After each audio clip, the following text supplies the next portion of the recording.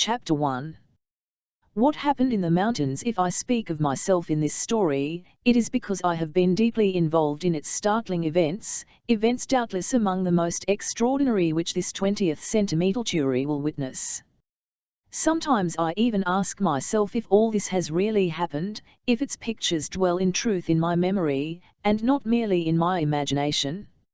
In my position as head inspector in the Federal 9 Lice Department at Washington, urged on moreover by the desire, which has always been very strong in me, to investigate and understand everything which is mysterious, I naturally became much interested in these remarkable occurrences. And as I have been employed by the government in various important affairs and secret missions since I was a mere lad, it also happened very naturally that the head of my department placed in my charge this astonishing investigation, wherein I found myself wrestling with so many impenetrable mysteries. In the remarkable passages of the recital, it is important that you should believe my word. For some of the facts I can bring no other testimony than my own. If you do not wish to believe me, so be it. I can scarce believe it all myself. Strange occurrences began in the western part of our great American state of North Carolina. There, deep amid the Blue Ridge Mountains rises the crest called the Great Eyrie. Its huge rounded form is distinctly seen from the little town of Morganton on the Catawba River, and still more clearly as one approaches the mountains by way of the village of Pleasant Garden. The name of Great Eyrie was originally given this mountain by the people of the surrounding region. I am not quite sure. It rises rocky and grim and inaccessible, and under certain atmospheric conditions has a peculiarly blue and distant effect. But the idea one would naturally get from the name is of a refuge for birds of prey, eagles, daws, vultures, the home of vast numbers of the feathered tribes, wheeling and screaming above peaks the reach of man. Now, the Great Eyrie did not seem particularly attractive to. On the contrary, the pargeable of the neighborhood began to remark that on some days when birds approached its summit they mounted still further, circled high above the crest, and then flew swiftly away, troubling the air with harsh cries. Then the name Great Eyrie? Perhaps the mount might better have been called a crater, for in the center of those steep and rounded walls there might well be a huge deep basin. Perhaps there might even lie within their circuit a mountain lake, such as exists in other parts of the Appalachian mountain system, a lagoon fed by the rain and the winter snows. In brief, was not this the site of an ancient volcano, one which had slept through ages, but whose inner fires might yet reawake? Might not the Great Eyrie reproduce in its neighborhood the violence of Mount Krakatoa or the terrible disaster of Mont Pelee? If there were indeed a central lake, was there not danger that its waters, penetrating the strata beneath, would be turned to steam by the volcanic fires and tear their way forth in a tremendous explosion, deluging the fair plains of Carolina with an eruption such as that of 1902 in Martinique? Indeed, with regard to this last possibility there had been certain symptoms recently observed which might well be due to volcanic action. Smoke had floated above the mountain, and once the country folk passing near had heard subterranean noises, unexplainable rumblings. A glow in the sky had crowned the height at night. Even the wind blew the smoky cloud eastward toward Pleasant Garden, a few cinders and ashes drifted down from it. And finally one stormy night pale flames, reflected from the clouds above the summit, cast upon the district below a sinister, warning light. In presence of these strange phenomena, it is not astonishing that the people of the surrounding district became seriously disquieted. And to the disquiet was joined a need of knowing the true condition of the mountain. The Carolina newspapers had flaring headlines, "The Mystery of Great Eyrie." They asked if it was not dangerous to dwell in such a region. Their articles aroused curiosity and fear. Curiosity among those who, being in no danger themselves, were interested in the disturbance merely as a strange phenomenon of nature, fear in those who were likely to be the victims if a catastrophe actually occurred. Those more threatened were the citizens of Morganton, and even more the good folk of Pleasant Garden and the hamlets and farms yet closer to the mountain. Assuredly it was regrettable that mountain climbers had not previously attempted to ascend to the summit of the Great Eyrie. The cliffs of rock which surrounded it had never been scaled. Perhaps they might offer no path by which even the most daring climber could penetrate to the interior. Yet, if an eruption menaced all the western region of the Carolinas, then a complete examination of the mountain was become absolutely necessary. Now before the actual ascent of the crater, with its many serious difficulties, was attempted, there was one way which offered an opportunity of reconnoitering the interior, without clambering up the precipices. In the first days of September of that memorable year, a well-known aeronaut named Wilker came to Morganton with his balloon. By waiting for a breeze from the east, he could easily rise in his balloon and drift over the Great Eyrie.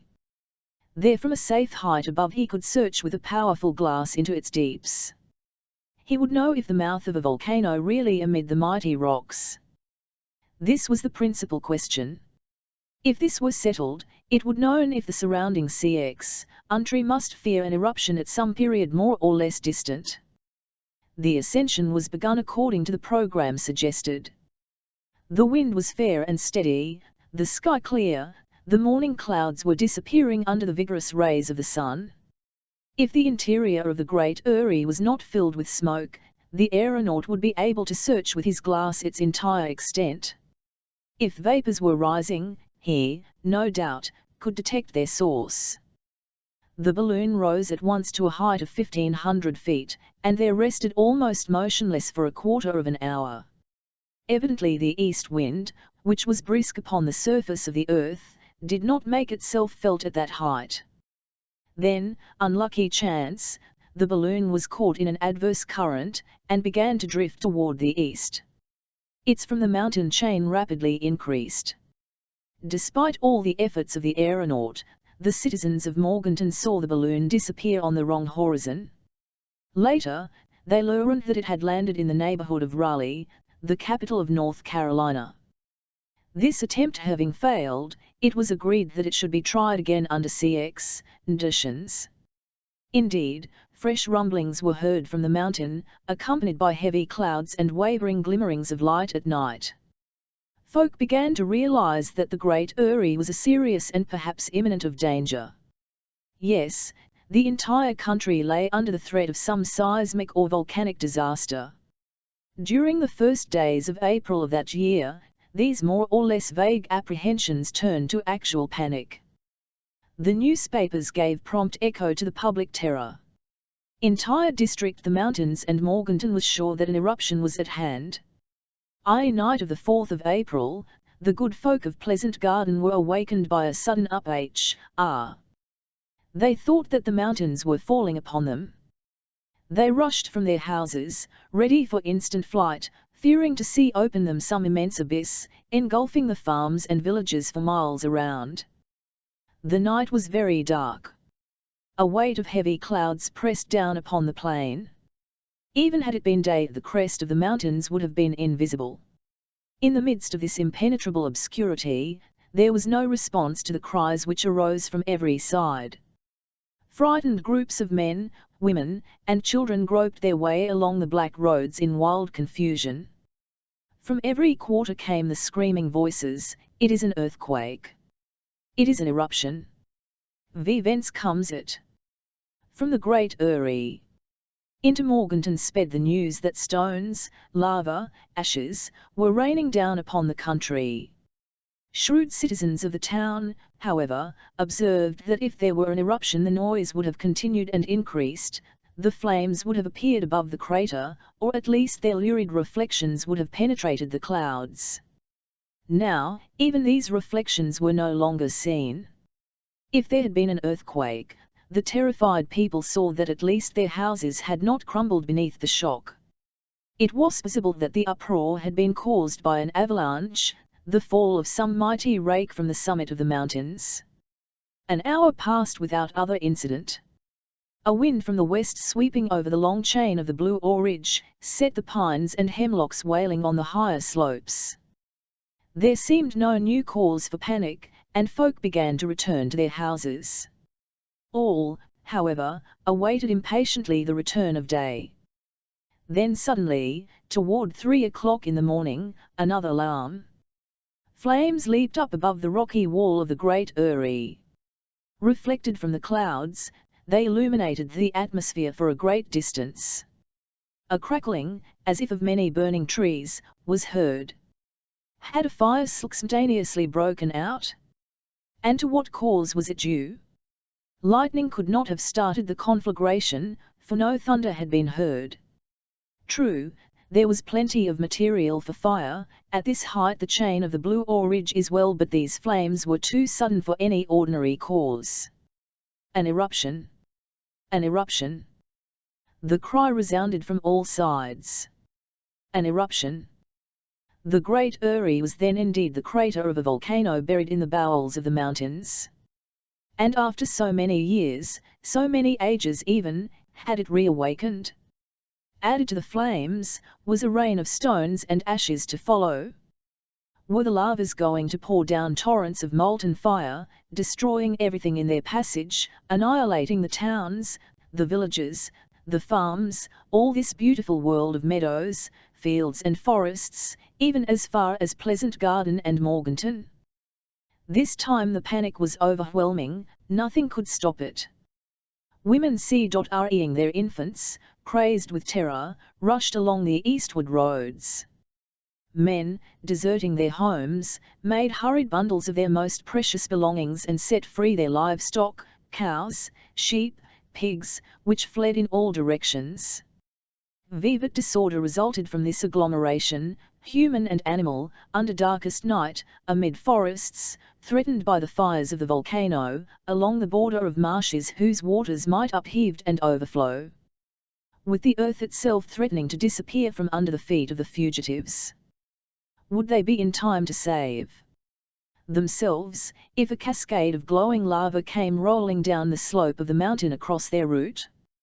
Nevertheless, some of the chief and shrewder farm owners were not swept away in this mad flight, which they did their best to restrain. Venturing within a mile of the mountain, they saw that the glare of the flames was decreasing. In truth, it hardly seemed that the region was immediately by any further upheaval. No stones were being hurled into space, no torrent of lava was visible upon the slopes, no rumblings rose from the ground. There was no further manifestation of any seismic disturbance capable of overwhelming the land. At length, the flight of the fugitives ceased at a distance where they seemed secure from all danger. Then a few ventured back toward the mountain. Some farms were reoccupied before the break of day. By morning the crests of the Great Uri showed scarcely the least remnant of its cloud of smoke. The fires were certainly at an end, and if it were impossible to determine their cause, one might at least hope that they would not break out again. It art possible that the Great Uri had not really been the theatre of volcanic phenomena at all. There was no further evidence that the neighborhood was at the mercy either of eruptions or of earthquakes. Yet once more about 5 o'clock, from beneath the ridge of the mountain, where the shadows of night still lingered, a strange noise swept across the air, a sort of whirring, accompanied by the beating of mighty wings.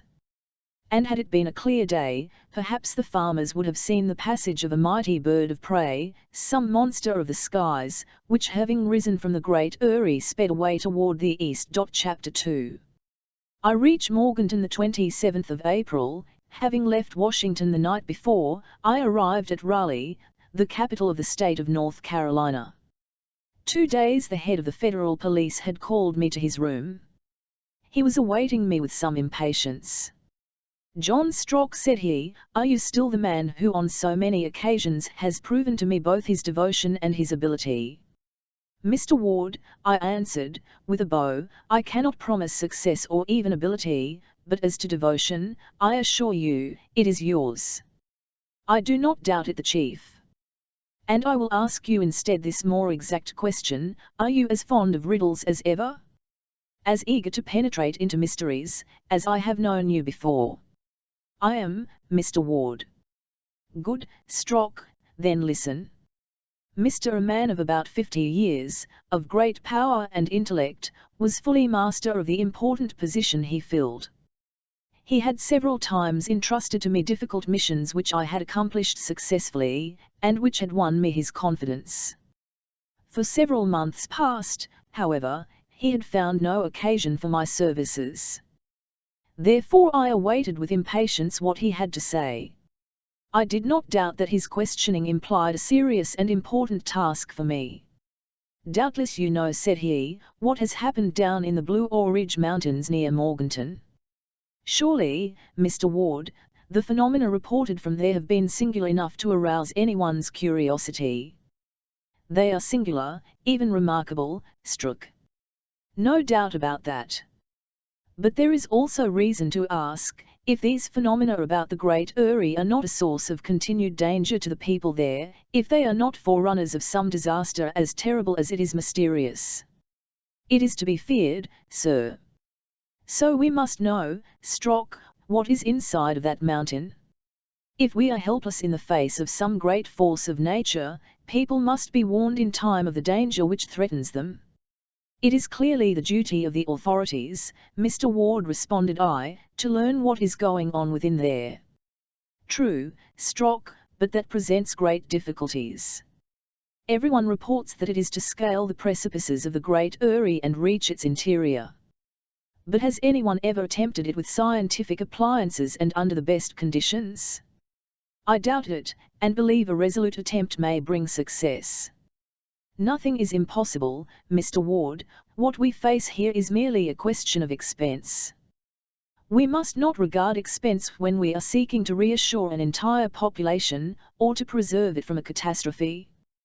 There is another suggestion I would make to you. Perhaps this Great Uri is not so inaccessible as is supposed. Perhaps a band of malefactors have secreted themselves there, gaining access by ways known only to themselves. VVN1 it. You suspect that robbers, perhaps I am wrong, Strock, and these strange sights and sounds have all had natural causes. Well, that is what we have to settle, and as quickly as possible. I have one question to ask." "Go ahead, Strock." "When the Great Uri has been visited, when we know the source of these phenomena, if there really is a crater there and an eruption is imminent, can we avert it?" "No, Strock, but we can estimate the extent of the danger. If some volcano in the Alleghenies threatens North Carolina with a disaster similar to that of Martinique, buried beneath the outpourings of Mont Pelee, then these people must leave their homes. I hope, sir, there is no such widespread danger." "I think not, Strock. It seems to me highly improbable that an active volcano exists in the Blue Ore Ridge mountain chain. Our Appalachian mountain system is nowhere in its origin. But all these events C.and be without basis. In short, Strock, we have decided to make a strict inquiry into the phenomena of the Great Uri, to gather all the testimony, to question the people of the towns and farms. To do this, I have made choice of an agent in whom we have full confidence, and this agent is you, Strock." "Good. I am ready, Mr. Ward," cried I, "and be sure that I shall neglect nothing to bring you full information." "I know it, Strock, and I will add that I regard you as specially fitted for the work. You will have a splendid opportunity to exercise, and I hope to satisfy, your favorite passion of curiosity. As you say, sir. You will be free to act according to circumstances. As to expenses, if there seems reason to organize an ascension party, which will be costly, you have carte blanche. I will act as seems best, Mr. Ward. Let me caution you to act with all possible discretion. The people in the vicinity are already overexcited. It will well to move secretly. Do not mention the suspicions I have suggested to you. And above all, avoid arousing any fresh panic. It is understood. You will be accredited to the Mayor of Morganton, who will assist you. Once more, prudent, Strock, and acquaint no one with your mission, unless it is absolutely necessary. You have often given PRX- of your intelligence and address, and this time I feel assured you will succeed. I asked him only %en shall I start? Tomorrow. Tomorrow, I shall leave Washington, and the day after, I shall be at Morganton. How little suspicion had I of what the future had in store for me. I returned immediately to my house where I made my preparations for departure, and the next evening found me in Raleigh. There I passed the night, and in the CX bus of the next afternoon arrived at the railroad station of Morganton.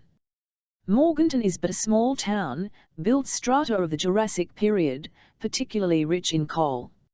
Its mines give it some prosperity. It also has numerous unpleasant mineral waters, so that the season there attracts many visitors.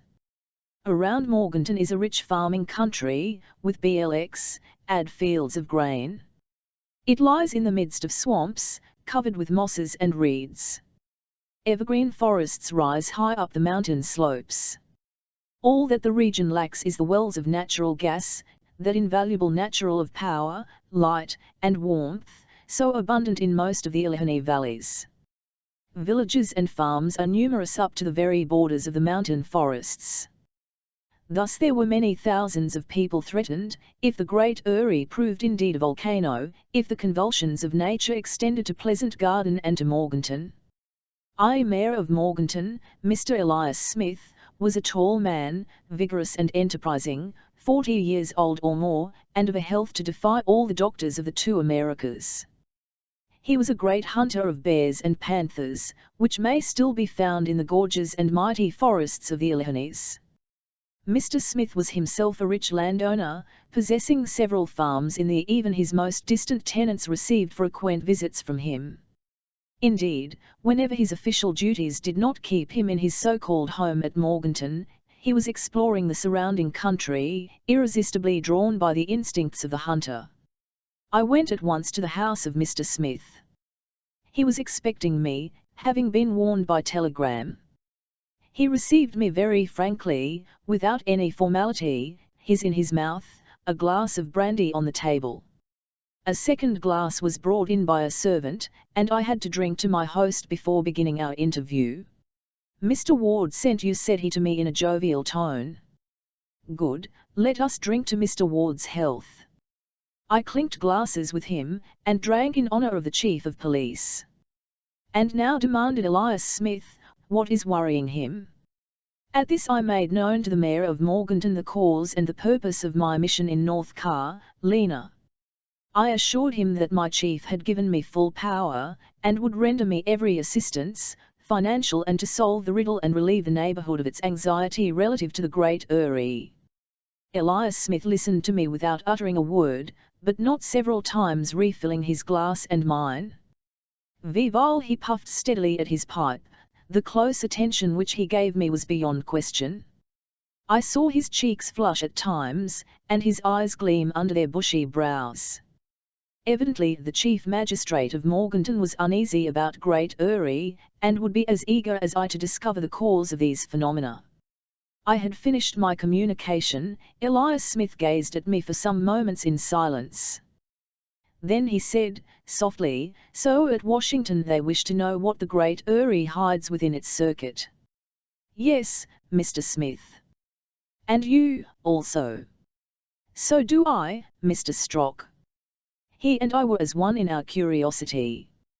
"You will understand," added he, knocking the cinders from his that as a landowner, I am much interested in these stories of the Great Erie, and as mayor, I wish to protect my constituents.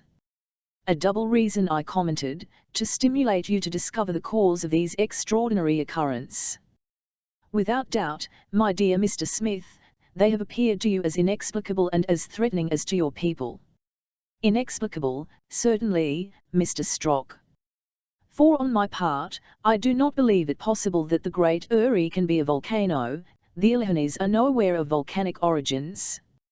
I, myself, in our immediate district, have never found any geological traces of scoria, or lava, or any eruptive rock whatever. I do not think, therefore, that Morganton can possibly be threatened from such a source." "You really think not, Mr. Smith?" "Certainly." "But these tremblings of the earth that have been felt in the neighborhood?" "Yes, these tremblings." "These tremblings?" repeated Mr. Smith, shaking his head, "but in the first place, is it certain that there have been tremblings?" At the moment when the flames showed most sharply, I was on my farm of Wilden, less than a mile from the great Eyrie. There was a tumult in the air, but I felt no quivering of the earth. But in the reports sent to Mr. Ward, reports made under the impulse of the panic, interrupted the Mayor of Morganton. Said nothing of any earth tremors in mine. But as to the flames which rose clearly above the crest. Yes, as to those, Mr. Strock, that is different. I saw them with my own eyes, and the clouds certainly reflected them for miles around. Moreover, noises certainly came from the crater of the great Eyrie, hissings, as if a great boiler were letting off steam. You have reliable testimony of this? Yes, the evidence of my own ears. And in the midst of this noise, Mr. Smith, did you believe that you heard that most remarkable of all the phenomena, a sound like the flapping of great wings? Thought so, Mr. Strock, but what mighty bird could this be, which sped away after the flames had died down, and what wings could ever make such tremendous sounds? I therefore seriously question, if this must not have been a deception of my imagination. The great Eyrie a refuge for unknown monsters of the sky. Would they not have been seen long since, soaring above their immense nest of stone? In short, there is in all this a mystery which has not yet been solved. But we will solve it, Mr. Smith, if you will give me your aid. Surely, Mr. Strock, tomorrow we will start our campaign. Tomorrow. And on that word the Mayor and I separated. I went to a hotel, and established myself for a stay which might be indefinitely prolonged. Then, having dined, and written to Mr. Walksle, I saw Mr. Smith again in the afternoon, and arranged to leave Morganton with him at daybreak. Our first purpose was to undertake the ascent of the mountain, with the aid of 2 experienced guides. These men had ascended Mount Mitchell and others of the highest peaks of the Blue Ridge. They had never, however, attempted the great Eyrie, knowing that its walls of inaccessible cliffs defended it on every side. Moreover, before the recent startling occurrences the great Eyrie had not particularly attracted the attention of tourists.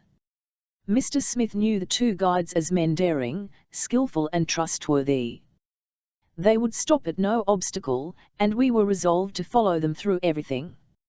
Moreover, Mr. Smith remarked at the last that perhaps it was no longer as difficult as formerly to penetrate within the great Eyrie. And why, asked I, because a huge block has recently broken away from the mountain side and perhaps it has left a practicable path or entrance. That would be a fortunate chance, Mr. Smith. We shall know all about it, Mr. Strock, no later than tomorrow. Till tomorrow, then. Chapter 3. The great Eyrie. The next day at dawn, Elias Smith and I left Morganton by a road which, winding along the left bank of the Catawba River, led to the village of Pleasant Garden.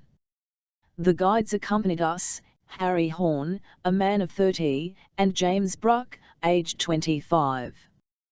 They were both natives of the region, and in constant demand among the tourists who climbed the peaks of the Blue Ridge and Cumberland Mountains. A light wagon with 2 good horses was provided to carry us to the foot of the range. It contained provisions for 2 or 3 days, beyond which our trip surely would not be protracted. Mr. Smith had shown himself a generous Promidine, in meats and in liquors. As to water, the mountain springs would furnish it in abundance, increased by the heavy rains, frequent in that region during springtime. It is needless to add that the Mayor of Morganton, in his role of hunter, had brought along his gun and his dog, Nisco, who gambolled joyously about the wagon. Nisco, however, was to remain behind at the farm at Wilden. When we attempted he not possibly follow us to the great Eyrie with its cliffs to scale and its crevasses to cross. The day was beautiful, the fresh air in that climate is still of an April morning. A few fleecy clouds sped rapidly overhead, driven by a light breeze which swept across the long plains, from the distant Atlantic. The sun, peeping forth at intervals, illumined all the fresh young verdure of the countryside. An entire world animated the woods through which we passed. From before our equipage fled squirrels, field mice, Parakeets of brilliant colours and deafening loquacity. Opossums passed in hurried leaps, bearing their young in their pouches. Myriads of birds were scattered amid the foliage of banyans, palms, and masses of rhododendrons, so luxuriant that their thickets were impenetrable. We arrived that evening at Pleasant Garden, where we were comfortably located for the night with the mayor of the town, a particular friend of Mr. Smith. Pleasant Garden proved little more than a village, but its mayor gave us a warm and generous reception, and we supped pleasantly in his charming home, which stood beneath the shades of some giant beech trees.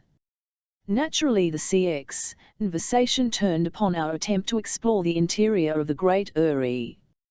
"You are right," said our host, "until we all know what is hidden within there, our people will remain uneasy." "Has nothing new occurred," I asked, "since the last appearance of flames above the Great Eyrie?" "Nothing, Mr. Strock. From Pleasant Garden we can see the entire crest of the mountain.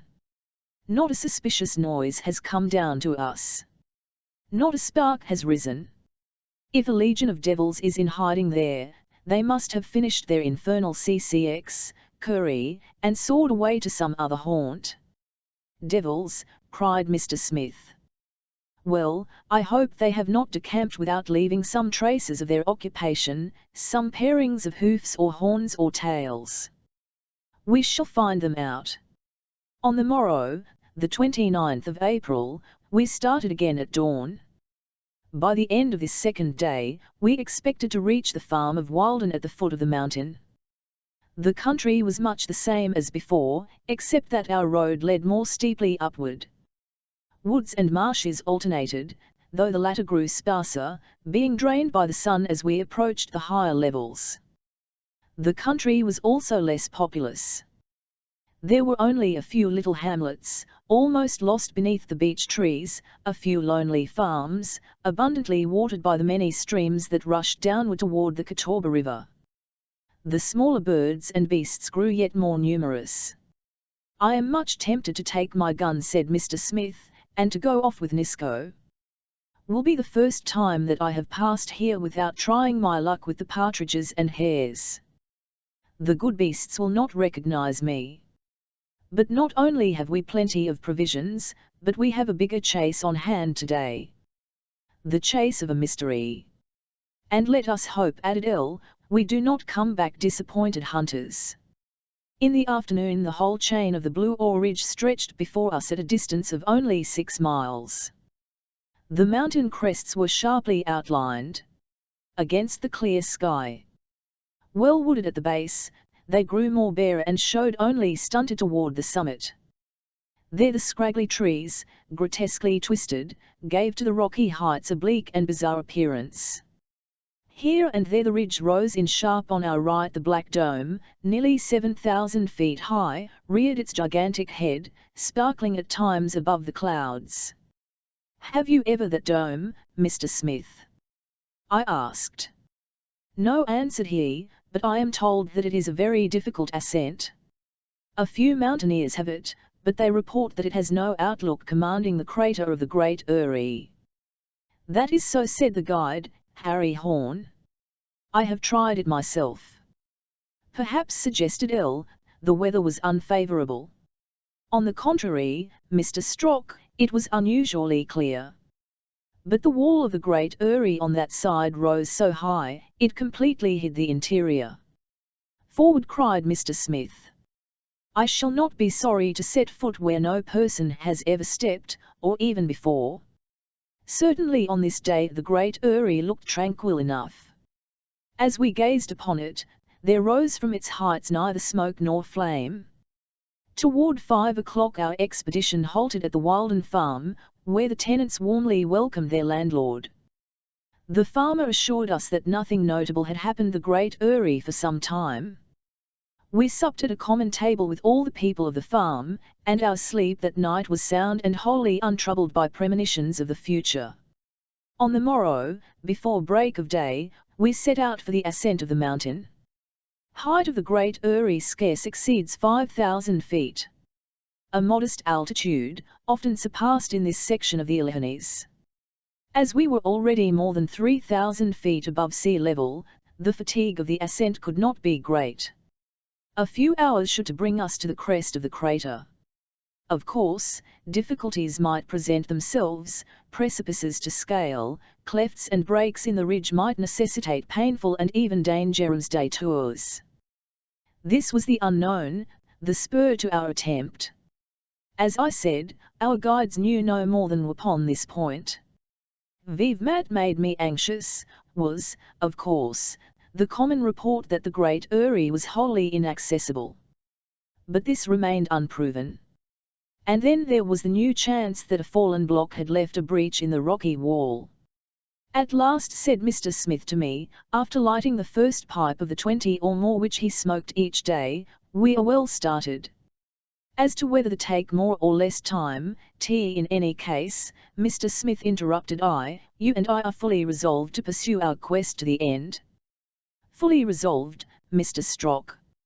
My chief has charged me to snatch the secret from this demon of the Great Eyrie. We will snatch it from him, willing or unwilling, vowed Mr. Smith, calling heaven to witness. Even if we have to search the very bowels of the mountain.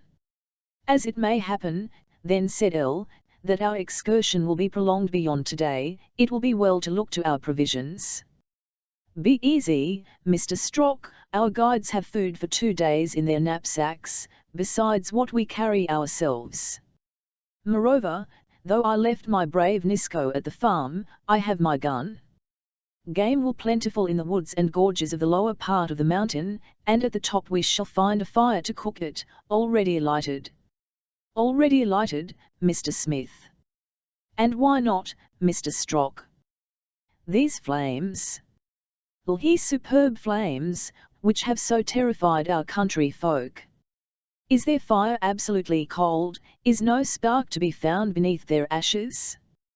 And then, if this is truly a crater, is the volcano so wholly extinct that we cannot find there a single bar?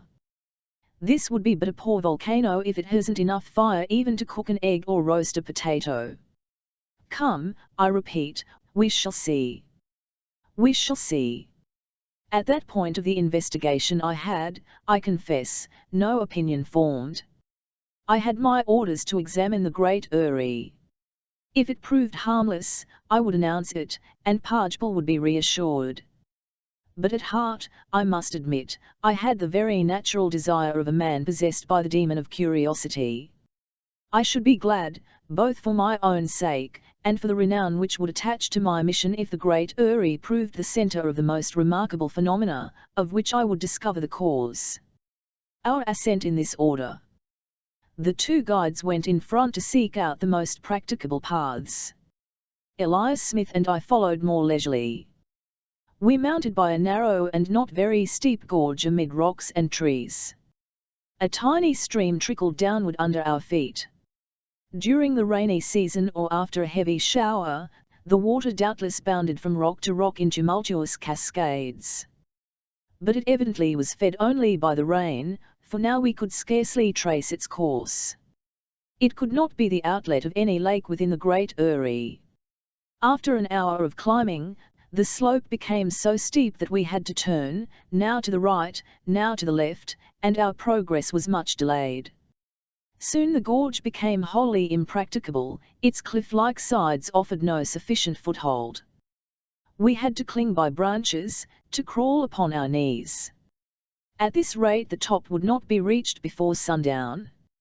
Faith, cried Mr. Smith, stopping for breath, realize why the climbers of the Great Eyrie have been few, so few, that it has never been ascended within my. The fact is, I recollected, that it would be much toil for very little profit. And if we had not special reasons to persist in our attempt. You never said a truer word, declared Harry Horn. My comrade and I have scaled the Black Dome several times, but we never met such obstacles as these. Difficulties seem almost impassable, added James Bruck. The question now was to determine to which side we should turn for a new route. To right, as to left, arose impenetrable masses of trees and bushes. In truth, even the scaling of cliffs would have been more easy. Perhaps if we could get above this wooded slope we could advance with surer foot. Now, We could only go ahead blindly, and trust to the instincts of our two guides. James Bruck was especially useful. I believe that gallant lad would have equalled a monkey in lightness and a goat in agility. Unfortunately, neither Elias Smith nor I was able to climb where he could. However, when it is a matter of real need with me, I trust I shall never be backward, being resolute by nature and well trained in bodily exercise. Here James Bruck went. I was determined to go, also, though it might cost me some uncomfortable falls. But it was not the same with the first magistrate of Morganton, less young, less vigorous, larger, stouter, and less persistent than we others. Plainly he made every effort, not to retard our progress, but he like a seal, and soon I insisted on his stopping to rest. In short, it was evident that the ascent of the Great Eyrie would require far more time than we had estimated. We had expected to reach the foot of the rocky wall before 11 o'clock, but we now saw that midday would still find us several hundred feet below it. Toward 10 o'clock, after repeated attempts to discover some more practicable route, after numberless turnings and returnings, one of the guides gave the signal to halt. We found ourselves at last on the upper border of the heavy wood. The trees, more thinly spaced, us a glimpse upward to the base of the rocky wall which constituted the true Great Eyrie. VV11U, exclaimed Mr. Smith, leaning against a mighty pine tree, a little respite, a little repose, and even a little repast would not go badly. We will rest an hour, said I. Yes, after working our lungs and our legs, we make our stomachs work. We were all agreed on this point. A rest would certainly freshen us. Our only cause for inquietude was now the appearance of the precipitous slope above us. We looked up toward one of those bare strips called in that region, slides. Amid this loose earth, these yielding stones, and these abrupt rocks there was no roadway. Harry Horn said to his comrade, "It will not be easy." "Perhaps impossible," responded Bruck. Their comments caused me secret uneasiness. If I returned without even having scaled the mountain, my mission would be a complete failure, without aching of the torture to my curiosity. And when I stood again before Mr. Ward, shamed and confused, I should cut but a sorry figure. We opened our knapsacks and lunched moderately on bread and cold meat. Our repast finished, in less than half an hour, Mr. Smith sprang up eager to push forward once more. James Bruck took the lead, and we had only to follow him as best we could. We advanced slowly. Our guides did not attempt their doubt and hesitation. Soon Horn left us and went far ahead to spy out which road promised most chance of success. 20 minutes later he returned and led us onward toward the northwest. It was on this side that the Black Dome rose at a distance of 3 or 4 miles. Our path was still difficult and painful, amid the sliding stones, held in place only occasionally by wiry bushes. At length, after a weary struggle, we gained some 200 feet further upward and found ourselves facing a great gash, which broke the earth at this spot. Here and there were scattered roots recently uptorn, branches broken off, huge stones reduced to powder, as if an avalanche had rushed down this flank of the mountain. "That must be the path taken by the huge block which BRRKE away from the Great Eyrie," commented James Bruck. "No doubt," answered Mr. Smith, "and I think we had better follow the road that it has made for us." It was indeed this gash that Harry Horn had selected for our ascent. Our feet found lodgment in the firm earth which had resisted the passage of the monster rock. Our task thus became much easier, and our progress was in a straight line upward, so that toward 11:30 we reached the upper 9 of the slide. Before us, less than 100 feet away, but towering 100 feet straight upwards in the air, rose the rocky wall which formed the final crest, the last defense of the Great Eyrie. From this side, the summit of the wall showed capriciously irregular, rising in rude towers and jagged needles. At one point the outline appeared to be an enormous eagle silhouetted against the sky, just ready to take flight. Upon this side, at least, there was insurmountable. "Rest a minute," said Mr. Smith, and we will see if it is possible to make our way around the base of this cliff." "At any rate," said Harry Horn, "the great block must have fallen from this part of the cliff, and it has left no breach for entering." They were both right. We must seek entrance elsewhere. After a rest of 10 minutes, we clambered up close to the other wall, and began to make a circuit of its base. Assuredly the great eyrie now took on to my eyes an aspect absolutely fantastic. Its height seemed peopled by dragons and huge monsters. If chimeras, griffins, and all the creations of myth 010 had to guard it, I should have been scarcely surprised. With great difficulty and not without danger we continued our tour of this circumvallation, where it seemed that nature had worked as man does, with careful regularity. Nowhere was there any break in the fortification, nowhere a fault in the strata by which one might clamber up. Always this mighty wall, 100 feet in height. After an hour and a half of this laborious circuit, we regained our starting place. I could not conceal my disappointment, and Mr. Smith was not less chagrined than I. "1,000 devils," cried he, "we know no better than before what is inside this confounded great eyrie, nor even if it is a crater." "Volcano, or not," said I, "there are no suspicious noises now, neither smoke nor flame rises above it, nothing whatever threatens an eruption." This was true. A profound silence reigned around us, and a perfectly clear sky shone overhead. We tasted the perfect calm of great altitudes. It was worth noting that the circumference of the huge wall was about 12 or 1500 feet. As to the enclosed within, we scarce reckoned that without knowing the thickness of the encompassing wall. The surroundings were absolutely deserted. Probably not a living creature ever mounted to this height, except the few birds of prey which soared high above us. Our watches showed 3 o'clock, and Mr. Smith cried in disgust, "Is the use of stopping here all day? We shall learn nothing more. We must make a start, Mr. Strock, if we want to get back to Pleasant Garden tonight." I made no answer, and did not move from where I was seated, so he called again, "Come, Mr. Strock, you don't answer." In truth, it cut me deeply to abandon our effort, to the slope having achieved my mission. I felt an imperious need of persisting, my curiosity had redoubled. But what could I do? Could I tear open this unyielding earth? Overleap the mighty cliff? Throwing one last defiant glare at the great eyrie, I followed my companions. Return was effected without great difficulty. We had only to slide down where we had so laboriously scrambled up. Before 5 o'clock we descended the last slopes of the mountain, and the farmer of Wilden welcomed us to a much-needed meal. "You didn't get inside," said he. "No," responded Mr. Smith, "and I believe that the inside exists only in the imagination of our country folk." At 8:30 our carriage drew up before the house of the mayor of Pleasant Garden, where we passed the night. I strove vainly to sleep. I asked myself if I should not stop there in the village and organize a new ascent. But what better chance had it of succeeding than the first?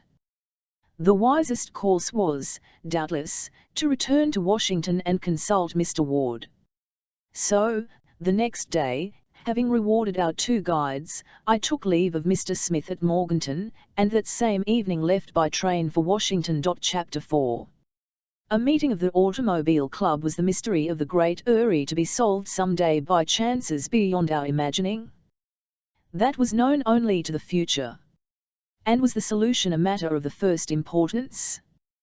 That was beyond doubt, since the safety of the people of Western Carolina perhaps depended upon it.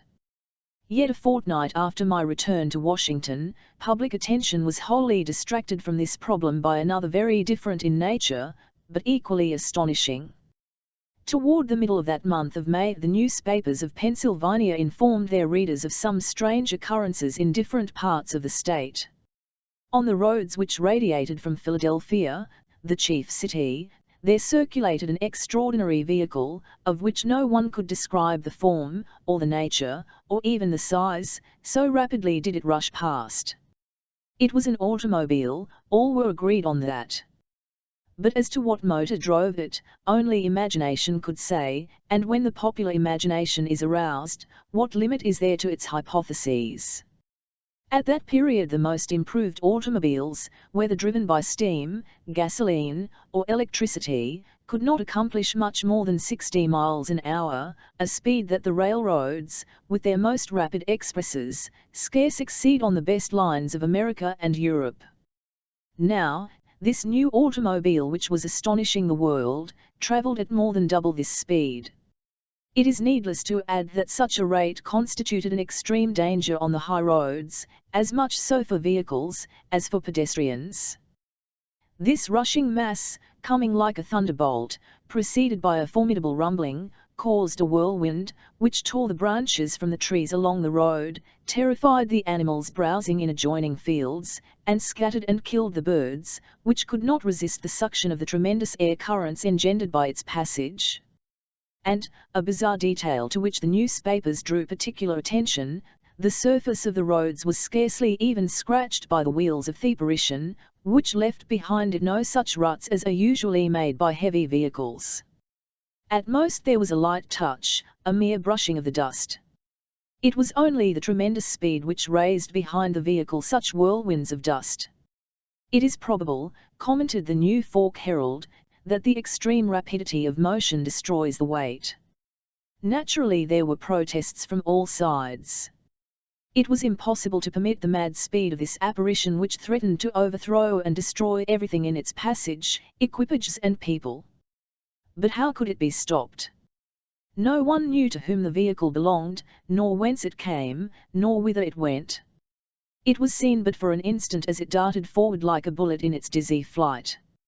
How could one seize a cannonball in the air, as it leaped from the mouth of the gun? I repeat, there was no evidence as to the character of the propelling engine.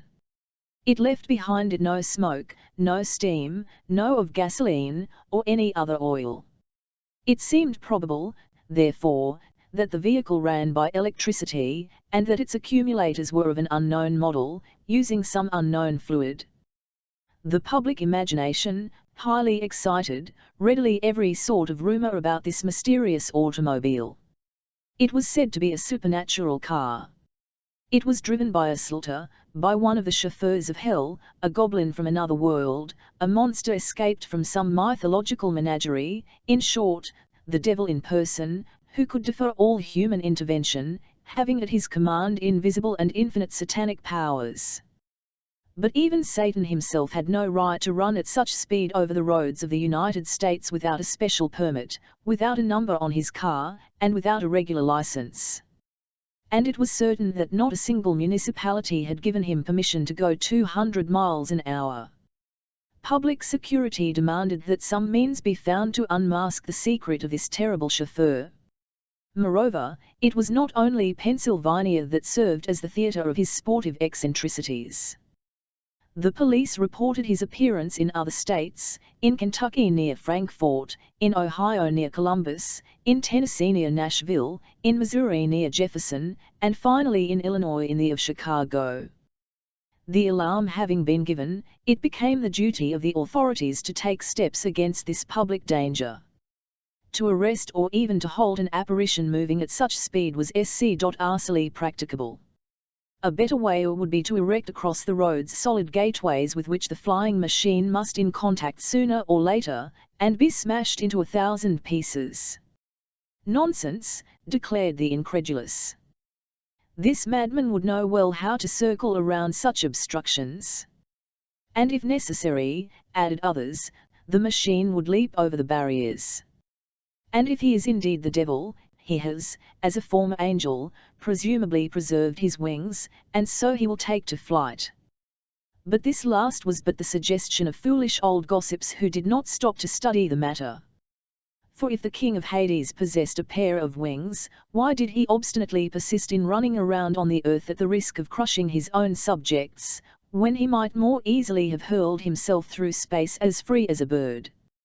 Such was the situation when, in the last week of May, a fresh event occurred, which seemed to show that the United States was indeed helpless in the hands of some unapproachable monster.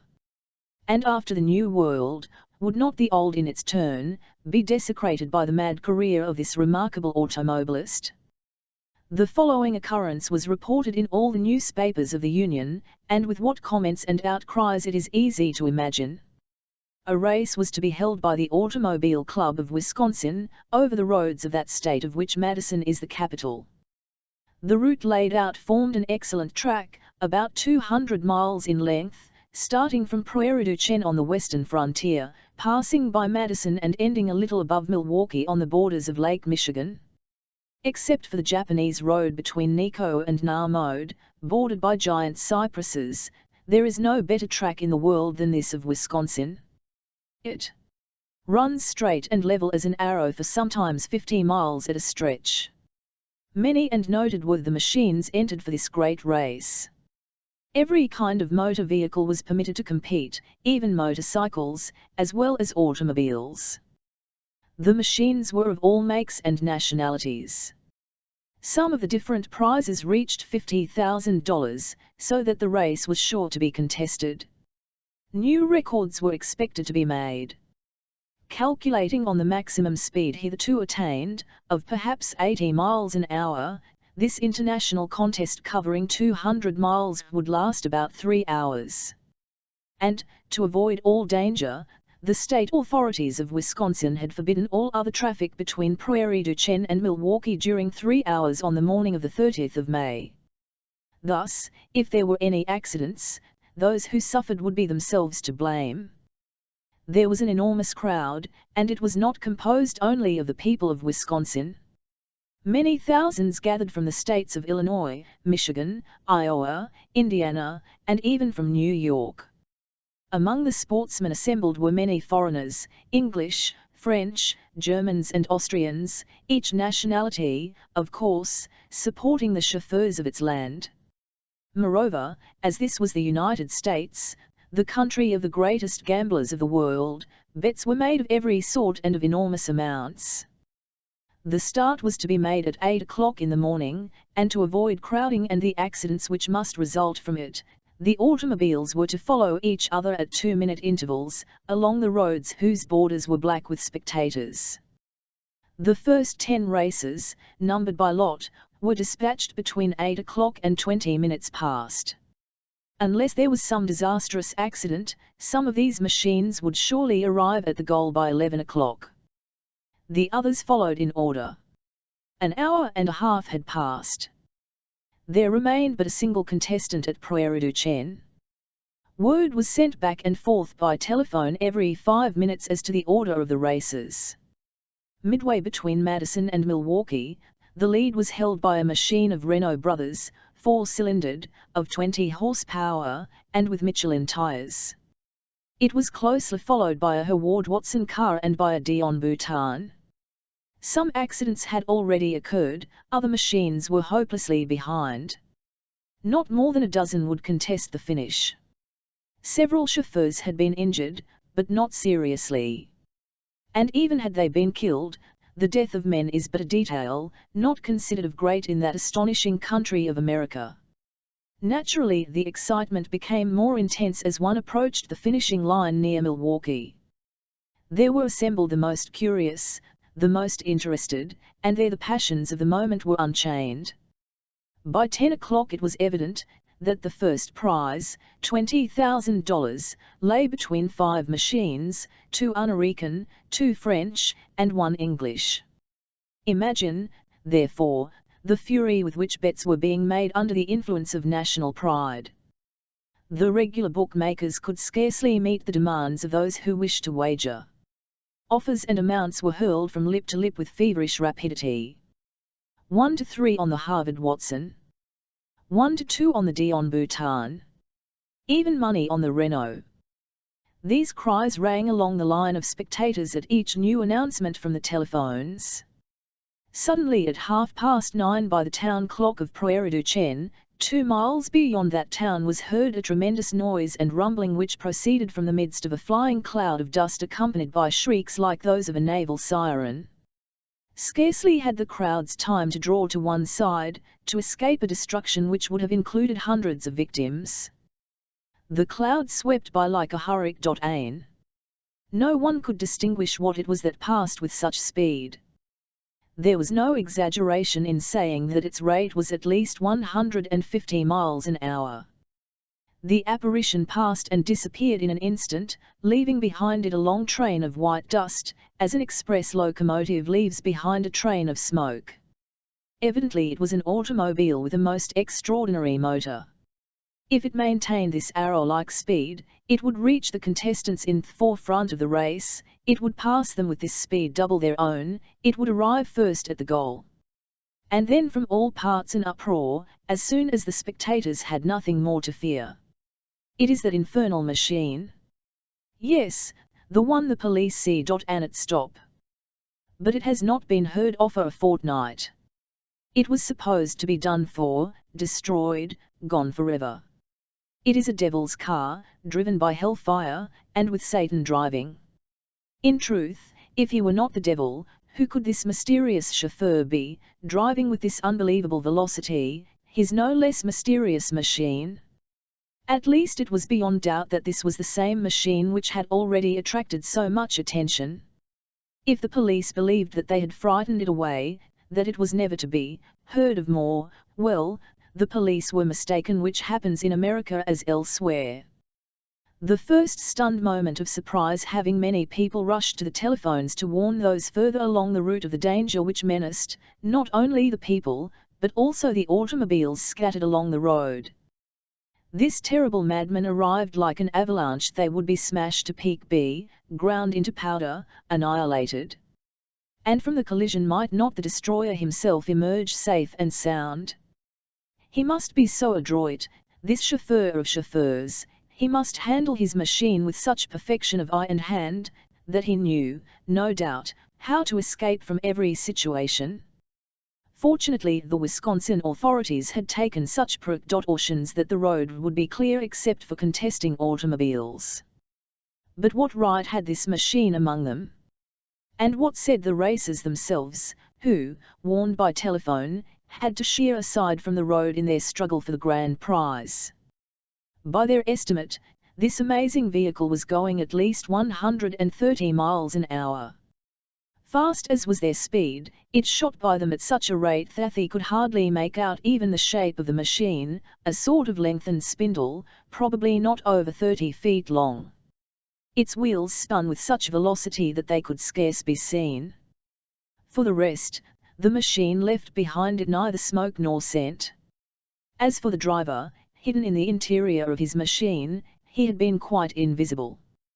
He remained as unknown as when he had first appeared on the various roads throughout the country.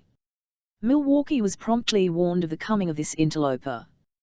Fancy the excitement the news caused. The immediate purpose agreed upon was to stop this projectile, to erect across its route an obstacle against which it would smash into 1,000 pieces. But was there time? Would not the machine appear at any moment? And what need was there, since the track ended on the edge of Lake Michigan, and so the vehicle would be forced to stop there anyway, unless its supernatural driver could ride the water as well as the land? Here, also, as all along the route, the most extravagant suggestions were offered. Even those who would not admit that the mysterious chauffeur must be Satan allowed that he might be some monster escaped from the fantastic visions of the Calypse. And now there were no longer minutes to wait. Any second might bring the apparition. It was not yet 11 o'clock when a rumbling was heard far down the track, and the dust rose in violent whirlwinds. Harsh whistlings shrieked through the air, warning all to give passage to the monster. It did not slacken speed at the finish. Lake Michigan was not half a mile beyond, and the machine must certainly be hurled into the water. Could it be that the mechanician was no longer master of his mechanism? There could be little doubt of it. Like a shooting star, the vehicle flashed through Milwaukee. When it had passed the city, would it plunge itself to destruction in the waters of Lake Michigan? At any rate, when it disappeared at a slight bend in the road, no trace was to be found of its passage. Chapter 5. Along the shores of New England at the time when the newspapers were filled with these reports, I was again in Washington. On my return I had presented myself at my chief's office, but had been unable to see him. Family affairs had suddenly called him away, to be absent some weeks. Mr. Ward, however, undoubtedly knew of the failure of my mission. Newspapers, especially those of North Carolina, had given full details of our ascent of the Great Eyrie. Naturally, I was much annoyed by this delay, which further fretted my restless curiosity. I could turn to no other plans for the future. Could I give up the hope of learning the secret of the Great Eyrie? No. I would return to the attack a dozen times if necessary, and despite every failure. Surely, the winning of access within those walls was not a task beyond human power. A scaffolding might be raised to the summit of the cliff, or a tunnel might be pierced through its depth. Our engineers met problems more difficult every day. But in this case it was necessary to consider the expense, which might easily grow out of proportion to the advantages to be gained. A tunnel would cost many $1,000s, and what good would it accomplish beyond satisfying the public curiosity and my own? My personal resources were wholly insufficient for the achievement. Mr. Ward, who held the government's funds, was away. I even thought of trying to interest some millionaire. Oh, if I could but have meased one of them some gold or silver mines within the mountain.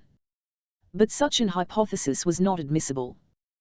The chain of the Appalachians is not situated in a gold-bearing region like that of the Pacific Mountains, the Transvaal, or Australia. It was not until the 15th of June that Mr. Ward returned to duty. Despite my lack of success, he received me warmly. "Here is our Paul Strock," cried he, at my entrance. "Our Paul Strock, who has failed." "No more, Mr. Ward, than if you had charged me to investigate the surface of the moon," I answered. We found ourselves face to face with purely natural obstacles insurmountable with the forces then at our command. "I do not doubt that, Strock, I do not doubt that in the least. Nevertheless, the fact remains that you have discovered nothing of what is going on within the Great Eyrie." "Nothing, Mr. Ward." "You saw no sign of fire?" "None." "And you heard no suspicious noises whatever?" "None." "Then it is still uncertain if there is really a volcano there?" "Still uncertain, Mr. Ward. But if it is there, we have good reason to believe that it has sunk into a profound sleep." "Still," returned Mr. Ward, "there is nothing to show that it will not wake up again any day, Strock. It is not enough that a volcano should sleep, it must be absolutely extinguished, unless indeed all these threatening rumors have been born solely in the Carolinian imagination."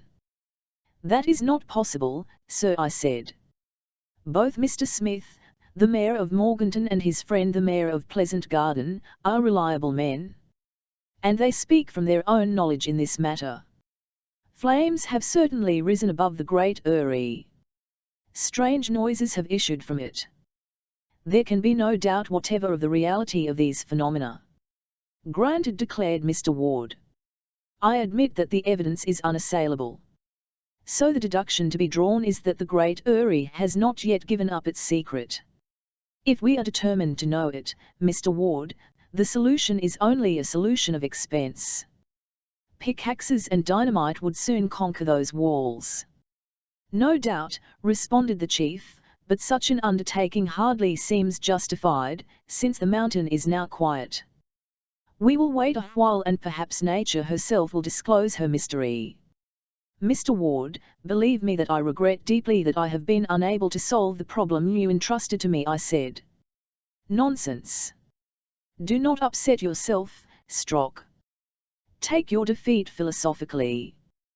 We cannot always be successful, even in the police. How many criminals escape us? I believe we should never capture one of them, if they were a little more intelligent and less imprudent, and if they did not compromise themselves so stupidly. Nothing, it seems to me, would be easier than to plan a crime, a theft or an assassination, and to execute it without arousing any suspicions, or leaving any traces to be followed. You understand, Strock, I do not want to give our criminals lessons, I much prefer to have them remain as they are.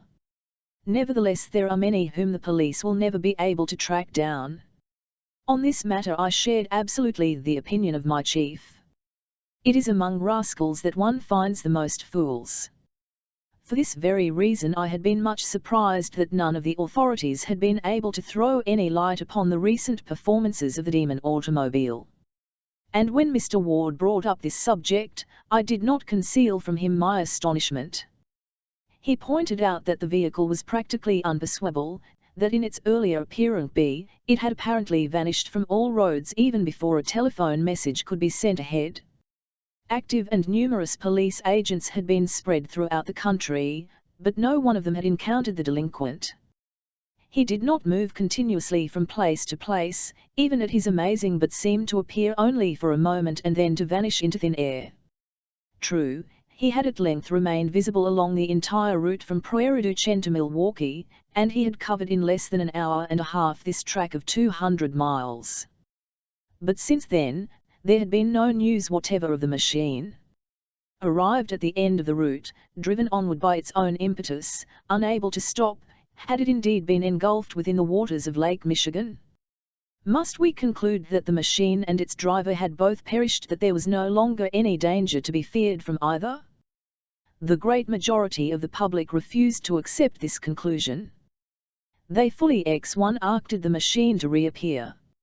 Mr. Ward frankly admitted that the whole matter seemed to him most extraordinary, and I shared his view. Assuredly, if this infernal chauffeur did not return, his apparition would have to be among those superhuman mysteries which it is not given to man to understand.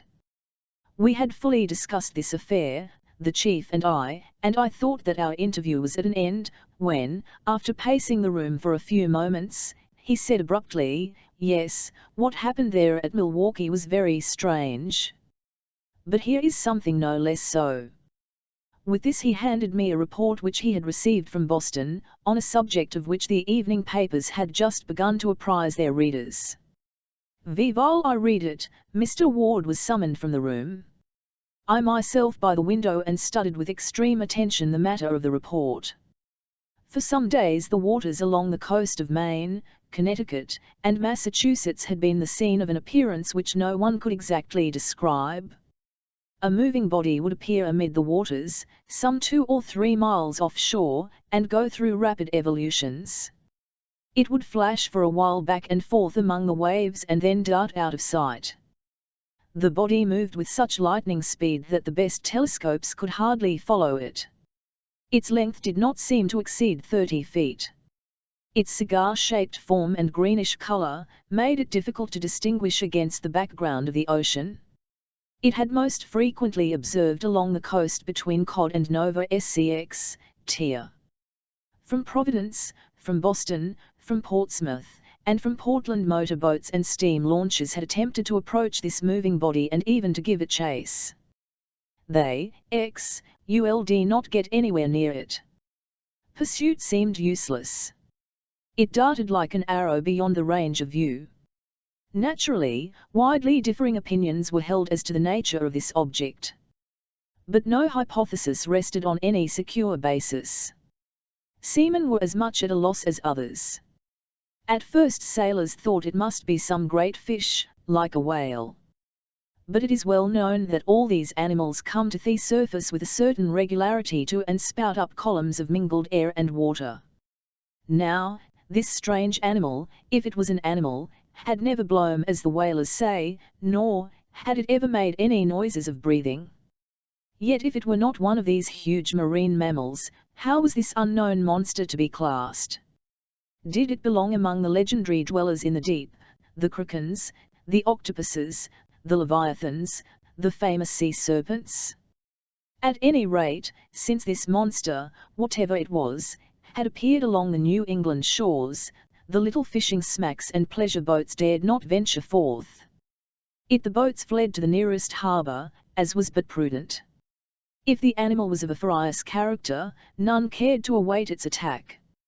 As to the large ships and coast steamers, they had nothing to fear from any monster, whale or otherwise. Several of them had seen this creature at a distance of some miles. But when they attempted to approach, it fled rapidly away. One day, even, a fast United States gun went out from Boston, if not to pursue the monster, at least to send after it a few cannon shot. Almost instantly the animal disappeared, and the attempt was vain. As yet, however, the monster had shown no intention of attacking either boats or people. At this moment Mr. Ward returned and I interrupted my reading to say, "There seems as yet no reason to complain of this sea serpent. It flees before big ships. It does not pursue little ones. Feeling and intelligence are not very strong in fishes. Yet their emotions exist, and if strongly aroused, but, Mr. Ward, the beast seems not at all dangerous. One of two things will happen. Either it will presently quit these coasts, or finally it will be captured and we shall be able to study it at our leisure here in the Museum of Washington." "And if it is not a marine animal," asked Mr. Ward, "what else can it be?" I protested in surprise. "Finish your reading," said Mr. Ward. I did so, and found that in the second part of the report, my chief had underlined some passages in red pencil. For some time no one had doubted that this was an animal, and that, if it were vigorously pursued, it would at last be driven from our shores. But a change of opinion had come about. People began to ask if, instead of a fish, this were not some new and remarkable kind of boat. Certainly in that case its engine must be one of amazing power. Perhaps the inventor, before selling the secret of his invention, sought to attract public attention and to astound the maritime world. Such surety in the movements of his grace in its every evolution, such ease in differing pursuit by its arrow-like speed, surely, these were enough to arouse worldwide curiosity. At that time great progress had been made in the manufacture of marine engines. Huge transatlantic steamers completed the ocean passage in 5 days.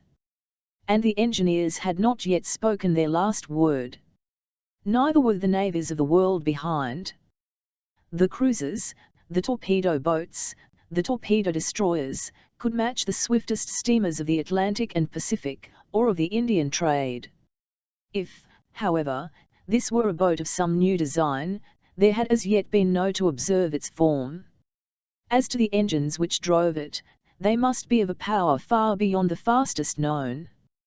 By what force they worked, was equally a problem.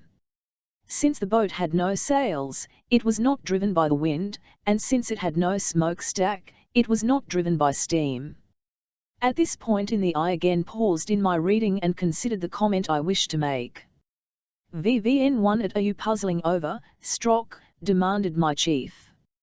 "It is this, Mr. Ward, the motive power of this so-called boat must be as tremendous and as unknown as that of the remarkable automobile which has so amazed us all."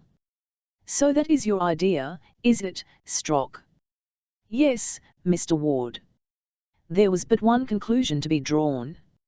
If mysterious chauffeur had disappeared, if he had with his machine in Lake Michigan, it was equally important now to win the secret of this no less mysterious navigator. And it must be won before he in his turn plunged into the abyss of was it not the interest of the inventor to disclose his invention? Would not the American government or any other give him any price he chose to ask? Yet unfortunately, since the inventor of the terrestrial apparition had persisted in preserving his incognito, was it not to be feared that the inventor of the marine apparition would equally preserve his? Even if the first machine still existed, it was no longer heard from, and would not the second, in the same way, after having disclosed in its turn, without a single trace? Gave weight to this probability was that since the arrival of this report at Washington 24 hours before, the presence of the extraordinary boat hadn't been announced from anywhere along the shore. Neither had it been seen on any other coast. Though, of course, the assertion that it would not reappear at all would have been hazardous, to say the least. I noted another interesting and possibly important point. It was a singular coincidence which indeed Mr. Ward suggested to me, at the same moment that I was considering it. This was that only after the disappearance of the wonderful automobile had the no less wonderful boat come into view. Moreover, their engines both possessed a most dangerous power of locomotion. If both should go rushing at the same time over the face of the world, the same danger would threaten mankind everywhere, in boats, in vehicles, and on foot. It was absolutely necessary that the police should in some manner interfere to protect the public ways of travel. That is what Mr. Ward pointed out to me, and our duty was obvious. But how could we accomplish this task? We discussed the matter for some time, and I was just about to leave when Mr. Ward made one last suggestion. "Have you not observed, Shock," said he, "that there is a sort of fantastic resemblance between the general appearance of this 9@ and this automobile?" "There is something of the sort, Mr. Ward." "Well, is it not that the two are one?" Chapter 6. The first letter after leaving Mr. Ward I returned to my home in Long Street. There I had plenty of time to see inside this strange case uninterrupted by either wife or children. My household consisted solely of an ancient servant, who having been formerly in the service of my mother, had now continued for 15 years in mine. 2 months before I had obtained a leave of absence. It had still 2 weeks to run, unless indeed some unforeseen circumstance interrupted it, some mission which could not be delayed. This leave, as I have shown, had already been interrupted for 4 days by my exploration of the Great Eyrie. And now was it not my duty to abandon my vacation, and endeavour to throw light upon the remarkable events of which the road to Milwaukee and the shore of New England had been in turn the scene? I would have given much to solve the twin mysteries, but how was it possible to follow the track of this automobile or this boat? Seated in my easy chair after breakfast, with my pipe lighted, I opened my newspaper. To what should I turn? Politics interested me but little, with its eternal strife between the Republicans and the Democrats. Neither did I care for the news of society, nor for the sporting page. You will not be surprised, then, that my first idea was to see if there was any news from North Carolina about the Great Eyrie. There was little hope of this, however, for Mr. Smith had promised to telegraph me at once if anything occurred. I felt quite sure that the mayor of Morganton was as eager for information and as watchful as could have myself. The paper told me nothing new. It idly from my hand, and I remained deep in thought. Most frequently recurred to me was the suggestion of Mr. Ward that perhaps the automobile and the boat which had attracted our attention were in reality one and the same. Very probably, at least, the two machines had been built by the same hand. And beyond doubt, these were similar engines, which generated this remarkable speed, more than doubling the previous records of earth and sea. The same inventor. Repeated I evidently this thesis had strong grounds. The fact that the two machines had not yet appeared at the same time added weight to the idea. I murmured to myself, after the mystery of Great Eyrie, that of Milwaukee and Boston. Will this new problem be as difficult to solve as was the other? I noted idly that this new affair had a general resemblance to the other, since both menaced the security of the general public. To be sure, only the inhabitants of the Blue Ridge region had been in danger from an eruption or possible earthquake at Great Eyrie. V% now, on every road of the United States, or along every league of its coasts and harbors, every inhabitant was in danger from this vehicle or this boat, with its sudden appearance and insane speed. I found that, as was to be expected, the newspapers not only suggested, but enlarged upon the dangers of the case. Timid people everywhere were much alarmed. My old servant, naturally credulous and superstitious, was particularly upset. That same day after dinner, as she was clearing away the things, she stopped before me, a water bottle in one hand, the serviette in the other, and asked anxiously, "Is there no news, sir?" "None," I answered, knowing well to what she referred. "Automobile has not back." "No." "Nor the boat." "Nor the boat there is no news even in the best informed papers." "But, your secret information?" "We are no wiser." "Then, sir, if you please, of what use are the police?" It is a question which has fazed me more than once. Now you see what will happen, continued the old housekeeper, complainingly, some fine morning, he will come without warning, this terrible chauffeur, and rush down our street here, and kill us all. Good. That happens, there will be some chance of percentleching him. He will never be arrested, sir. VVNL. Why not? Because he is the devil himself, and you can't arrest the devil. Decidedly, thought I, the devil has many uses, and if he did not exist we would have to invent him, to give people some way of explaining the inexplicable. It was he who lit the flames of the Great Erie. It was he who smashed the record in the Wisconsin race. It is he who is scurrying along the shores of Connecticut and Massachusetts. But putting to one side this evil spirit who is so necessary, for the convenience of the ignorant, there was no doubt that we were facing a most bewildering problem. Had both of these machines disappeared forever? They had passed like a meteor, like a star shooting through space, and in 100 years the adventure would become a legend, much to the taste of the gossips of the next century. For several days the newspapers of America and even those of Europe continued to discuss these events. Editorials crowded upon editorials. Rumors were added to rumors. Storytellers of every kind crowded to the front. The public of two continents was interested. In some parts of Europe there was even jealousy that America should have chosen as the field of such an experience. If these marvelous inventors were American, then their country, their army and navy, would have a great advantage over others. The United States might acquire an incontestable superiority. Under the date of the 10th of June, a New York paper published a carefully studied article on this phase of the subject. Comparing the speed of the swiftest known vessels with the smallest minimum of speed which could possibly be assigned to the new boat, the article demonstrated that if the United States secured this secret, would be but 3 days away from her, while she would still be 5 days from Europe. If our own police had searched diligently to discover the mystery of the Great Erie, the Secret Service of every country in the world was now interested in these new problems. Mr. Ward referred to the matter each time I saw him. Our chat would begin by his rallying me about my ill success in Carolina, and I would respond by reminding him that success there was only a question of never mind, my good Strutt, said he, there will come a chance for our clever inspector to regain his laurels. Take now this affair of the automobile and the boat. If you could clear that up in advance of all the detectives of the world, what an honor it would be to our department. VV hat glory for you. It certainly would, Mr. Ward. And if you put the matter in my charge, TVA mo knows, Strock. Let us wait a while. Let us wait.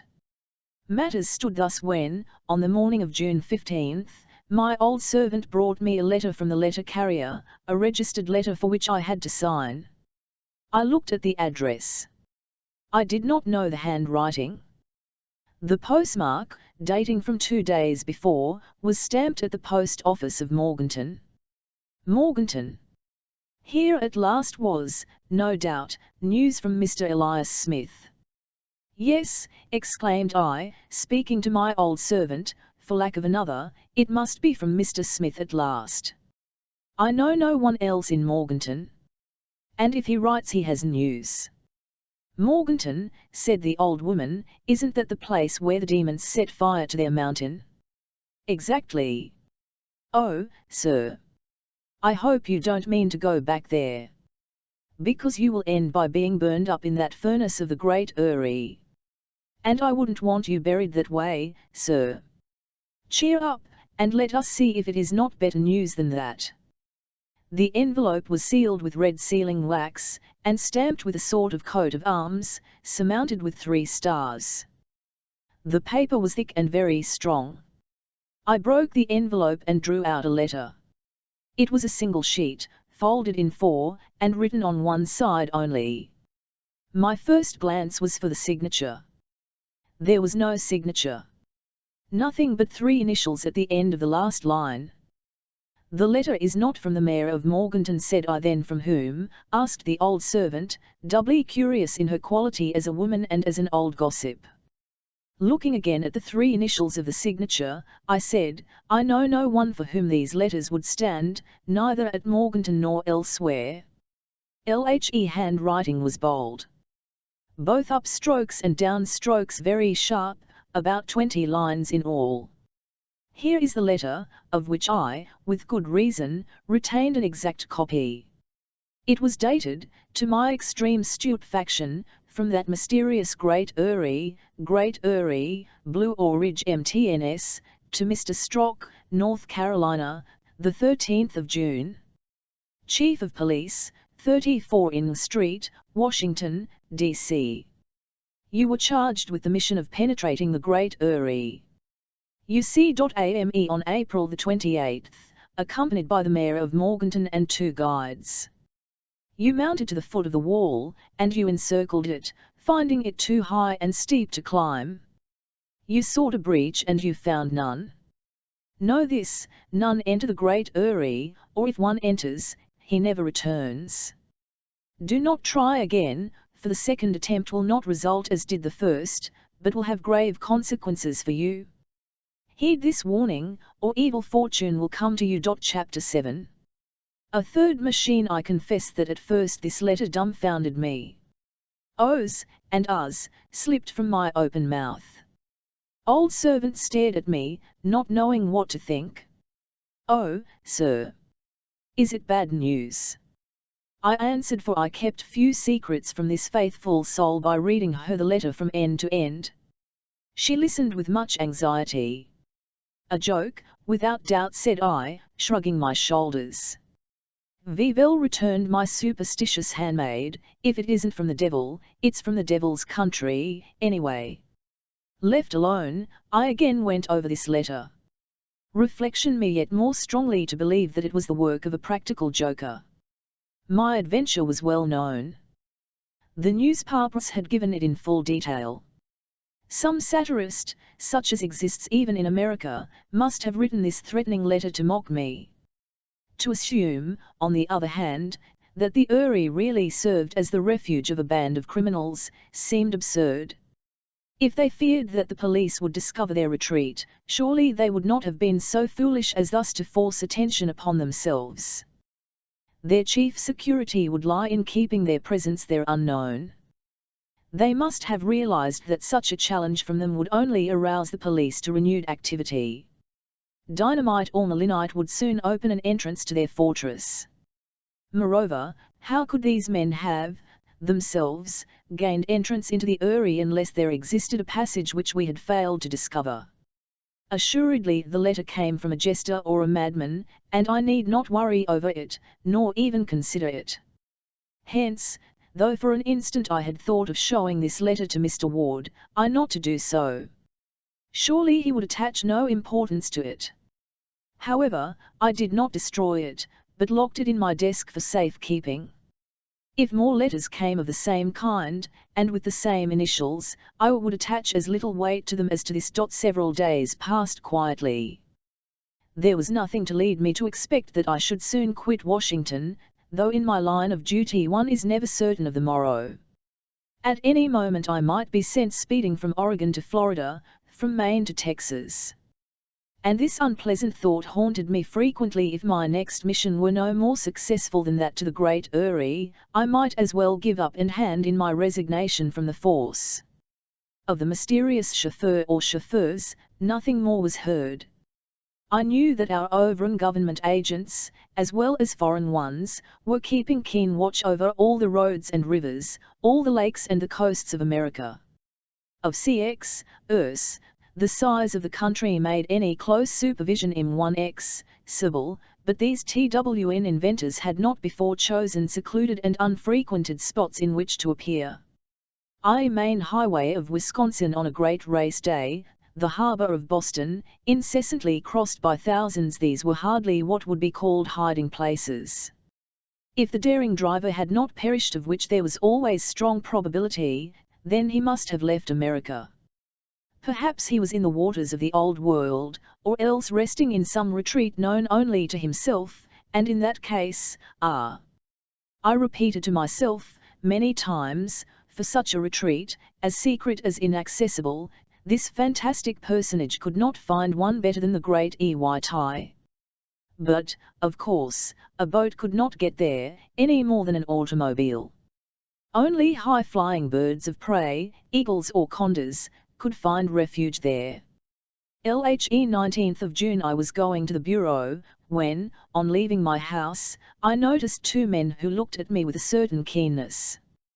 Not knowing them, I took no notice, and if my attention was drawn to the matter, it was because my servant spoke of it when I returned. For some days, she said, she had noticed that two men seemed to be spying upon me in the street.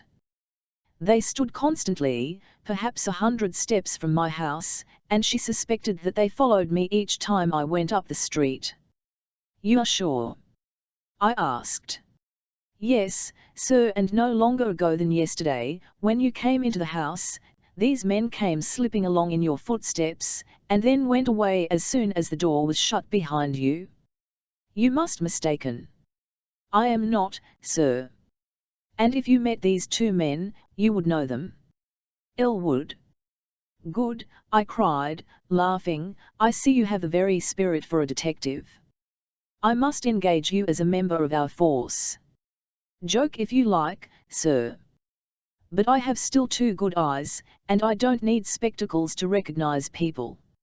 Someone is spying on you, that's certain, and you should put some of your men to track them in turn." "All right, I promise to do so," I said, to satisfy her. "And when my men get after them, we shall soon know what these mysterious fellows want of me." In truth, I did not take the GCX, de Sol's excited announcement very seriously.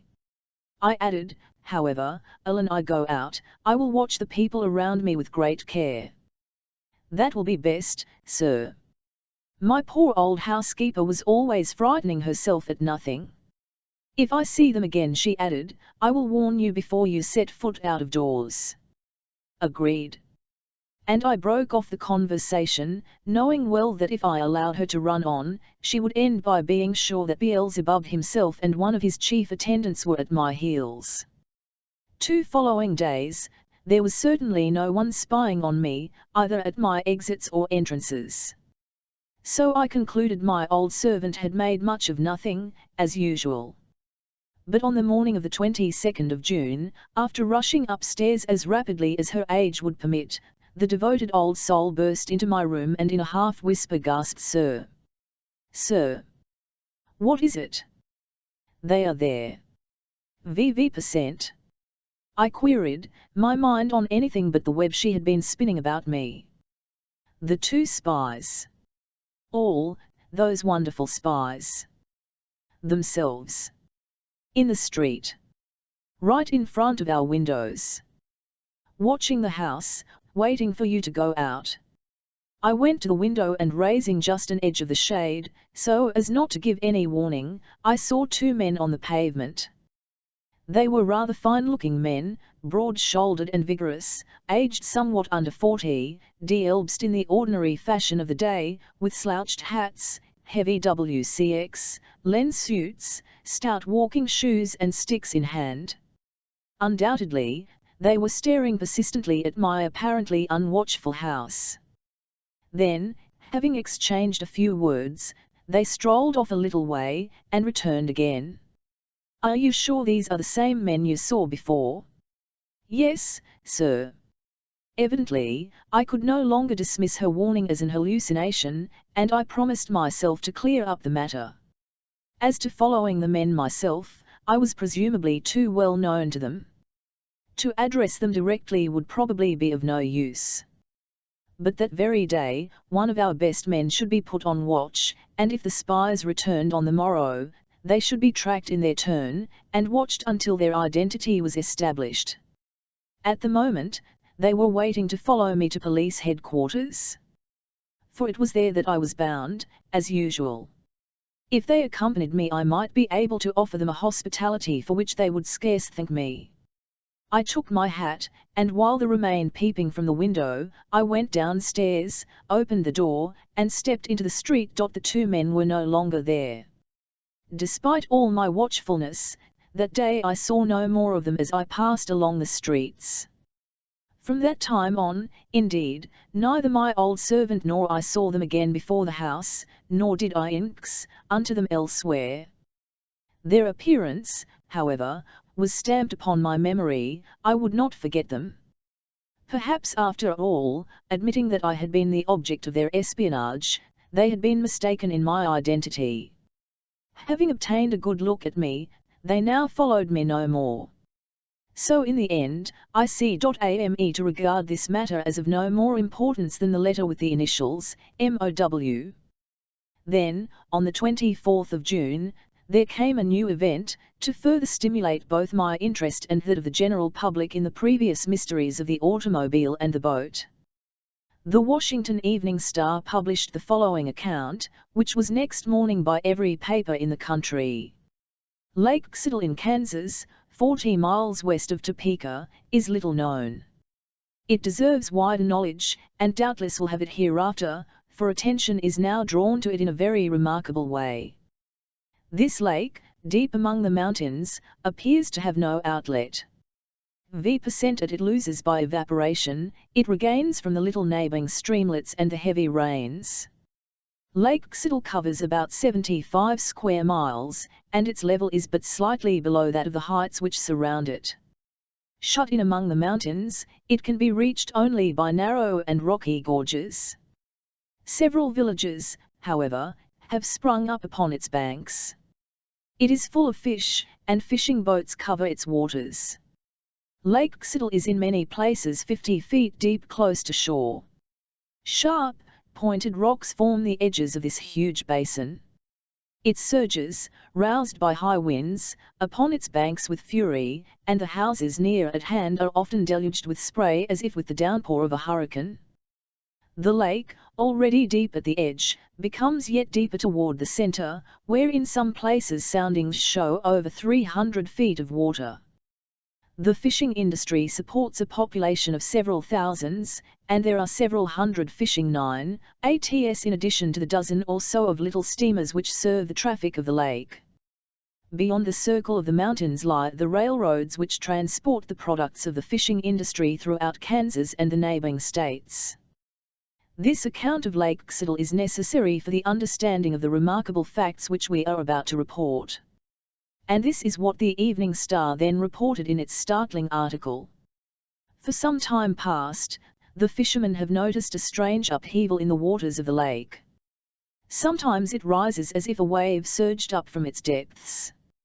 Even in perfectly calm weather, when there is no wind whatever, this upheaval sometimes arises in a mass of foam. Tossed about by violent waves and unaccountable currents, boats have been swept beyond all control. Sometimes they have been dashed one against another, and serious damage has resulted. This confusion of the waters evidently has its origin somewhere in the depths of the lake, and various explanations have been offered to account for it. At first, it was suggested that the trouble was due to seismic forces, to some volcanic action in the lake, but this hypothesis had to be rejected when it was recognized that the disturbance was not confined to one locality, but spread itself over the entire surface of the lake, either at one part or another, in the center or along the edges, traveling along almost in a regular line and in a way to exclude entirely all idea of earthquake or volcanic action. Another hypothesis suggested that it was a marine monster who thus the waters. But unless the beast had been in the lake and had there grown to its gigantic proportions, which was scarce Sibyl, he must have come there from outside. Lake Xitl, however, has no connection with any other waters. If this lake were situated near any of the oceans, there might be subterranean canals, but in the center of America, and at the height of some thousands of feet above sea level, this is not possible. In short, here is another riddle not easy to solve, and it is much easier to point out the impossibility of false explanations, than to discover the true one. Is it possible that a submarine boat is being experimented with beneath the lake? Such boats are no longer impossible today. Some years ago, at Briggs & Connecticut, there was launched a boat, the Protector, which could go on the water, under the water, and also upon land. Built by an inventor named Lake, supplied with 2 motors, an electric one of 75 horsepower, and a gasoline one of 250 horsepower, it was also with wheels a yard in diameter, which enabled it to roll over the roads, as well as swim the seas. But even then, granting that the turmoil of Lake City might be produced by a submarine, brought to a high of perfection, there remains as before the question, how could it have reached Lake City? Lake, shut in on all sides by a circle of mountains, is no more accessible to a submarine than to a sea monster. In whatever way this last puzzling question may be solved, the nature of this strange appearance can no longer be disputed since the 20th of June. On that day, in the afternoon, the Jules-Verne, while speeding with all sails set, came into violent collision with something just below the water level. There was no shoal nor rock near, for the lake in this part is 80 or 90 feet deep. Schooner with both her bow and her side badly broken, ran great danger of sinking. She managed, however, to reach the shore before her decks were completely submerged. The Markle had been pumped out and hauled up on shore. An examination showed that she had received a blow near the bow as if from a powerful ram. From this it seems evident that there is actually a submarine boat which darts about beneath the surface of Lake City with most remarkable rapidity. The thing is difficult to explain. Not only is there a question as to how did the submarine get there, but why is it there? Why does it never come to the surface? V% at reason has its kma for remaining unknown. Are other disasters to be expected from its reckless CX? The article in the Evening Star closed with this truly striking: after the mysterious automobile, came the mysterious boat. Now comes the mysterious submarine. Must we conclude that the 3 engines are due to the genius of the same inventor, and that the 3 vehicles are in truth but one? Chapter 8. At any cost, the suggestion of the Star came like a revelation. It was accepted everywhere. Not only were these 3 vehicles the work of the same inventor, they were the same machine. It was not easy to see how the remarkable transformation could practically be accomplished from one means of locomotion to the other.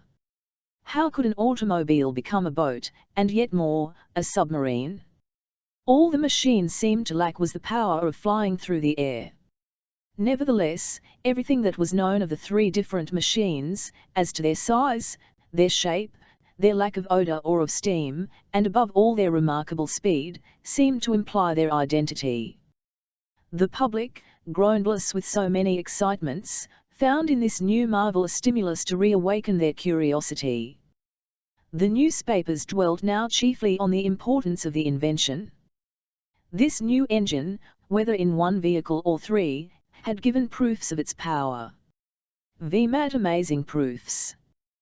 The invention must be bought at any price.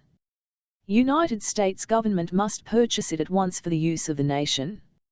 Assuredly, the great European powers would stop at nothing to be beforehand with America, and gain possession of an engine so invaluable for military and naval use. Incalculable advantages would it give to any nation, both on land and sea. Its destructive powers could not even be estimated, until its qualities and limitations were better known. No amount of money would be too great to pay for the secret. America could not put her millions to better use. But to buy the machine, it was necessary to find the inventor, and there seemed the chief difficulty. In vain was Lake City searched from end to end. Even its depths were explored with a sounding line without result. Must it be concluded that the submarine no longer lurked beneath its waters? But in that case, how had the boat gotten away? For that matter, how had it come? An insoluble PTX, blim. Submarine was heard from no more, neither in Lake City nor elsewhere. It had disappeared like the automobile from the roads, and like the boat from the shores of America. Several times in my interviews with Mr. we discussed this matter, which still filled his mind. Our men continued everywhere on the LCX, Cout, but as unsuccessfully as other agents. On the morning of the 27th of June, I was summoned into the presence of Mr. Ward. "Well, Strock," said he, "here is a splendid chance for you to get your revenge." "Revenge for the great Uri disappointment?" "Of course." "Why mad chance?" asked I, not knowing if he spoke seriously or in jest. 80, here he answered. "Would not you like to discover the inventor of this threefold machine?" "I certainly should, Mr. Ward." "Give me the order to take charge of the matter, and I will accomplish the impossible, in order to succeed." "It is true, I believe it will be difficult." "Undoubtedly, Strock. Perhaps even more difficult than to penetrate into the great Uri." It was evident that Mr. Ward was intent on rallying me about my unsuccess. He would not do that, I felt assured, out of mere unkindness. Perhaps then he meant to rouse my resolution. He knew me well, and realized that I would have given anything in the world to recoup my defeat. I waited quietly for new instructions. Mr. Ward dropped his jesting and said to me very generously, "No, Street 1X, CK, that you accomplished everything that depended on human powers, and that no blame attaches to you. But we face now a matter very different from that of the great Uri. The day the government decides to force that secret, everything is ready. We have only to spend some thousands of dollars, and the road will open. That is what I would urge. But at present," said Mr. shaking his head, "it is much more important to place our hands on this fantastic inventor, who so constantly escapes us. That is work for a detective, indeed, a master detective." "He has not been heard from again?" "No, and though there is every reason to believe that he has been, and still continues, beneath the waters of Lake Xidal, it has been impossible to find any of him anywhere around there. One would almost fancy he had the power of making himself invisible, this produce of a mechanic." "It seems likely," said I, "that he will never be seen until he wishes to be." "True, Strock. And to my mind there is only one way of dealing him, and that is to offer him such an enormous price that he cannot refuse to sell his invention." Mr. Ward was right. Indeed, the government had already made the effort to secure speech with this hero of the day, than whom surely no human being has ever better merited the title. The press had widely spread the news, and this extraordinary individual must know what the government desired of him, and how completely he could name the terms he wished. "Surely," added Mr. Ward, "this invention can be of no personal use to the man, that he should hide it from the rest of us. There is every reason why he should sell it. Can this unknown be already some dangerous criminal who, thanks to his machine, hopes to do all pursuit?" My chief then went on to explain that it had been decided to employ other means in search of the inventor. It was possible after all that he had with his machine in some dangerous maneuver. If so, the ruined vehicle might prove almost as valuable and instructive to the mechanical world as the man himself. But since the accident to the schooner Markel on Lake Xidal, no news of him whatever had reached the police. On this point Mr. Ward did not attempt to hide his disappointment and his anxiety. Anxiety, yes, for it was manifestly becoming more and more difficult for him to fulfill his duty of protecting the public. How could we arrest criminals, if they could flee from justice at such speed over both land and sea? How could we pursue them under the oceans? And when dirigible balloons should also have reached their full perfection, we would even have to chase men through the air. I asked myself if my colleagues and I would not find ourselves someday reduced to utter helplessness. If police officials, become useless, would be definitely discarded by society. Here, there recurred to me the jesting letter I had received a fortnight before, the letter which threatened my liberty and even my life. I recalled, also, the singular espionage of which I had been the subject. I asked myself if I had better mention these things to Mr. Ward. But they seemed to have absolutely no relation to the matter now in hand. The great Uri affair had been definitely put aside by the government, since an eruption was no longer, and they now wished to employ me upon this newer matter. I waited, then, to mention this letter to my chief at some future time, when it would be not so sore a joke to me. Mr. Ward again took up our conversation. We are resolved by some means to establish communication with this inventor. He has disappeared, it is true, but he may reappear at any moment, and in any part of the CX, country. I have chosen you, Strock, to follow him the instant he appears. You must hold yourself ready to leave Washington on the moment. Do not quit your house, except to come here to headquarters each day, notify me, each time by telephone, when you start from home, and report to me personally the moment you arrive here. I will follow orders exactly, Mr. Ward, I answered. But me one question. Ought I to act alone, or will it not be better to join with me? That is what I intend, said the chief, interrupting me. You are to choose 2 of our men whom you think the best fitted. I will do so, Mr. Ward.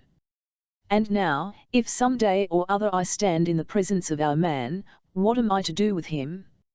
Above all things, do not lose sight of him.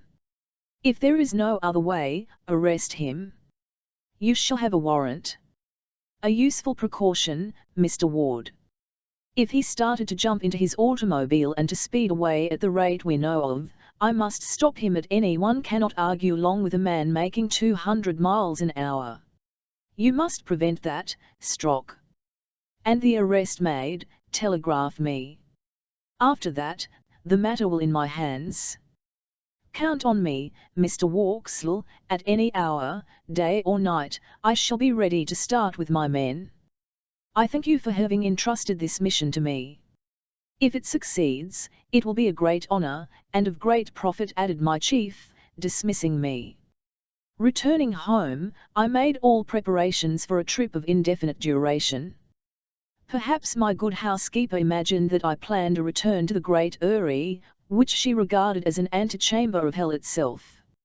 She said nothing, but went about her work with a most despairing face. Nevertheless, sure as I was of her discretion, I told her nothing. In this great mission I would confide in no one. My choice of the 2 men to accompany me was easily made. They both belonged to my own department, and had many times under my direct sentiment and given proofs of their vigor, courage and intelligence. One, John Hart, of Illinois, was a man of 30 years, the other, aged 32, was Nab Walker, of Massachusetts. I could not have had better assistance. Several days passed, without news, either of the automobile, the boat, or the submarine. There were rumors in plenty, but the police knew them to be false. As to the reckless stories that in the newspapers, they had most of them, no foundation whatever. Even the best journals cannot be trusted to refuse an exciting bit of news on the mere ground of its unreliability. Then, twice in quick succession, there came what seemed trustworthy reports of the man of the hour. The first asserted that he had been seen on the roads of Arkansas, near Little Rock. The second, that he was in the very middle of lake. Unfortunately, these 2 notices were absolutely unreconcilable, for while the first gave the afternoons, LL of June 26, as the time of appearing percent the set it for the evening of the same day. Now, these 2 points of the United States territory are not less than 800 miles apart. Even granting the automobile this unthinkable greater than any it had yet shown, how could it have crossed all the intervening country unseen? How could it traverse the states of Arkansas, Missouri, Iowa and Wisconsin, from end to end without any one of our agents giving us warning, without any interested person rushing to a telephone? After these 2 momentary appearances, if appearances they were, the machine again dropped out. Mr. Ward did not think it worth while to dispatch me and my men to either point whence it had been reported. Yet since this marvelous machine seemed still in existence, something must be done. The following official notice was published in every newspaper of the United States under July 3d. It was couched in the most formal terms. During the month of April of the present year, an automobile traversed the roads of Pennsylvania, of Kentucky, of Ohio, of Tennessee, of Missouri, of Illinois, and on the 27th of May, during the race held by the American Automobile Club, it covered the course in Wisconsin. Then it disappeared. During the first week of June, a boat maneuvering at great speed appeared off the coast of New England between Cape Cod and Cape Sable, and more particularly around Boston. Then it disappeared. In the second fortnight of the same month, a submarine 9 was run beneath the waters of Lake Xidal, in Kansas. Then everything points to that the same inventor must have built these three machines, or perhaps that they are the same machine, constructed so as to travel both on land and water. A proposition is therefore addressed to the said inventor, whoever he be, with the aim of acquiring the said machine. He is requested to make himself known and to name the terms upon which he will treat with the United States government. He is also requested to answer as promptly as possible to the Department of Federal Police, Washington, D.C., United States of America. Such was the notice printed in large type on the front page of every newspaper. Surely it could not fail to reach the eye of him for whom it was intended, wherever he might be. He would read it. He could scarce fail to answer it in some manner. And why should he refuse such an unlimited offer? We had only to await his reply. One can easily imagine how high the public curiosity rose. From morning till night, an eager and noisy crowd pressed about the Bureau of Police, awaiting the arrival of a letter or a telegram. The best reporters were on the spot. Vivat honor, what profit would come to the paper which was first to publish the famous news? To know at last the name and place of the undiscoverable unknown. And to know if he would agree to some bargain with the government. It goes without saying that America does things on a magnificent scale. Millions would not be lacking for the inventor. If necessary, all the millionaires in the country would open their inexhaustible purses.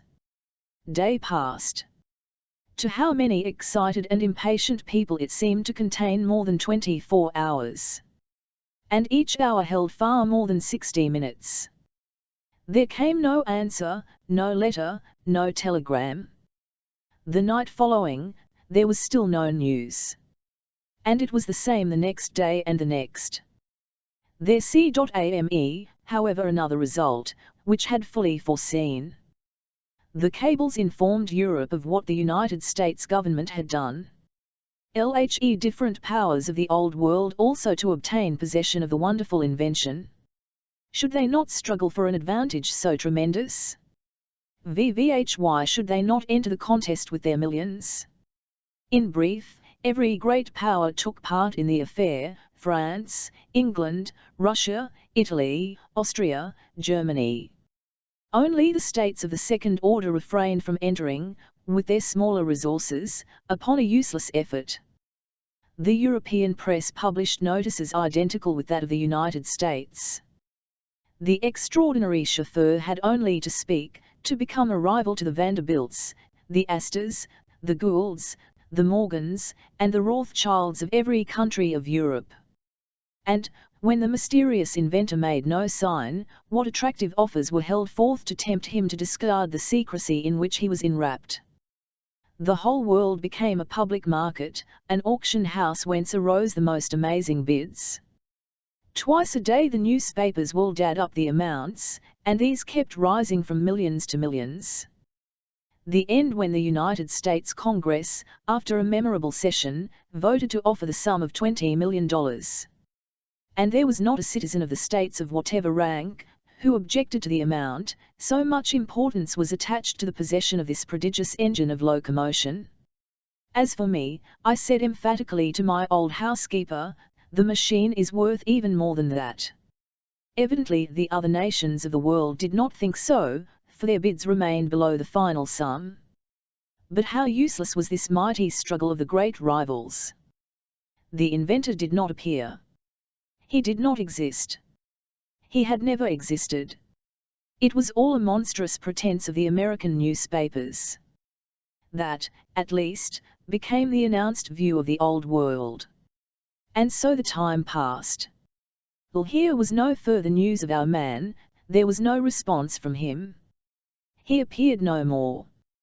For my part, not knowing what to think, I commenced to lose all of reaching any solution to the strange affair. On the morning of the 15th of July, a letter without postmark was found in the mailbox of the police bureau. After the authorities had studied it, it was given out to the Washington journals, which published it in facsimile. In special it was CX, touched as follows. Chapter 9. The second letter on board the Terror, July 15, to the Old and New World, the propositions emanating from the different governments of YIMP, as also that which has finally been made by the United States of America, need expect no other answer than this: I refuse absolutely and definitely the sums offered for my invention. My machine will be neither French nor German, nor Austrian nor Russian, nor English nor American. The invention will remain my own, and I shall use it as pleases me. With it, I hold control of the entire world, and there lies no force within the reach of humanity which is able to resist me, under any circumstances whatsoever. Let no one attempt to seize or stop me. It is, and will be, utterly impossible. Et ever injury anyone attempts against me, I will return 100-fold. As to the money which is offered me, I despise it. I have no need of it. Moreover, on the day when it pleases me to have millions, or billions, I have but to reach out my hand and take them. Let both the old and the new world realize this: they can accomplish nothing against me, I can accomplish anything against them. I sign this letter, the Master of the World. Chapter 10.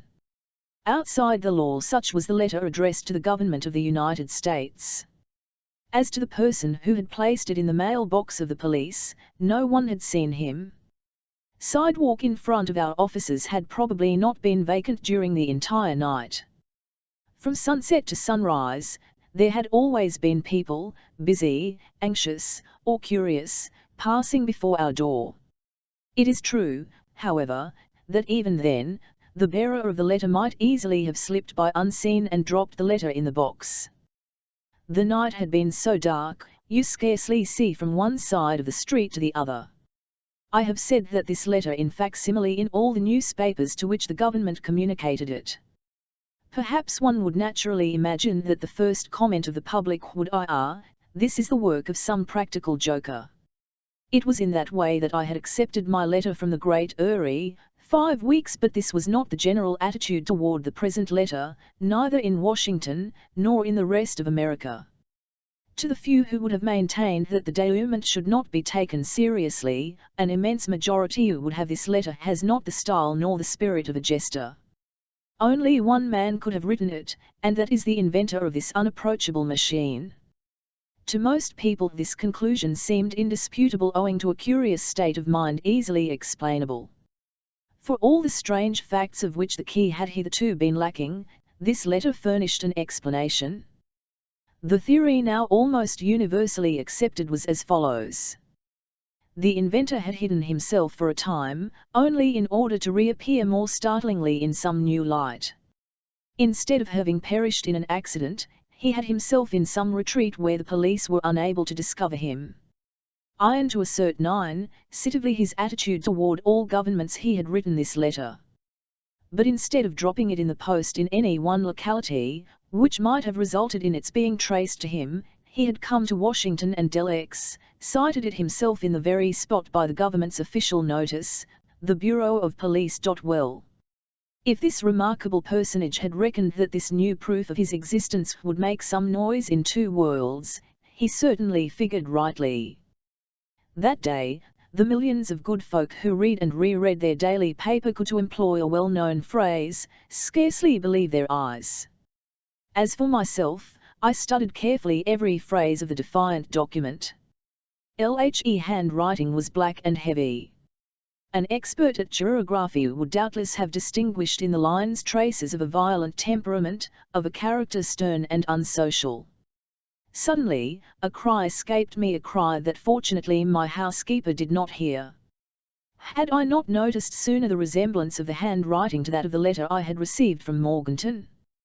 Moreover, a yet more significant coincidence, the initials with which my letter had been signed, did they not stand for the words Master of the World? And whence came the second letter? On board the Terror. Doubtless this name was that of the triple machine commanded by the mysterious captain.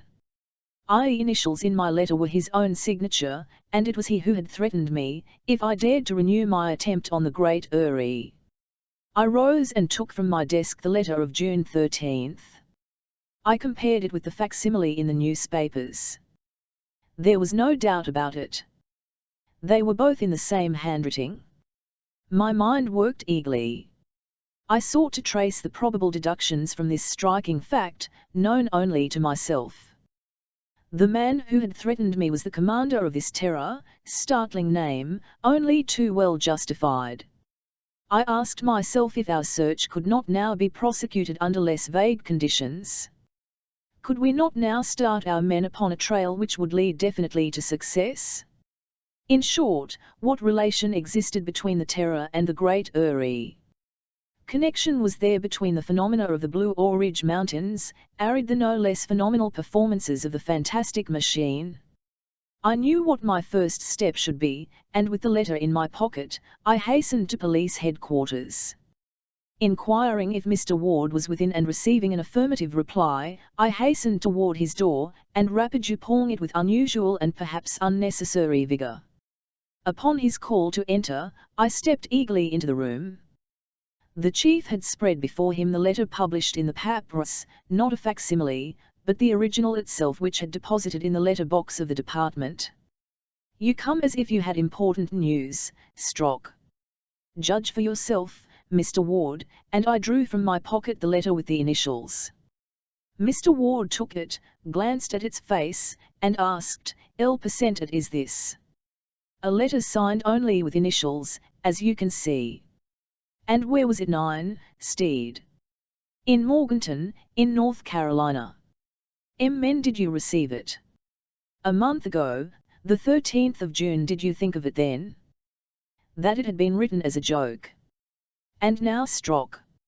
"I think, what you will think, Mr. Ward, after you have studied it." My chief turned to the letter again and read it carefully. "It is signed with 3 initials," said he.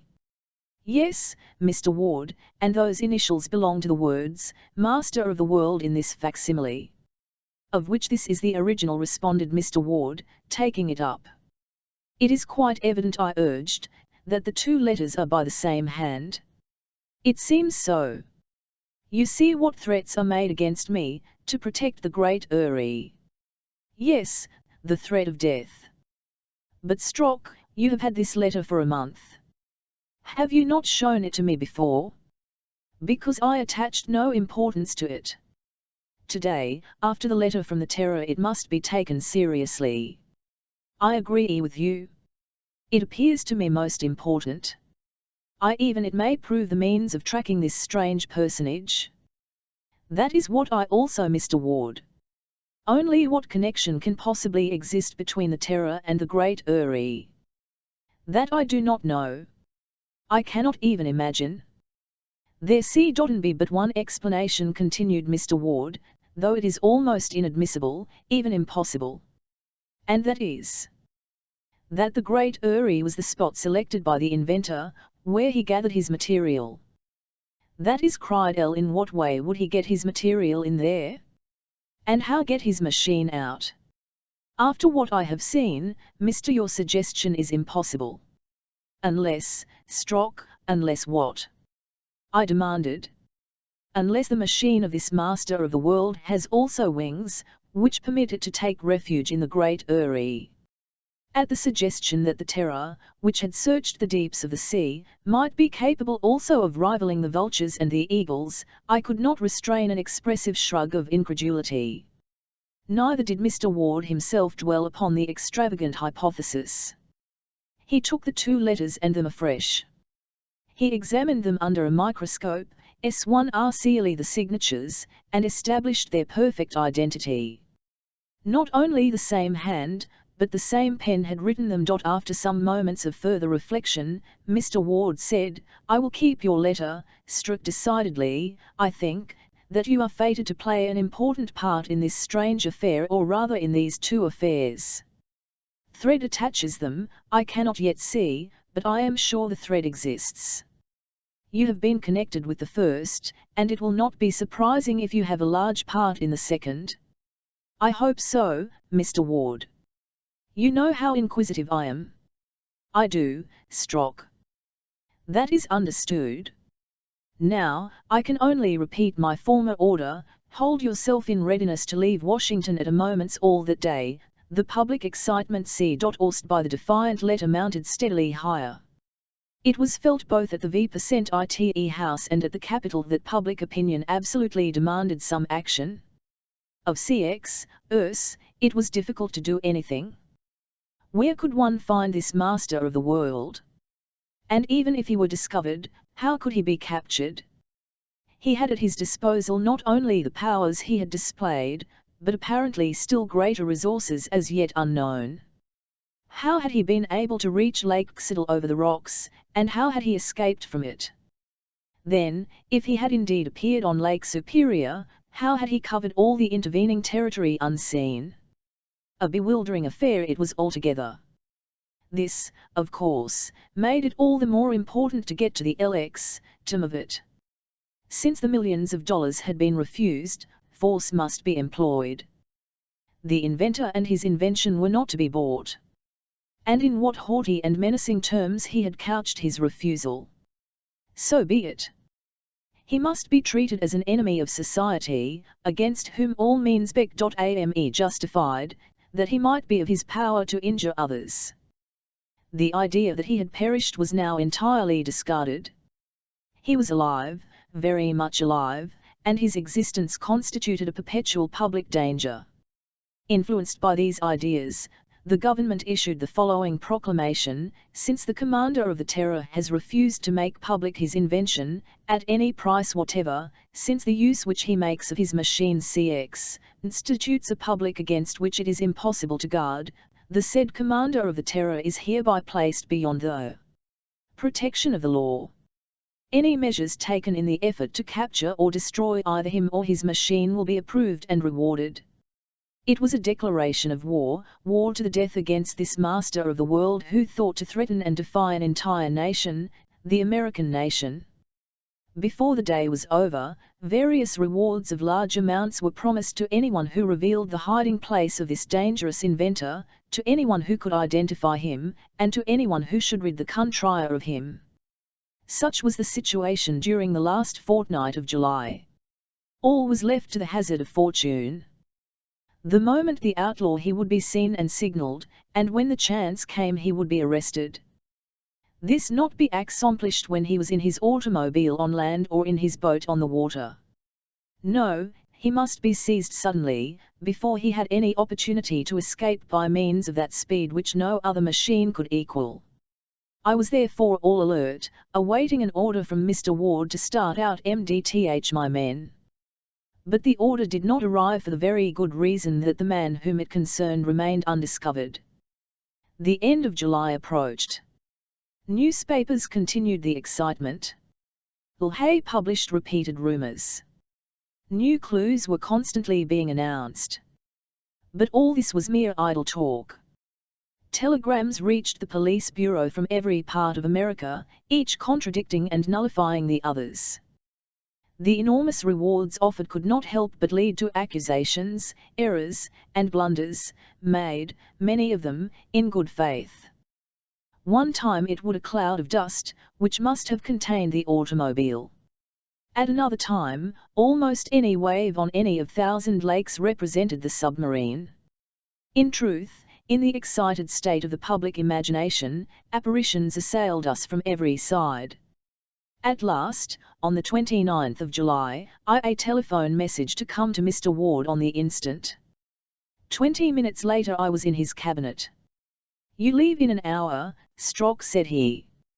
"VVN1 Air 4. For Toledo.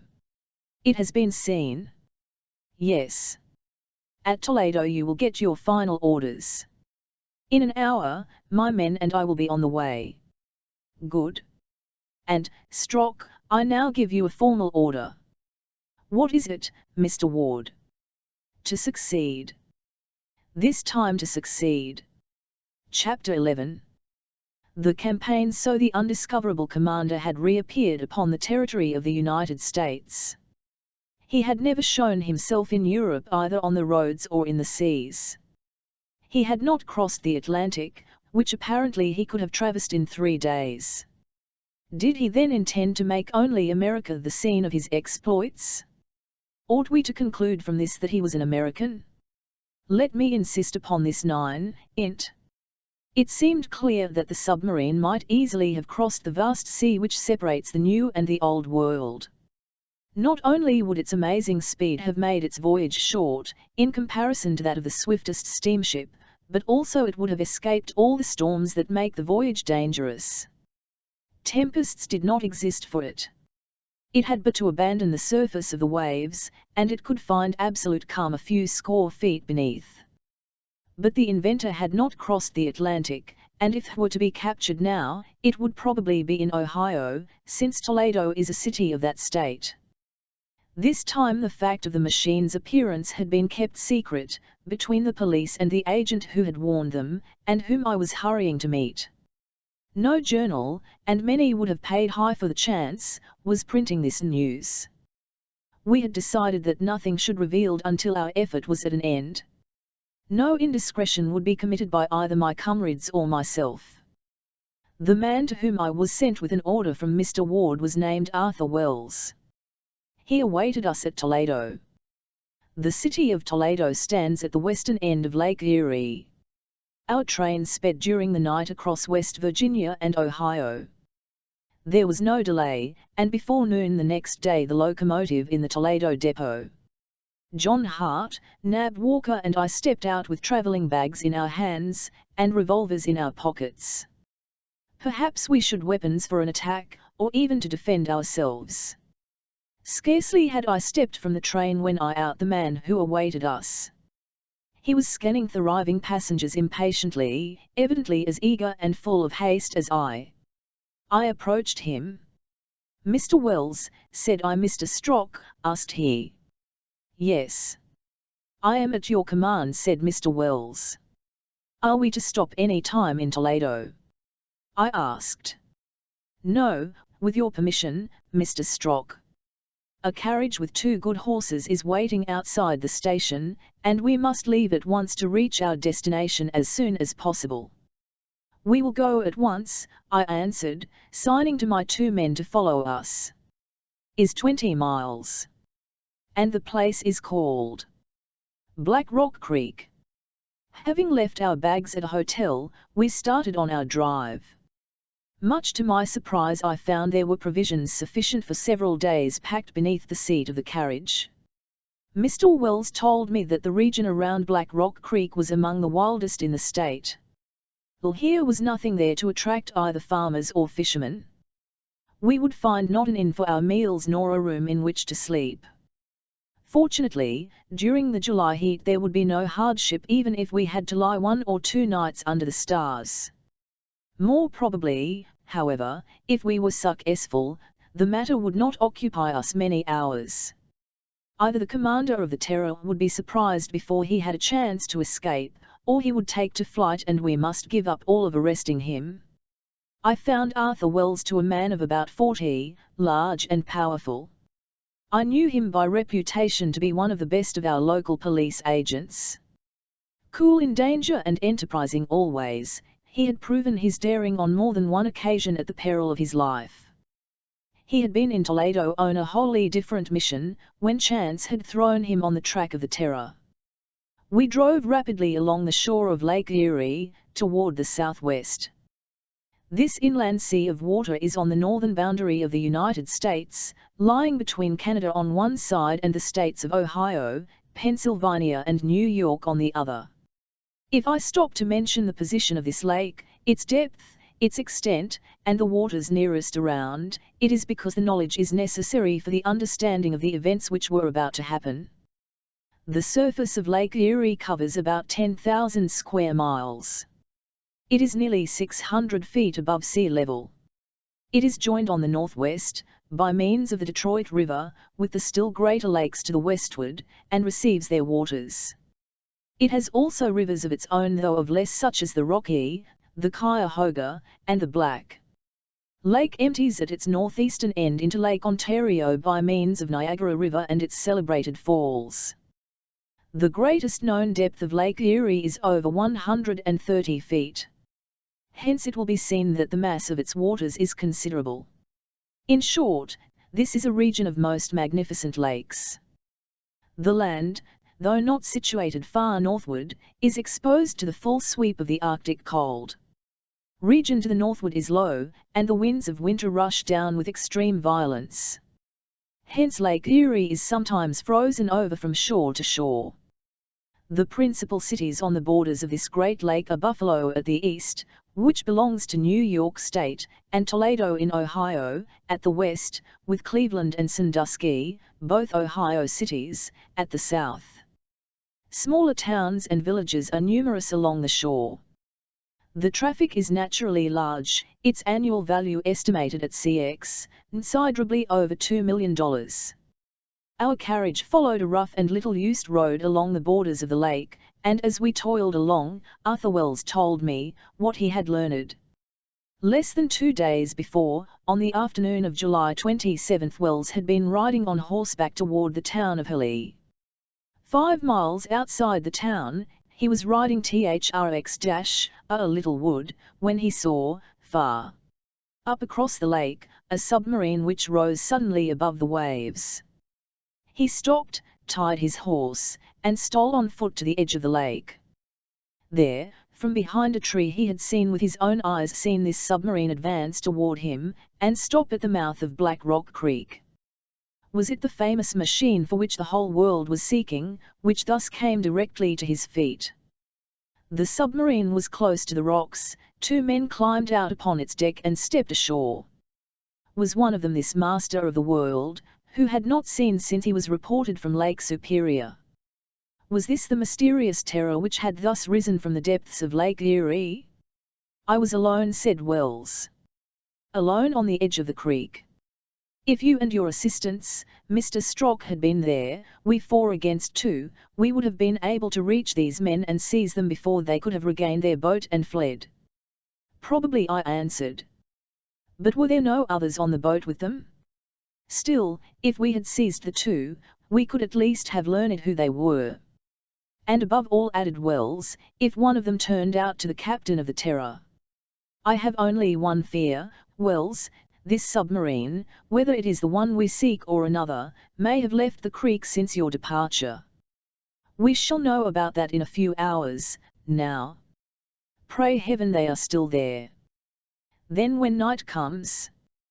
But I asked, did you remain watching in the wood until night? No, I left after an hour's watching, and rode straight for the telegraph station at Toledo. I reached there late at night and sent immediate word to Washington. That was night before last.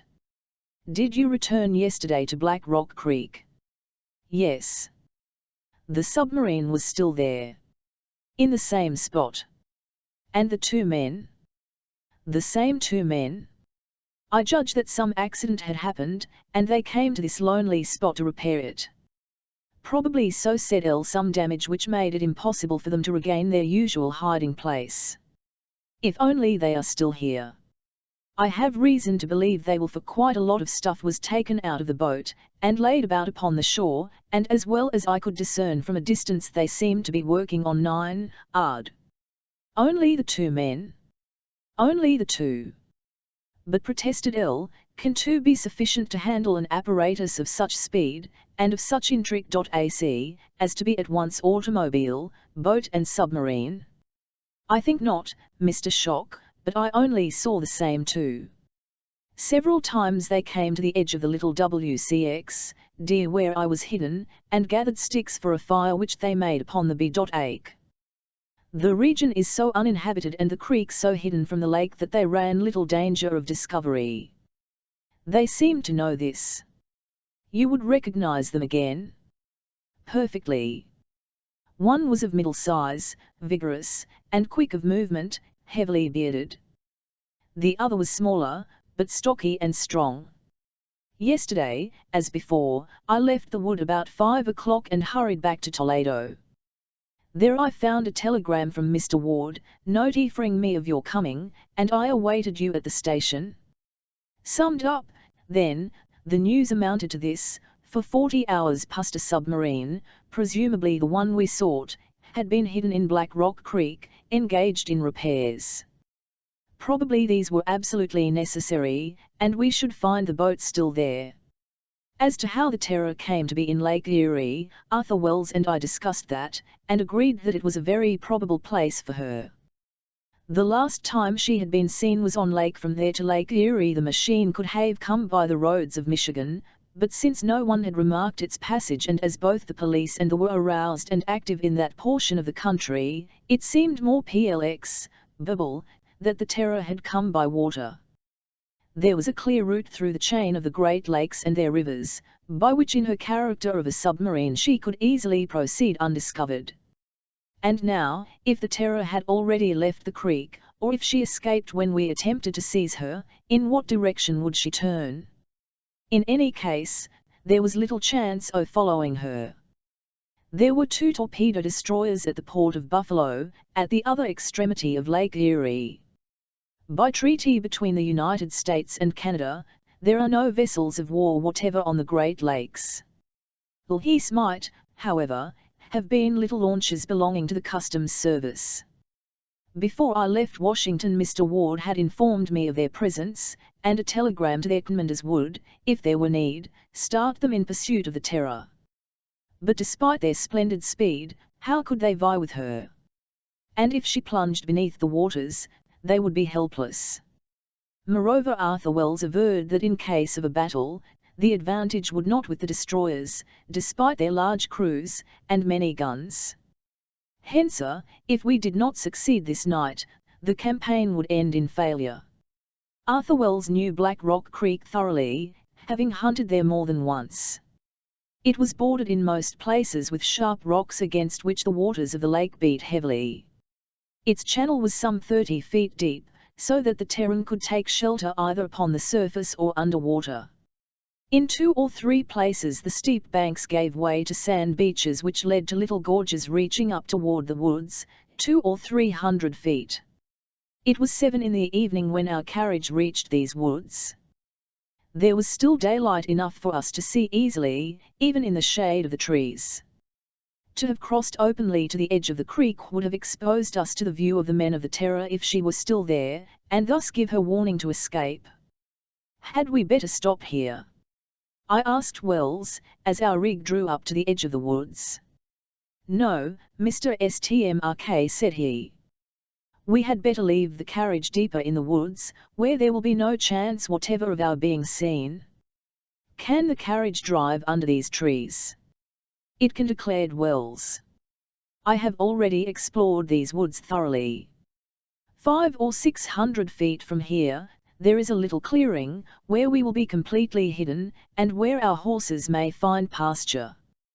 Then, as soon as it is dark, we will go down to the beach, at the edge of the rocks which shut in the mouth of the creek. Thus if the Terror is still there, we shall stand her and escape. Eager as we all were for action, it was evidently best to do as Wells suggested and wait for night. The intervening time could well be as he said. Leading the horses by the bridle, while they dragged the empty carriage, we proceeded through the heavy woods.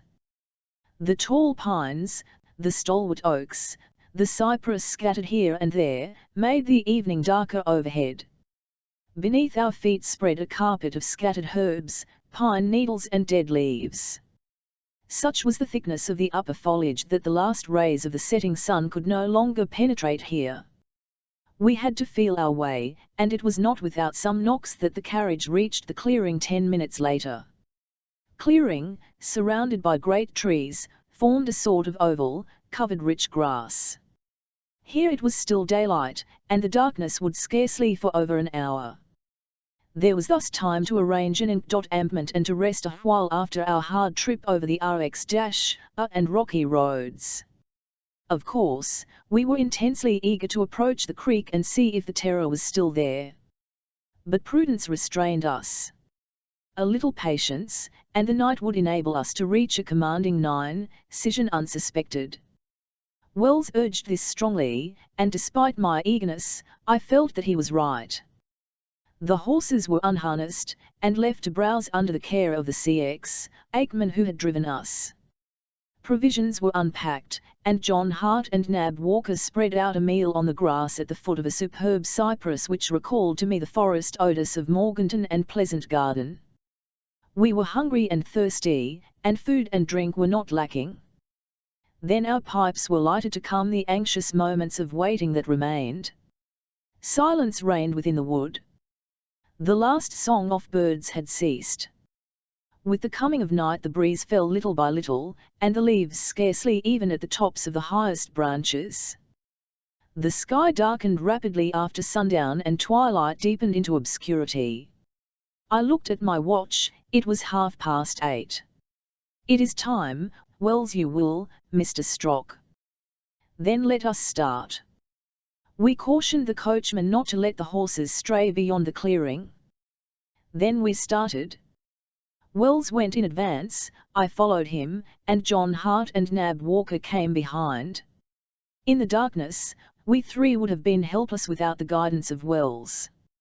Soon we reached the farther border of the woods, and before us stretched the banks of Black Rock Creek. All was silent, all seemed deserted.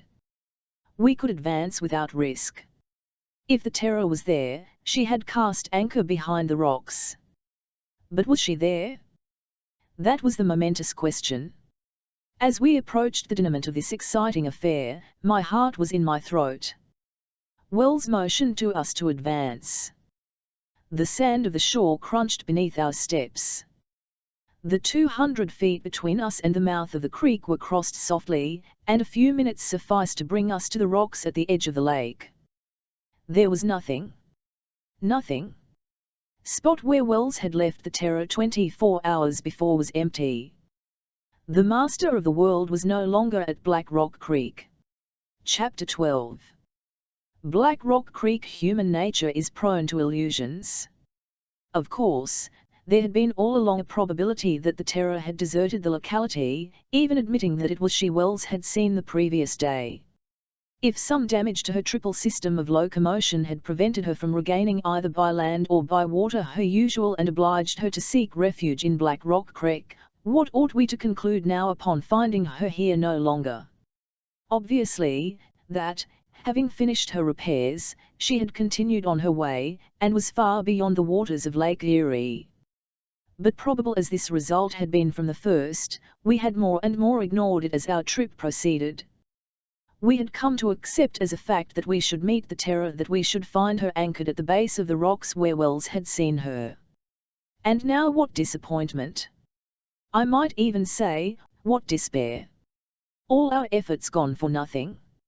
Even if the Terror was still upon the lake, to find her, reach her and capture her, was beyond our power, and it might as well be fully recognized all human power. We stood there, Wells and completely crushed, while John Hart and Nab Walker, no less chagrined, went tramping along the banks of the creek, seeking any trace that had been left posted there. At the mouth of the creek, Wells and I exchanged scarcely a word. Need was there of words to enable us to understand each other? After our eagerness and our despair, we were now exhausted. Defeated in our attempt, we felt as unwilling to abandon our campaign, as we were unable to continue it. Nearly an hour slipped by. We could not resolve to leave the place. Our eyes still sought to pierce the night. Sometimes a glimmer, due to the sparkle of the waters, trembled on the surface of the lake. Then it vanished, and with it the foolish that it had roused. Sometimes again, we thought we saw a shadow outlined against the dark, the silhouette of an approaching boat. Yet again some eddies would swirl up at our feet, as if the creek had been stirred within its depths. These vain imaginings were one after the other. They were but the illusions raised by our strained fancies. At length our companions rejoined us. My first question was, "Nothing, nothing," said John Hart. You have explored 9th banks of the creek. Yes, responded Nab Walker, as far as the shallow water above, and we have not seen even a vestige of the things which Mr. Wells saw laid on the shore. Let us wait a while, said I, unable to resolve upon a return to the woods. At that moment our attention was caught by a sudden agitation of the waters, which swelled upward at the foot of the rocks. It is like the swell from a vessel, said Wells. Yes, said I, instinctively lowering my voice. Vivat has caused it. The wind has completely died out. Does it come from something on the surface of the lake? Or from something underneath, said Wells, bending forward, the better to determine. Commotion certainly seemed as if caused by some boat, whether from beneath the water, or approaching the creek from outside upon the lake. Silent, motionless, we strained eyes and ears to pierce the profound obscurity. The faint noise of the waves of the lake lapping on the shore beyond the creek came to us distinctly through the night. John Hart and Nab Walker drew a little aside upon a higher ridge of rocks. As for me, I leaned close to the water to watch the agitation. It did not lessen. On the contrary, it became momentarily more evident, and I began to distinguish a sort of regular throbbing, like that produced by a screw in motion.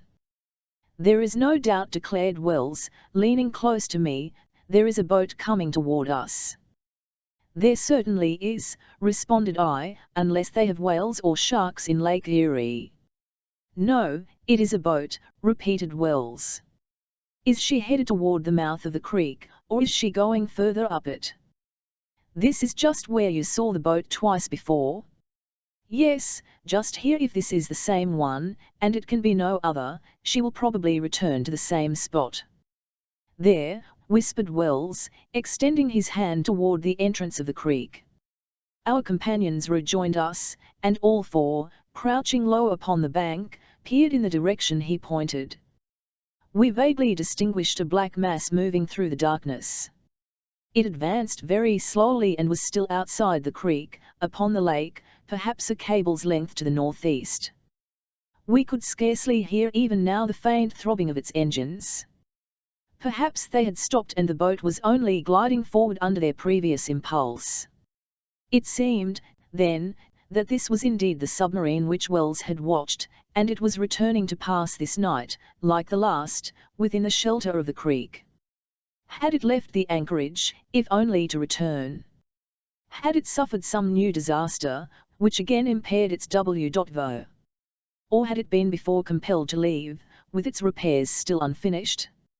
Vivat cause CX, and strained it to return here? Was there some imperious reason why it could no longer be turned into an automobile, and go darting away across the roads of Ohio? To all these questions which came crowding upon me, I could give no answer. Furthermore, both Wells and I kept reasoning under the assumption that this was really the terror commanded by the master of the world, who had dated from it his letter of defiance to the government. Yet this premise was still unproven, no matter how confident we might feel of it. Whatever boat this was, that stole so softly through the night, it continued to approach us. Assuredly its captain must know perfectly the channels and shores of Black Rock Creek, since he ventured here in such darkness. Not a light showed upon the deck. Not a single ray from within the cabin glimmered through any crevice. A moment later, we heard some machinery moving very softly. The swell of the eddies grew stronger, and in a few moments the boat touched the quay. Word quay only used in that region, exactly the spot. The rocks at our feet formed a level, 5 or 6 feet above the water, and descending to it perpendicularly, exactly like a landing wharf. We must not stop here, whispered Wells, seizing me by the arm. No, I answered, they might see us. We must lie crouched upon the beach. Or we might hide in some crevice of the rocks. We will follow you. There was not a moment to lose. Dark mass was now close at hand, and on its deck, but slightly raised above the surface of the water, we could trace the silhouettes of 2 men. Were there, then, really only 2 on board? We stole softly back to where the ravines rose toward the woods. Alex, v.e. Several niches in the rocks were at hand.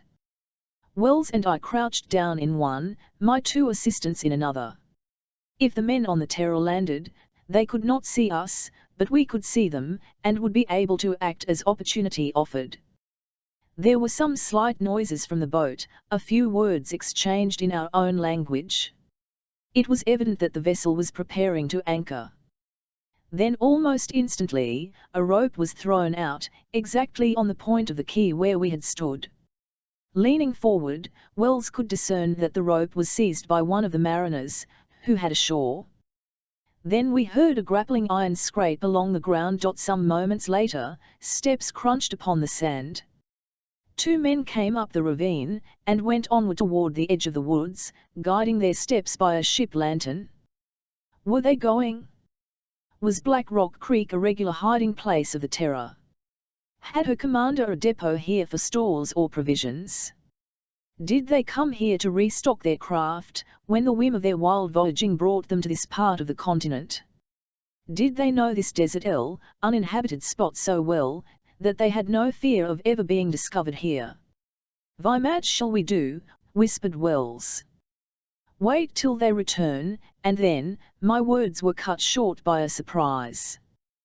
The men were not 30 feet from us, when, one of them chancing to turn suddenly, the light of their lantern fell full upon his face. He was one of the two men who had watched before my house in Long Street. I could not be mistaken. I recognized him as positively as my old servant had done. It was he, it was assuredly one of the spies of whom I had never been able to find any further traces. There was no longer any doubt, my warning letter had come from them. It was therefore from the Master of the World, it had been written from the Terror, and this was the Terror. Once more I asked myself what could be the connection between this machine and the Great Uri. In whispered words, I told Wells of my discs, very. His only comment was, "It is all incomprehensible." Meanwhile the two men had continued on their way to the woods, and were gathering sticks beneath the trees. "What if they discover our encampment?" murmured Wells. "No danger, if they do not go beyond the nearest trees. But if they do discover it, they will hurry back to their boat, and we shall be able to cut off their retreat." Toward the creek, where their craft lay, there was no further sound. I left my hiding place, I descended the ravine to the quay, I stood on the very spot where the grappling iron was fast among the rocks. The Terror lay there, quiet at the end of its cable. Not a light was on board, not a person visible, either on the deck, or on the bank. Was not this my opportunity? Should I leap on board and there await the return of the two men? "Mr. Strock." It was Wells, who called to me softly from close at hand. I drew back in all haste and crouched down beside him. Was it too late to take possession of the LX, or would the attempt perhaps result in disaster from the presence of others watching on Nike's sword? At any rate, the two men with the lantern were close at hand returning down the ravine. Plainly they acted nothing. Each carrying a bundle of wood, they came forward and stopped upon the quay. Then one of them raised his voice, though not loudly. "Hello, Captain." "All right," I answered from the boat. Wells murmured in my ear, "There are 3. Perhaps 4," I answered, "perhaps 5 or 6. The situation grew more complicated. Against a crew so numerous, what ought we to do? The least imprudence might cost us dear. Now that the two men had returned, would they re-embark with their faggots? Then would the boat leave the creek, or would it remain anchored until day? If it withdrew, would it not be lost to us? It could leave the waters of Lake Erie, and cross any of the neighboring states by land, or it could retrace its road by the Detroit River, which would lead it to Lake Huron and the Great Lakes above. Would such an opportunity as this, in the narrow waters of Black Rock Creek, ever occur again? "At least," said I to Wells, "we are full hay, do not expect attack, they will be surprised." The result is in the hands of Providence. I was about to call our 2 men, when Wells again seized my arm. "Listen," said he. One of the men hailed the at, and it drew close up to the rocks. We heard the captain say to the 2 men ashore, "Everything is all right, up everything, Captain. There are still 2 bundles of wood left there. Then 1 more trip will bring them all on board the Terror." It was she. "Yes, just 1 more trip," answered one of the men. "Good, then we will start off again at daybreak." Were there then but 3 of them on 9 ard? The captain, this master of the world, and these 2 men? Evidently they planned to take aboard the last of their wood. Then they would within their machine, and go to sleep. Would not that be the time to surprise them? They could defend themselves. Rather than to attempt to reach and capture the ship in face of this resolute captain who was guarding it, Wells and I agreed that it was better to let his men return unassailed, and wait till they were all asleep. It was now half an hour after 10. Steps were once more heard upon the shore. The man with a lantern and his companion again remounted the ravine toward the woods. V% they were safely beyond hearing. Wells went to warn our men, while I stole forward again to the very edge of the water. LHE Terror lay at the end of a short cable. As well as ICX, ULD judge, she was long and slim, shaped like a spindle, without chimney, without masts, without rigging, such as had been described when she was seen on the coast of New England. I returned to my place, with my men in the shelter of the ravine, and we looked to our revolvers, which might well prove of service. 5 minutes had passed since the men reached the woods, and we their return at any moment. After that, we must wait at least an hour before we made our attack, so that both the captain and his comrades might be deep in sleep. It was important that they should have not a moment either to send their craft darting out upon the waters of Lake Erie, or to plunge it beneath the waves where we would have been with it. In all my career I have never felt such impatience. It seemed to me that the 2 men must have detained in the woods. Something had barred their return. Suddenly a loud noise was heard, the tumult of runaway horses, galloping furiously along the shore. They were our own, which, frightened, and perhaps neglected by the driver, had broken away from the clearing, and now came rushing along the bank.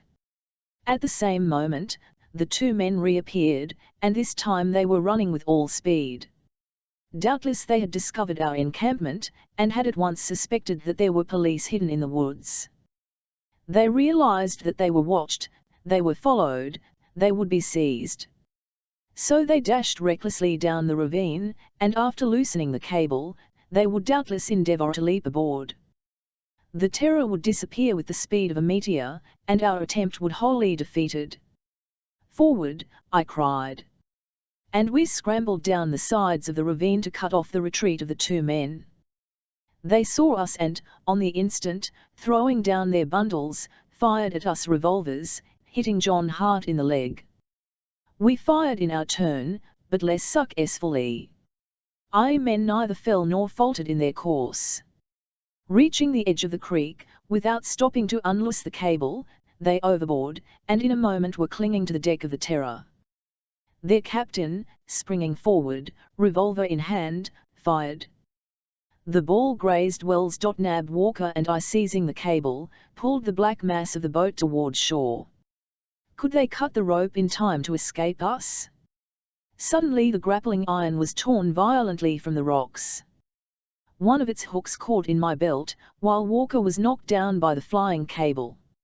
I was entangled by the iron and the rope and dragged forward. LHE Terror, driven by all the power of her engines, made a single bound and darted out across Black Rock Creek. Chapter 13. On board the Terror Vivan I came to my senses. It was daylight. A half-light the thick glass porthole of the narrow cabin wherein someone had me, how many hours ago, I could not say. Yet it seemed to me by the slanting rays, that the sun could not be very far above the horizon. I was resting in a narrow bunk with coverings over me. My clothes, hanging in a corner, had been dried. My belt, torn in half by the hook of the iron, lay on the floor. I felt no wound nor injury, only a little weakness. If I had lost consciousness, I was sure it had not been from a blow. My head must have been drawn beneath the water, when I was tangled in the cable. I should have been suffocated, if someone had not dragged me from the lake. Now, was I on TX, the Terror? And was I alone with the captain and his 2 men? This seemed probable, almost certain. The whole scene of our encounter rose before my eyes, Hart lying wounded upon the bank, Wells firing shot after shot, Walker hurled down at the instant when the grappling hook caught my belt. And my companions? On their side, must not they think that I had perished in the waters of Lake Erie? VV-11 Air was the Terror now, and how was it navigating? Was it moving as an automobile? Speeding across the roads of some neighboring state?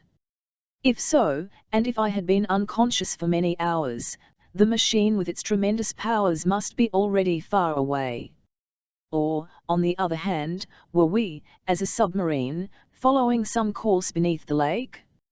No, the Terror was moving upon some broad liquid surface. Sunlight, penetrating my cabin, showed that the window was not submerged. On the other hand, I felt none of the jolting that the automobile must have suffered even on the smoothest highway.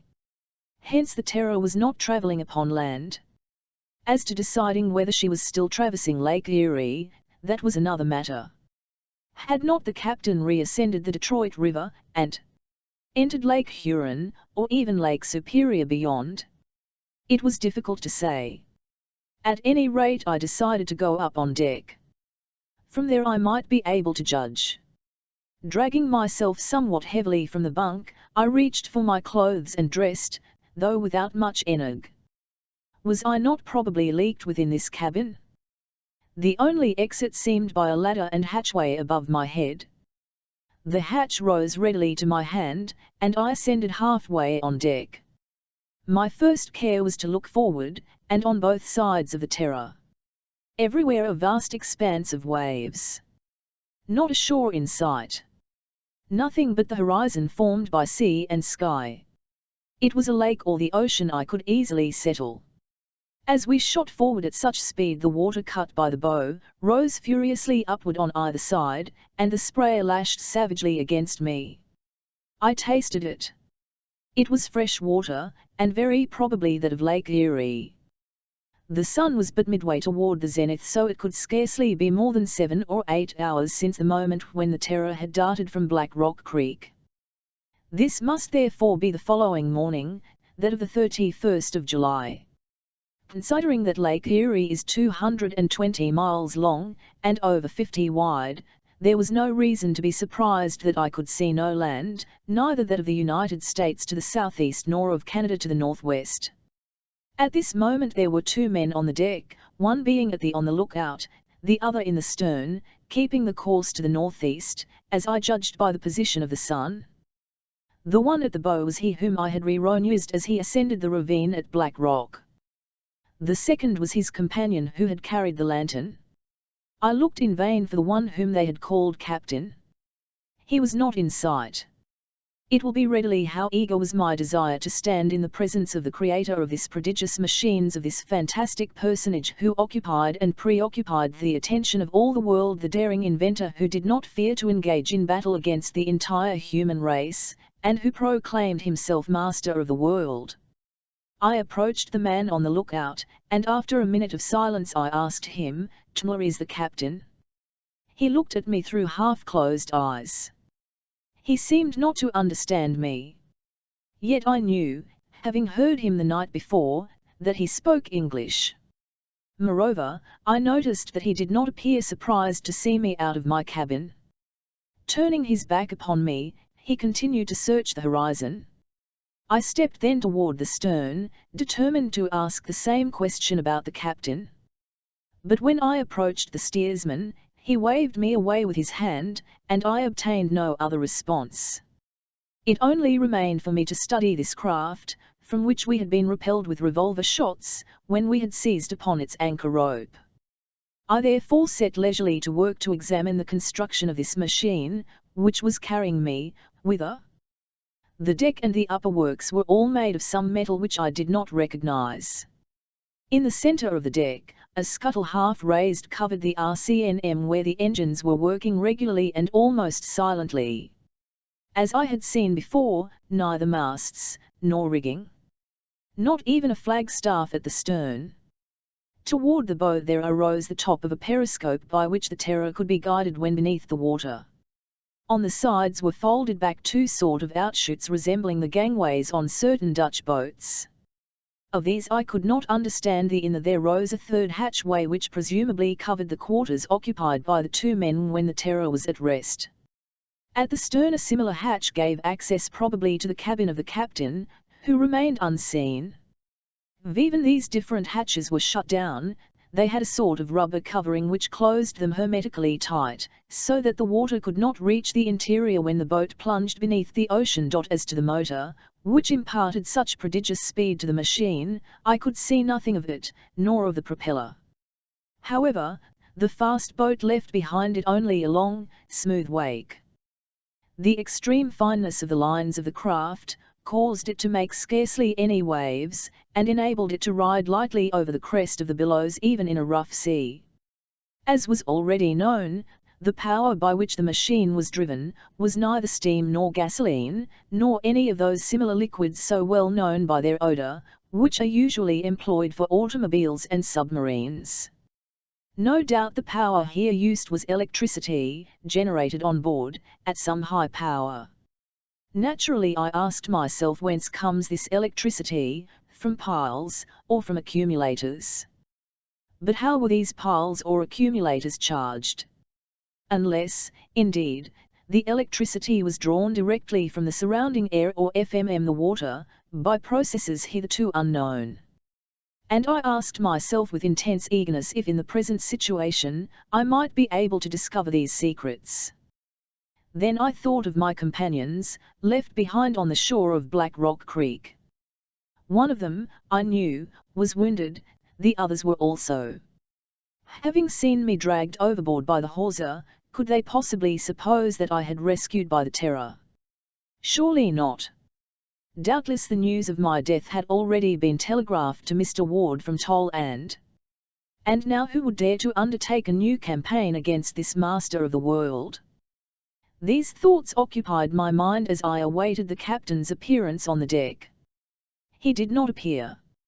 I soon began to feel very hungry, for I must have fasted now nearly 24 hours. I had eaten nothing since our hasty meal in the woods, even if that had been the night before. And judging by the pangs which now assailed my stomach, I began to wonder if I had not been snatched on board the Terror 2 days even more. Happily the question if they meant to feed me, and how they meant to feed me, was solved at once. The man at the bow left his post, descended, and reappeared. Then, without saying a word, he placed some food before me and returned to his place. Some potted meat, dried fish, sea biscuit, and a pot of ale so strong that I had to mix it with water, such was the meal to which I did full justice. My fellow travellers had doubtless eaten before I came out of the cabin, and they did not join me. There was nothing further to attract my eyes, and I sank again into thought. How would this adventure finish? Would I see this invisible C.Apton at length, and would he restore me to liberty? Could I regain it in spite of him? That would depend on circumstances. But if the Terror kept thus far away from the shore, or if she travelled beneath the water, how could I escape from her? Unless we landed, and the machine became an automobile, must I not abandon all hope of escape? Moreover, why should I not admit it? To escape without having learned anything of the Terror's secrets would not have contented me at all. Although I could not thus far flatter myself upon the success of my campaign, and though I had come within a hairbreadth of losing my life, and though the future promised far more of evil than of good, yet after all, a step forward had been attained. To be sure, if I was never to be able to re-enter into communication with the world, if, like this master of the world who had voluntarily placed himself outside the law, I was now placed outside humanity, then the fact that I had reached the Terror would have little value. The craft continued headed to the northeast, following the longer axis of Lake Erie. She was advancing at only half speed, for, had she been doing her best, she must some hours before have reached the northeastern extremity of the lake. At this end Lake Erie has no other outlet than the Niagara River, by which it empties into Lake Ontario. Now, this river is barred by the famous cataract some 15 miles beyond the important city of Buffalo. Since the Terror had not retreated by the Detroit River, down which she had descended from the upper lakes, how was she to escape from these waters, unless indeed she crossed by land? Sun passed the meridian. Day was beautiful, warm but not unpleasantly so, thanks to the breeze made by our passage. The shores of the lake continued invisible on both the Canadian and the American side. Was the captain determined not to show himself? Had he some reason for remaining unknown? Such a precaution would indicate that he intended to set me at liberty in the evening, when the Terror could approach the shore unseen. Toward 2 o'clock, however, I heard a slight noise. The central hatchway was raised. Man I had so impatiently awaited appeared on deck. I must admit he paid no more attention to me than his men had done. Going to the stern, he took the helm. The man whom he had relieved, after a few words in a low tone, left the deck, descending by the forward hatchway. The captain, having scanned the horizon, consulted the compass, and slightly altered our course. The speed of the Terror increased. This man, so interesting both to me and to the world, must have been some years over 50. He was of middle height, with powerful shoulders still very erect, a strong head, with thick hair rather grey than white, smooth-shaven cheeks, and a short, crisp beard. His chest was broad, his jaw prominent, and he had that characteristic sign of tremendous energy, bushy eyebrows drawn sharply together. Assuredly he possessed a constitution of iron, splendid health, and warm red blood beneath his sunburned skin. Like his companions, the captain was dressed in sea clothes covered by an oilskin coat, and with a woolen cap which could pull down to cover his head entirely, when he so desired. Need I add that the captain of the Terror was the other of the two men, who had watched my house in Long Street? Moreover, if I recognized him, he also must be as Strock, to whom had been assigned the task of penetrating the Great Erie. I looked at him curiously. On his part, while he did not seek to avoid my eyes, he showed at least a singular indifference to the fact that he had a stranger on 9ard. As I watched him, the idea came to me, which I had not connected with the first view of him in Washington, that I had already seen this characteristic figure. Was it in one of the photographs held in the police department, or was it merely a picture in some shop window? But the remembrance was very vague. Perhaps I merely imagined it. Well, though his companions had not had the politeness to answer me, perhaps he would be more courteous. He spoke the same language as I, although I could not feel quite positive that he was of American birth. He might indeed have decided to pretend not to understand me, so as to avoid all discussion while he held me prisoner. In that case, what did he mean to do with me? Did he intend to dispose of me without further ceremony? Was he only waiting for night to throw me overboard? Did even the little which I knew of him make me a danger of which he must rid himself? But in that case, he might better have left me at the end of his anchor line. That would have saved him the necessity of drowning me over again. I turned, I walked to the stern, I stopped full in front of him. Then, at length, he fixed full upon me a glance that burned like a flame. "Are you the captain?" I asked. He was silent. "This boat? Is it really the Terror?" To this question also there was no response. Then I reached toward him, I would have taken hold of his arm. He repelled me without violence, but with a movement that suggested tremendous restrained power. Planting myself again before him, I demanded in a louder tone, "What do you mean to do with me?" Words seemed almost ready to burst from his lips, which he compressed with visible irritation. As though to check his speech, he turned his head aside. His hand touched a regulator of some sort, and the machine rapidly increased its speed.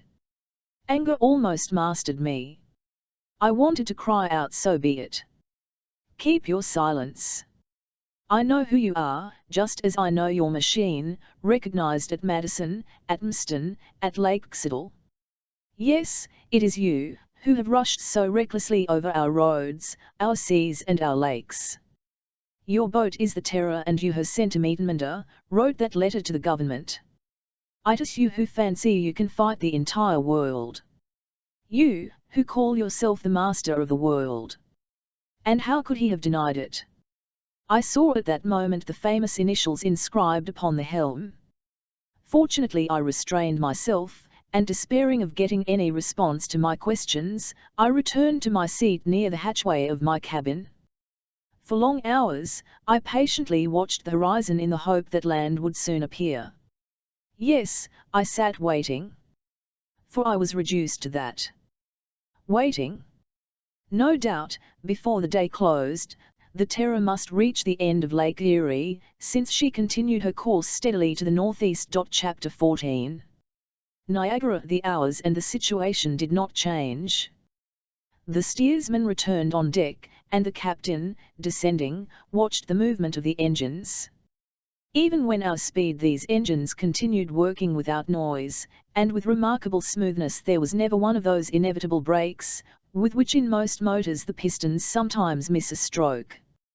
I concluded that the Terror, in each of its transformations, must be worked by rotary engines. But I could not assure myself of this. For the rest, our direction did not change. Always we headed toward the northeast end of the lake, and hence toward Buffalo. I wondered, did the captain persist in following this route? He could not intend to stop at Buffalo, in the midst of a crowd of boats and shipping of every kind. If he meant to leave the lake by water, there was only the Niagara River to follow, and its falls would be impassable, even to such a machine as this. The only escape was by the Detroit River, and the Terror was constantly leaving that farther behind. Then another idea occurred to me. Perhaps the captain was only waiting for night to return to the shore of the lake. There, the boat, changed to an automobile, would quickly cross the neighboring states. If I did not succeed in making my escape, during this passage across the land, all hope of regaining my liberty would be gone. True, I might learn where this master of the world hid himself. I might learn what no one had yet able to discover, assuming always that he did not dispose of me at one time or another, and what his disposal would be, is easily comprehended. I knew the northeast end of Lake Erie well, having often visited that section of New York State which extends westward from Albany to Buffalo. 3 years before, a police mission had led me to explore carefully the shores of the Niagara River, both above and below the cataract and its suspension bridge. I had visited the two principal islands between Buffalo and the little city of Niagara Falls. I had explored Navy Island and also Goat Island, which separates the American Falls from those of the Canadian side. Thus, if an opportunity for flight presented itself, I should not find myself in an unknown district. But would this offer? And at heart, did I desire it, or would I seize upon it? 1% at secrets still remained in this affair in which GCX, D fortune, or was it evil fortune, had so closely entangled me. On the other hand, I saw no real reason to suppose that there was any chance of my reaching the shores of the Niagara River. The Terror would surely not venture into this trap which had no exit. Probably she would not even go to the extremity of the lake. Such were the thoughts that spun through my excited brain, while my eyes remained fixed upon the empty horizon. And always one persistent question remained insolvable. VVHY had the written to me personally that threatening letter? VVHY had he spied upon me in Washington? V% at Bond attached him to the Great Erie? There might indeed be subterranean canals which gave him passage to Lake Xidel, but could he pierce the impenetrable fortress of the Erie? No. That was beyond him. Toward 4 o'clock in the afternoon, reckoning by the speed of the Terror and her direction, I knew we must be approaching Buffalo, and indeed, its outlines began to show some 15 miles ahead. During our passage, a few boats had been seen, but we had passed them at a long distance, a distance which our captain could easily as great as he pleased. Moreover, the Terror lay so low upon the water, that at even a mile away it would have been difficult to discover her. Now, however, the hills encircling the end of Lake Erie came within vision, beyond Buffalo, forming the sort of funnel by which Lake Erie pours its waters into the channel of the Niagara River. Some dunes rose on the right, groups of trees stood out here and there. In the distance, several freight steamers and fishing smacks appeared. The sky became spotted with trails of smoke, which were swept along by a light eastern breeze. Vivat was our captain thinking of in still heading toward the port of Buffalo. Did not prudence forbid him to venture further? At each moment, I expected that he would give a sweep of the helm and turn away toward the western shore of the lake. Or else, I thought, he would prepare to plunge beneath the surface. But this in holding our bow toward Buffalo was impossible to understand. At length the helmsman, whose eyes were watching the northeastern shore, made a sign to his companion. The latter, leaving the bow, went to the central hatchway, and descended into the engine room. Almost immediately the captain came on deck, and joining the helmsman, spoke with him in a low voice. The latter, extending his hand toward Buffalo, pointed out 2 black spots, which showed 5 or 6 miles distant on the starboard side. The captain studied them attentively. Then shrugging his shoulders, he seated himself at the stern without altering the course of the Terror. A quarter of an hour later, I could plainly that there were smoke clouds at the point they had studied so carefully. Little by little the black spots beneath these became more defined. They were 2 long, low steamers, which, coming from the of Buffalo, were approaching rapidly. Suddenly it struck me that these were the 2 torpedo destroyers of which Mr. Ward had spoken, and which I had been told to summon in case of need. These destroyers were of the newest type, the swiftest 9 ATS yet constructed in the country. Driven by 9 Wehrful engines of the latest make, they had covered almost 30 miles an hour. It is true, the Terror commanded an even greater speed, and always, if she were surrounded so that flight was impossible, she could submerge herself out of reach of all pursuit. In truth, the destroyers would have had to be submarines to attack the Terror with any chance of success. And I know not, if even in that case, the contest would have been equal. Meanwhile, it seemed to me evident that the commanders of the 2 ships had been warned, perhaps by Mr. Wells who, returning swiftly to Toledo, might have telegraphed to them the news of our defeat. It appeared, moreover, that they had seen the Terror, for they were headed at full speed toward her. Yet our captain, seemingly giving them no thought whatever, continued his course toward the Niagara River. What would the torpedo destroyers do? Presumably, they would maneuver so as to seek to shut the Terror within the narrowing end of the lake where the Niagara offered her no passage. Our captain now took the helm. One of the men was at the bow, the other in the engine room. Would the order be given for me to go down into the cabin? It was not, to my extreme satisfaction. To speak frankly, no one paid any attention to me. It was as if I had not been on board. I watched, therefore, not without mixed emotions, the approach of the destroyers. Less than 2 miles distant now they separated in such a way as to hold the Terror between their fires. As to the master of the world, his manner indicated only the most profound disdain. He seemed sure that these destroyers were powerless against him. With a touch to his machinery he could distance them, no matter what their speed. With a few turns of her engine, the Terror would dart beyond their cannon shots. Or, in the depths of the lake, what projectiles could find the submarine? 5 minutes later, scarcely a mile separated us from the 2 9 Wehrful fighters which pursued us. Our captain them to approach still closer. Then he pressed upon a handle. The Terror, doubling the action of her propellers, leaped across the surface of the lake. She played with the destroyers. Instead of turning in flight, she continued her forward course. Knew if she would not even have the audacity to pass between her two enemies, to coax them after her, until the hour when, as night closed in, they would be forced to abandon the useless pursuit. The city of Buffalo was now in plain view on the border of the lake. I saw its huge buildings, its church towers, its grain elevators. Only 4 or 5 miles ahead, Niagara River opened to the northward. Under these new CX conditions, which way should I turn? We passed in front of the destroyers, or perhaps between them. Should I not throw myself into the waters? I was a good swimmer, and such a chance might never occur again. The captain could not stop to recapture me. By diving could I not easily escape, even from a bullet? I should surely be seen by one or other of pursuers. Perhaps, even, their commanders had been warned of my presence on board the Terror. Would not a boat be sent to rescue me? Evidently my chance of success would be even greater, if the Terror entered the narrow waters of Niagara River.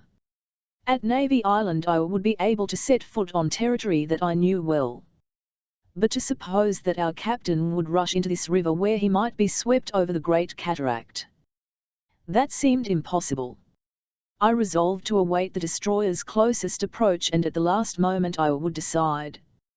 Yet my resolution to escape was but half-hearted. I could not resign myself thus to lose all chance of following up this mystery. My instincts as a police official revolted. I had but to reach out my hand in order to seize this man who had been outlawed. Should I let him escape me? No. I would not save myself. Yet, on the other hand, what fate awaited me, and where would I be carried by the Terror if I remained on board? It was 6:15. The destroyers, quivering and trembling under the strain of their speed, gained on us perceptibly. They were now directly astern, leaving between them a distance of 12 or 15 cable lengths. The Terror, without increasing her speed, saw one of them approach on the port side, the other to starboard. I did not leave my place.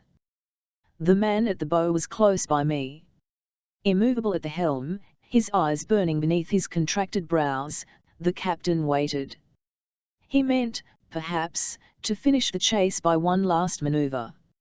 Suddenly, a puff of smoke rose from the destroyer on our left. A projectile, brushing the surface of the water, passed in front of the Terror, and sped beyond the destroyer on our right. I glanced around anxiously.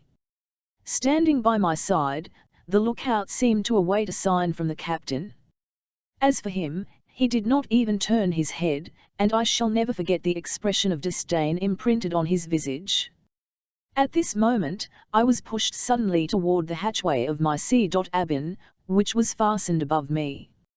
At the same instant the other hatchways were closed, the deck became watertight. I heard a single throb of the machinery, and the plunge was made, the submarine disappeared beneath the waters of the lake. Cannon shot still boomed above us. Their heavy echo reached my ear, then everything was peace. Only a faint light penetrated through the porthole into my cabin. The submarine, without the least rolling or pitching, sped silently through the deeps. I had seen with what rapidity, and also with what ease, the transformation of the Terror had been made. No less easy and rapid, perhaps, would be her change to an automobile. And now what would this master of the world do? Presumably he would change his course, unless, indeed, he preferred to land, and there continue his route along the roads. It still seemed more probable, however, that he would turn back toward the west, and after distancing the destroyers, regain the Detroit River. Our submersion would probably only last long enough to escape out of cannon range, or until night forbade pursuit. Fate, however, had decreed a different ending to this exciting chase. Scarce 10 minutes had passed when there seemed some confusion on board. I heard rapid words exchanged in the engine room. The steadily moving machinery became noisy and irregular. At once I suspected that some accident the submarine to reascend. I was not mistaken. In a moment, the semi-obscurity of my cabin was pierced by sunshine. The Terror had risen above water. I heard steps on the deck, and the hatchways were reopened, including mine. I sprang up the ladder. The captain had resumed his place at the helm, while the two men were busy below. I looked to see if the destroyers were still in view. Yes. Only a quarter of a mile away. Terror had already been seen, and the powerful vessels which enforced the mandates of our government were swinging into position to give chase. Once more the Terror sped in the direction of Niagara River. I must confess, I could make nothing of this maneuver. Plunging into a cul-de-sac, no longer able to seek the depths because of the accident, the Terror might, indeed, temporarily distance her pursuers, but she must find her path barred by them when she attempted to return. Did she intend to land, and if so, could she hope to outrun the telegrams which would warn every police agency of her approach? We were now not half a mile ahead. The destroyers pursued us at top speed, though being now directly behind, they were in poor position for using their guns. Our captain seemed content to keep this, though it would have been easy for him to increase it, and then at nightfall, to dodge back behind the enemy. Already Buffalo had disappeared on our right, and a little after 7 o'clock the opening of the Niagara River appeared ahead. If he entered there, knowing that he could not return, our captain must have lost his mind. And in truth was he not insane, this man who proclaimed himself, who believed himself, master of the world? I watched him there, calm, impassive, not even turning his head to note the progress of the destroyers, and I wondered at him. This end of the lake was absolutely deserted.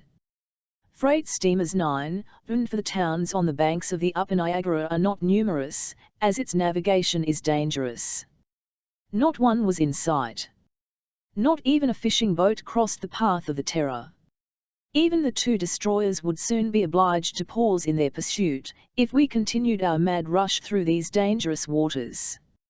I have said that the Niagara River flows between New York and Canada. Its width, of about 3/4 of a mile, narrows as it approaches the falls. Its length, from Lake Erie to Lake Ontario, is about 15 leagues. It flows in a northerly direction, until it empties the waters of Lake Superior, Michigan, Huron, and Erie into Ontario, the last lake of this mighty chain. The celebrated falls, which occur in the midst of this great river, have a height of over 150 feet. They are called sometimes the Horseshoe Falls, because they curve inward like the iron shoe. The Indians have given them the name of Thunder of Waters, and in truth a mighty thunder roars from them without cessation, and with a tumult which is heard for several miles away. Between Lake Erie and the little city of Niagara Falls, two islands divide the current of the river, Navy Island, a league above the cataract, and Goat Island, which separates the American and the Canadian falls. Indeed, on the lower point of this latter isle stood once the Terrapin Tower, so daringly built in the midst of the plunging waters on the very edge of the abyss. It has been destroyed, for the constant wearing away of the stone beneath the cataract makes the ledge move with the ages slowly up the river, and the tower has been drawn into the gulf. Town of Fort Erie stands on the Canadian shore at the entrance of the river. Two other towns are set along the banks above the falls, Schlosser on the right bank, and Chippewa on the left, located on either side of Navy Island. It is at this point that the current, bound within a narrower channel, begins to move at tremendous to become 2 miles further on, the cataract. The Terror had already passed Fort Erie. The sun in the west touched the edge of the Canadian horizon, and the moon, faintly seen, rose above the mists of the south. Darkness would not envelop us for another hour. The destroyers, with huge clouds of smoke streaming from their funnels, followed us a mile behind. They sped between banks green with shade trees and dotted with cottages which lay among lovely gardens. Obviously the Terror could no longer turn back. The destroyers shut her in completely. It is true their commanders did not know, as I did, that an accident to her machinery had forced her to the surface, and that it was impossible for her to escape them by another plunge. Nevertheless, they continued to follow, and would assuredly maintain their pursuit to the very last. I marveled at the intrepidity of their chase through these dangerous waters. I marveled still more at the conduct of our captain. Within a half-hour now, his course was barred by the cataract. No matter how perfect his machine, it could not escape the power of the great falls. If current once mastered our engines, we should inevitably disappear in the gulf nearly 100 feet deep which the waters have dug at the base of the falls. Perhaps, however, our captain had still power to turn to one of the shores and flee by the automobile routes. In the midst of this excitement, what action should I take personally? Should I attempt to gain the shores of Navy Island, if we indeed advanced that far? If I did not seize this chance, never after what I had learned of his secrets, never would the master of the world restore me to liberty. I suspected, however, that my flight was no longer possible. If I was not confined within my cabin, I no longer remained unwatched. Hull the C. Aitken retained his place at the helm, his assistant by my side never removed his eyes from me. At the first movement, I should be seized and locked within my room. For the present, my fate was evidently bound up with that of the Terror. Distance which separated us from the two destroyers was now growing rapidly less. Soon they were but a few cable lengths away. Could the motor of the Terror since the accident no longer hold its speeds? Yet the C. Aitken showed not the least anxiety, and made no effort to reach land. We could hear the hissing of the steam which escaped from the valves of the destroyers, to mingle with the streamers of black smoke. But we heard, even more plainly, the roar of the cataract, now less than 3 miles away. The Terror took the left branch of the river in passing Navy Island. At this point, she was within easy reach of the shore, yet she shot ahead. 5 minutes later, we could see the first trees of Goat Island. The current became more and more irresistible. If Terror did not stop, the destroyers could not much longer follow her. If it pleased our accursed captain to plunge us into the vortex of the falls, surely they did not mean to follow into the abyss. Indeed, at this moment they signalled each other, and stopped the pursuit. They were scarce more than 600 feet from the cataract. Then their thunders burst on the air and several cannon shots swept over the Terror, hitting its low-lying deck. The sun had set, and through the twilight the moon's rays shone us from the south. The speed of our craft, doubled by the speed of the current, was prodigious. In another moment, we should plunge into that black hollow which forms the very centre of the Canadian Falls. With an eye of horror, I saw the shores of Goat Island flashed by, then C.ame the Isles of the Three Sisters, drowned in the spray from the abyss. I sprang up, I started to throw myself into the water, in the desperate hope of gaining this last refuge.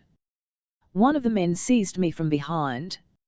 Suddenly a sharp noise was heard from the mechanism which throbbed within our craft. The long gangways folded back on the sides of the machine, spread out like wings, and at the moment when the Terror reached the very edge of the falls, she arose into space, escaping from the thundering cataract in the centre of a lunar rainbow. Chapter 15.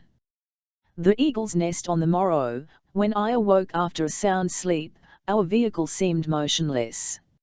It seemed to me evident that we were not running upon land. Yet neither were we rushing through or beneath the waters, nor yet soaring across the sky.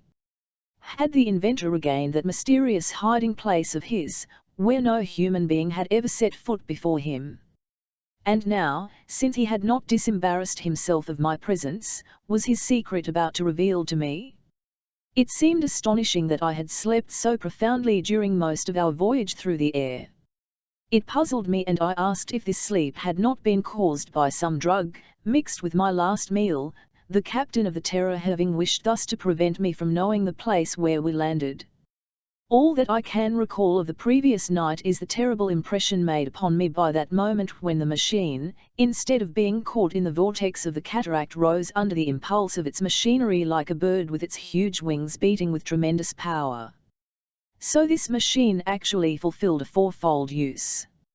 It was at the same time automobile, boat, submarine, and airship. Earth, sea, and could move through all three elements. And with what W.vo? With what speed? A one few instants sufficed to complete its marvelous transformations. The same engine drove it along all its courses. And I had been a witness of its metamorphoses. But that of which I was still ignorant, and which I could perhaps discover, was the source of the energy which drove the machine, and above all, who was the inspired inventor who, after having created it, in every detail, guided it with so much ability and audacity. At the moment when the Terror rose above the Canadian Falls, I was held down against the hatchway of my cabin. The clear, moonlit evening had permitted me to note the direction taken by the airship.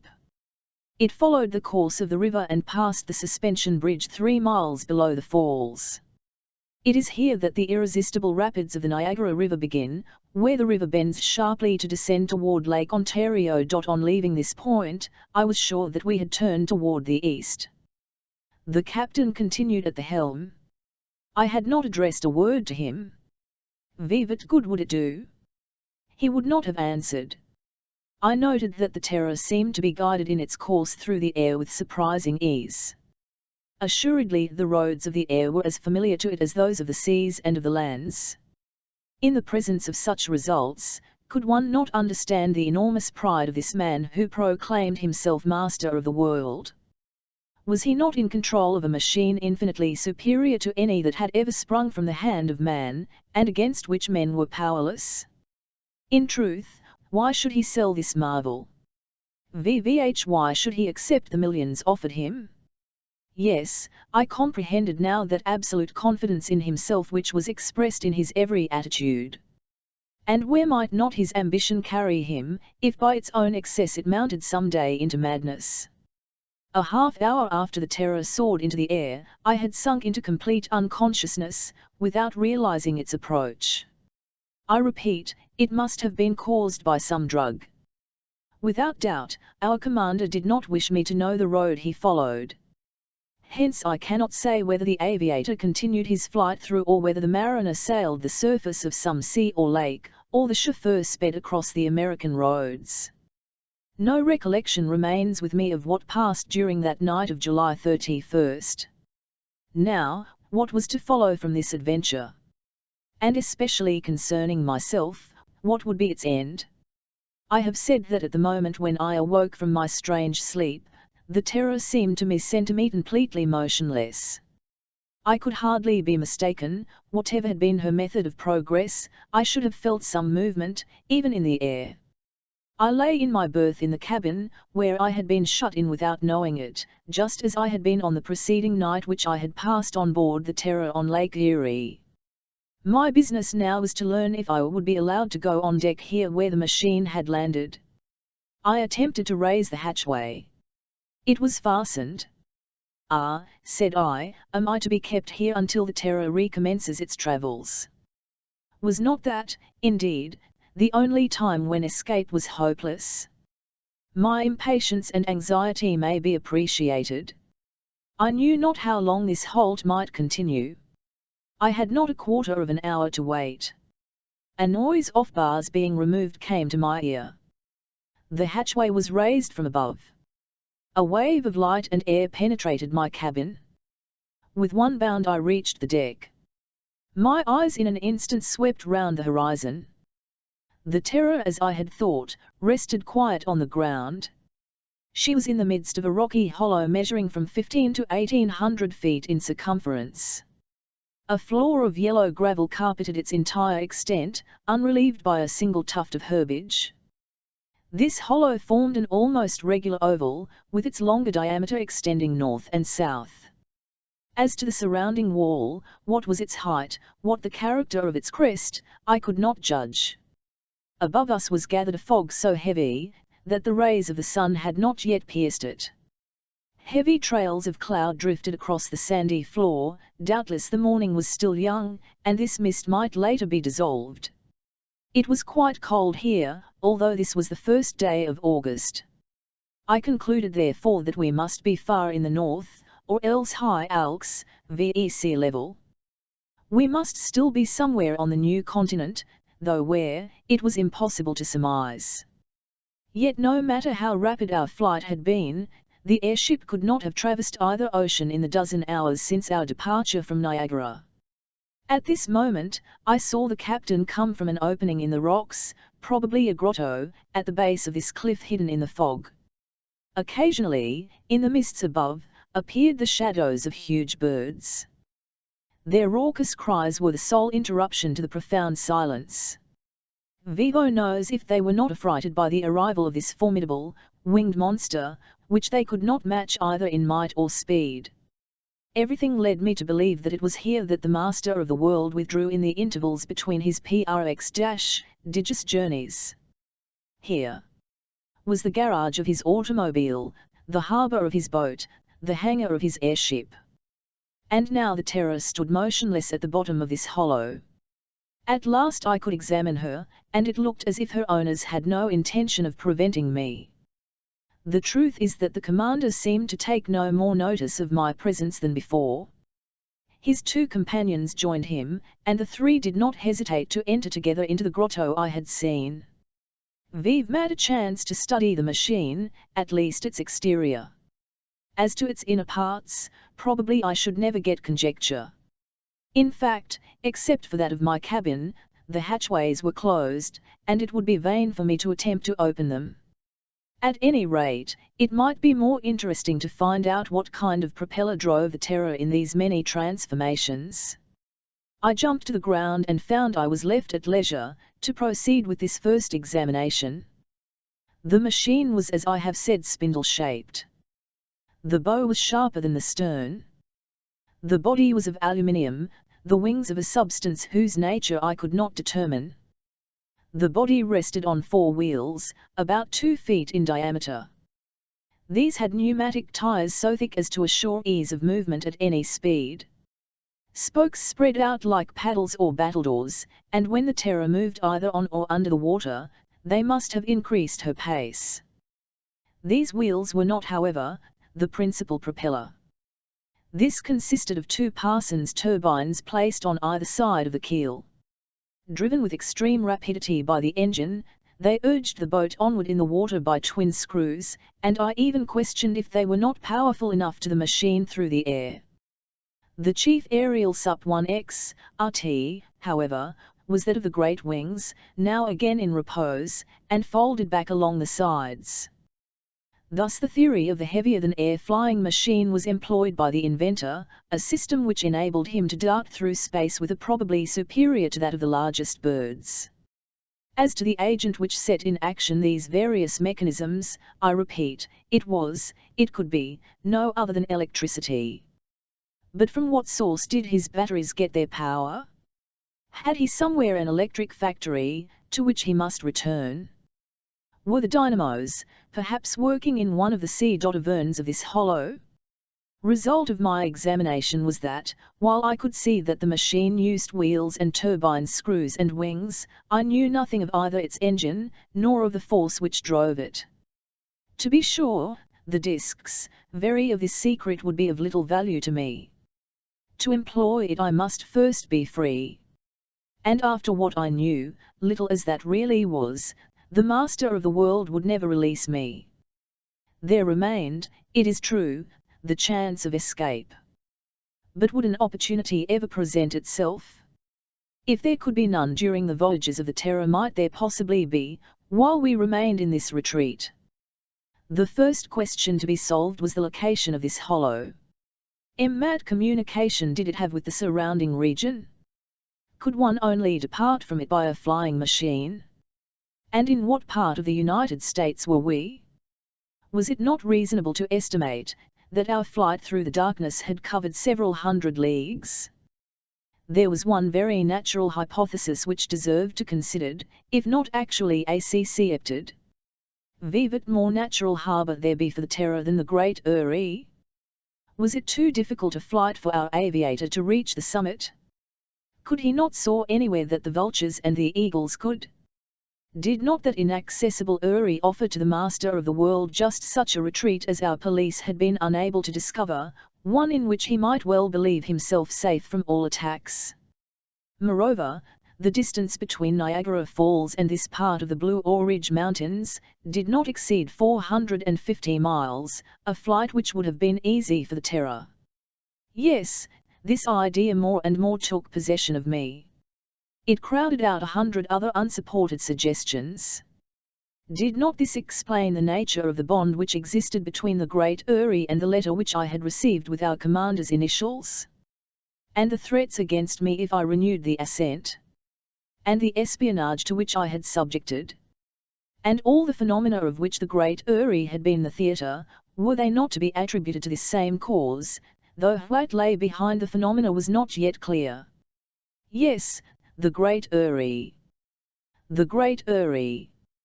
But since it had been impossible for me to penetrate here, would it not be equally impossible for me to get out again, except upon the Terror?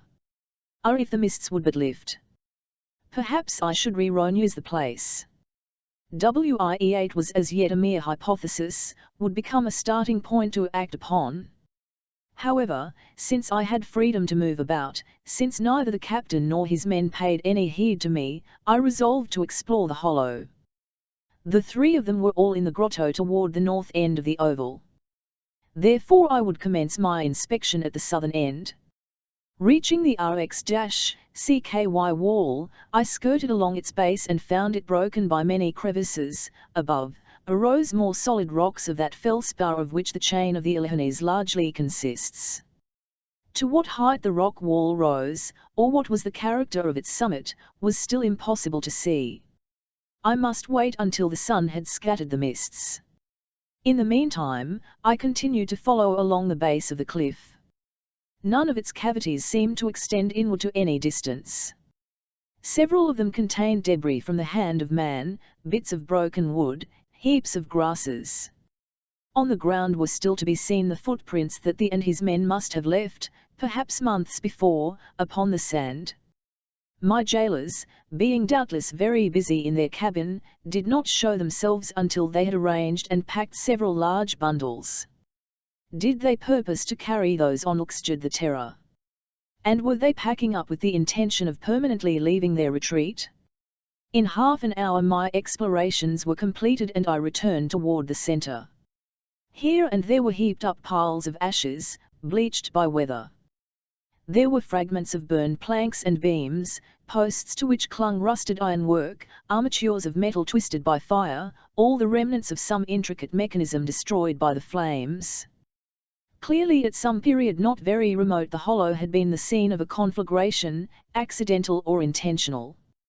Naturally I connected this with the phenomena observed at the Great Eyrie, the flames which rose above the crest, the noises which had so frightened the people of Pleasant Garden and Morganton. But of what mechanisms were these the fragments, and what reason had our captain for destroying them? At this moment I felt a breath of air, a breeze came from the east.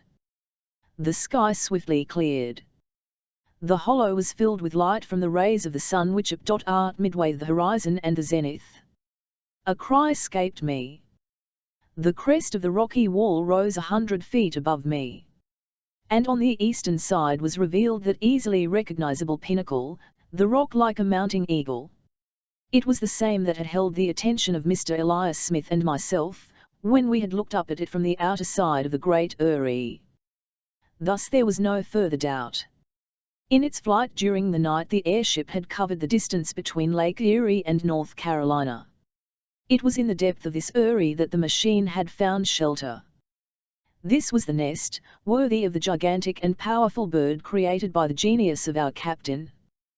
The fortress whose mighty walls none but he could scale. Perhaps even, he had discovered in the depths of some Jules-Verne, some subterranean passage by which he himself could quit the Great Eyrie, leaving the Terror safely sheltered within. At last I saw it all. This explained the first letter sent me from the great Uri itself with the threat of death. If we had been able to penetrate into this hollow, who knows if the secrets of the Master of the world might not have been discovered before he had been able to set them beyond our reach. I stood there, motionless, my eyes fixed on that mounting eagle of stone, prey to a sudden, violent emotion. Alas, soever might be the consequences to myself, was it not my duty to destroy this machine, here and now, before its CXULD resume its menacing flight of mastery across the world? Steps approached behind me. I turned. Inventors stood by my side, and pausing looked me in the face. I was unable to restrain myself, the words burst forth, "The Great Uri. The Great Uri." "Yes, Inspector Strock." "And you? You are the master of the world. Of that world to which I have already proved myself to be the most powerful of men." "You?" I reiterated, stupefied with amazement. I responded, he, drawing himself up in all his pride, L. Rober, R0 Burr, the Conqueror. Chapter 16. Rober, the Conqueror. Rober, the Conqueror. This then was the likeness I had vaguely recalled. Some years before, the portrait of this extraordinary man had been printed in all the American newspapers, under date of the 13th of June, the day after this personage had made his sensational appearance at the meeting of the Weldon Institute at Philadelphia. I had noted the striking character of the portrait at the time, the square shoulders, the back like a regular trapezoid, its longer side formed by that geometrical shoulder line, the robust neck, the enormous spheroidal head. The eyes at the least emotion, burned with fire, while above them were the heavy, permanently contracted BRX, which signified such energy. The hair was short and crisp, with a glitter as of metal in its lights. LHE huge breast rose and fell like a blacksmith's forge, and the thighs, the arms and hands, were worthy of the mighty body. The narrow beard was the same also, with the smooth-shaven cheeks which showed the powerful muscles of the jaw. And this was Rober the Conqueror, who now stood before me, who revealed himself to me, hurling forth his name like a threat, within his own impenetrable fortress. Let me recall briefly the facts which had previously drawn upon Rober the Conqueror the attention of the entire world. The Weldon Institute was a club devoted to aeronautics under the presidency of one of the chief personages of Philadelphia, commonly called Uncle Prudent. Its secretary was Mr. Philip Evans. The members of the institute were devoted to the theory of the lighter-than-air machine, and under their two leaders were constructing an enormous dirigible balloon, the Go-Ahead. At a meeting in which they were discussing the details of the construction of their balloon, this unknown Rober had suddenly appeared and, ridiculing all their plans, had insisted that the only true solution of flight lay with the heavier-than-air machines, and that he had proven this by constructing one. He was in this turn doubted and ridiculed by the members of the club, who called him in mockery Rober the Conqueror. In the tumult that followed, revolver shots were fired, and the intruder that same night he had by force abducted the president and the secretary of the club, and had taken them, much against their will, upon a voyage in the wonderful airship, the Albatross, which he had constructed. He meant thus to prove to them beyond argument the correctness of his assertions. This ship, 100 feet long, was upheld in the air by a large number of horizontal screws and was driven forward by vertical screws at its and stern. It was managed by a crew of at least half a dozen men, who seemed absolutely devoted to their leader, Rober. After a voyage almost completely around the world, Mr. Prudent and Mr. Evans managed to escape from the Albatross after a desperate struggle. They even managed to cause an explosion on the airship, destroying it, and involving the inventor and all his crew in a terrific fall from the sky into the Pacific Ocean. Mr. Prudent and Mr. Evans then returned to Philadelphia.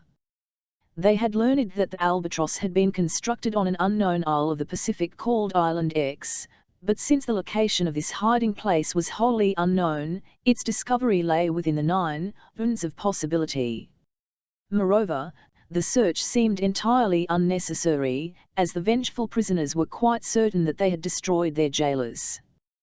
Hence the two millionaires, restored to their homes, went calmly on with the construction of their own machine, the Go-Ahead. They hoped by means of it to soar once more into the regions they had traversed with Rober, and to prove to themselves that their lighter-than-air machine was at least the equal of the heavy Albatross. If they had not persisted, they would not have been true Americans. On the 20th of April in the following year the Go-Ahead was finished and the ascent was made, from Fairmount Park in Philadelphia. I myself was there with thousands of others. We saw the huge balloon rise gracefully, and, thanks to its powerful screws, it maneuvered in every direction with surprising ease. Suddenly a cry was heard, a cry repeated from 1,000 throats. Another airship had appeared in the distant skies and it now approached with marvelous rapidity. It was another Albatross, perhaps even superior to the first.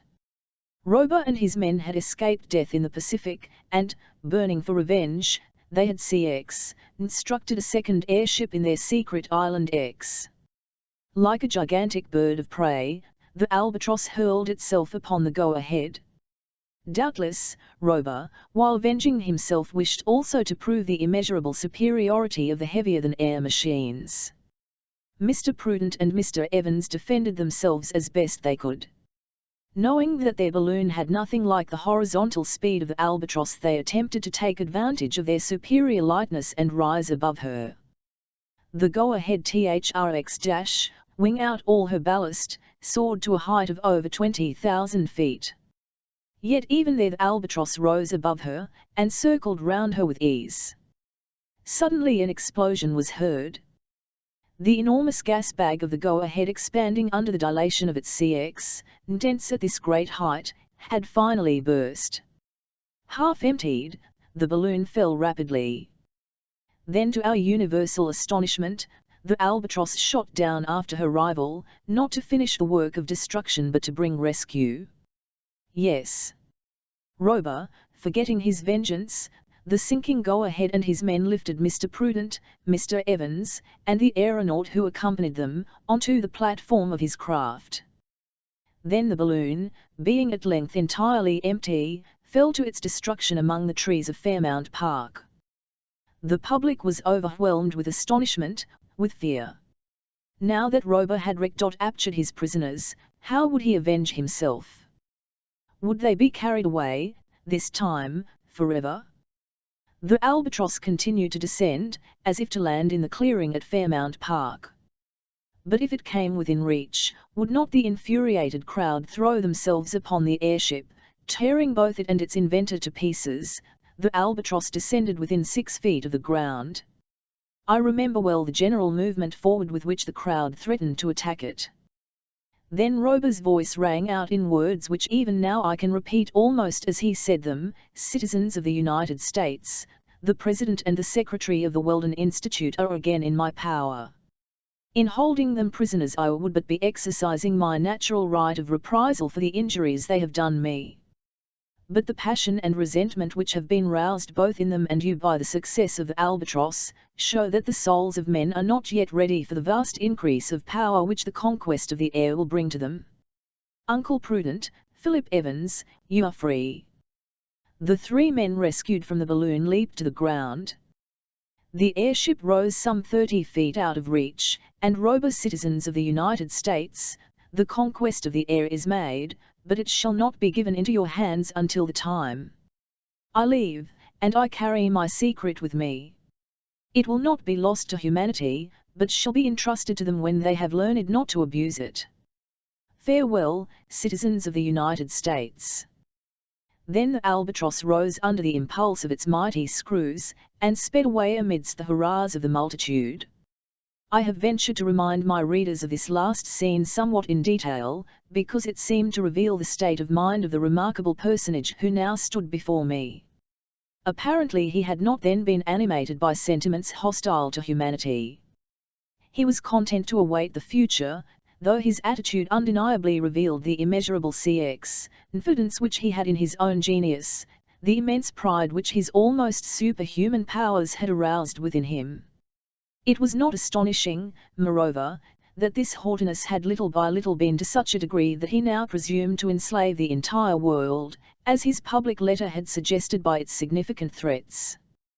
His vehement mind had with time been roused to such over-excitement that he might easily be driven into the most violent excesses. As to what had happened in the years since the last departure of the Albatross, I could only partly reconstruct this even with my present knowledge.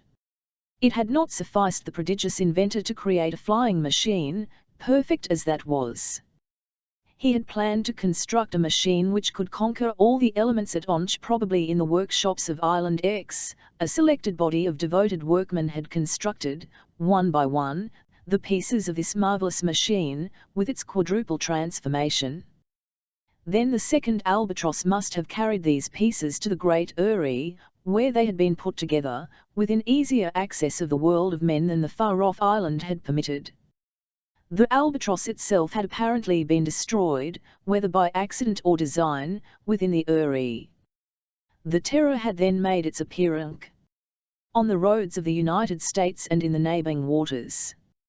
And I have told under what conditions, after having been vainly pursued across Lake Erie, this remarkable masterpiece had risen through the air, carrying me a prisoner on 9 Ard. Chapter 17. In the name of the law was to be the issue of this remarkable adventure? Could I bring it to any denouement whatever, either sooner or later? Did not Rober hold the results wholly in his own hands? Probably I would never have such an opportunity for escape as had occurred to Mr. Prudent and Mr. Evans amid the islands of the Pacific. I only wait. And how long might the waiting last? To be sure, my curiosity had partly satisfied. But even now I knew only the answer to the problems of the great Eyrie. Having at length penetrated its circle, I comprehended all the phenomena observed by the people of the Blue Ridge Mountains.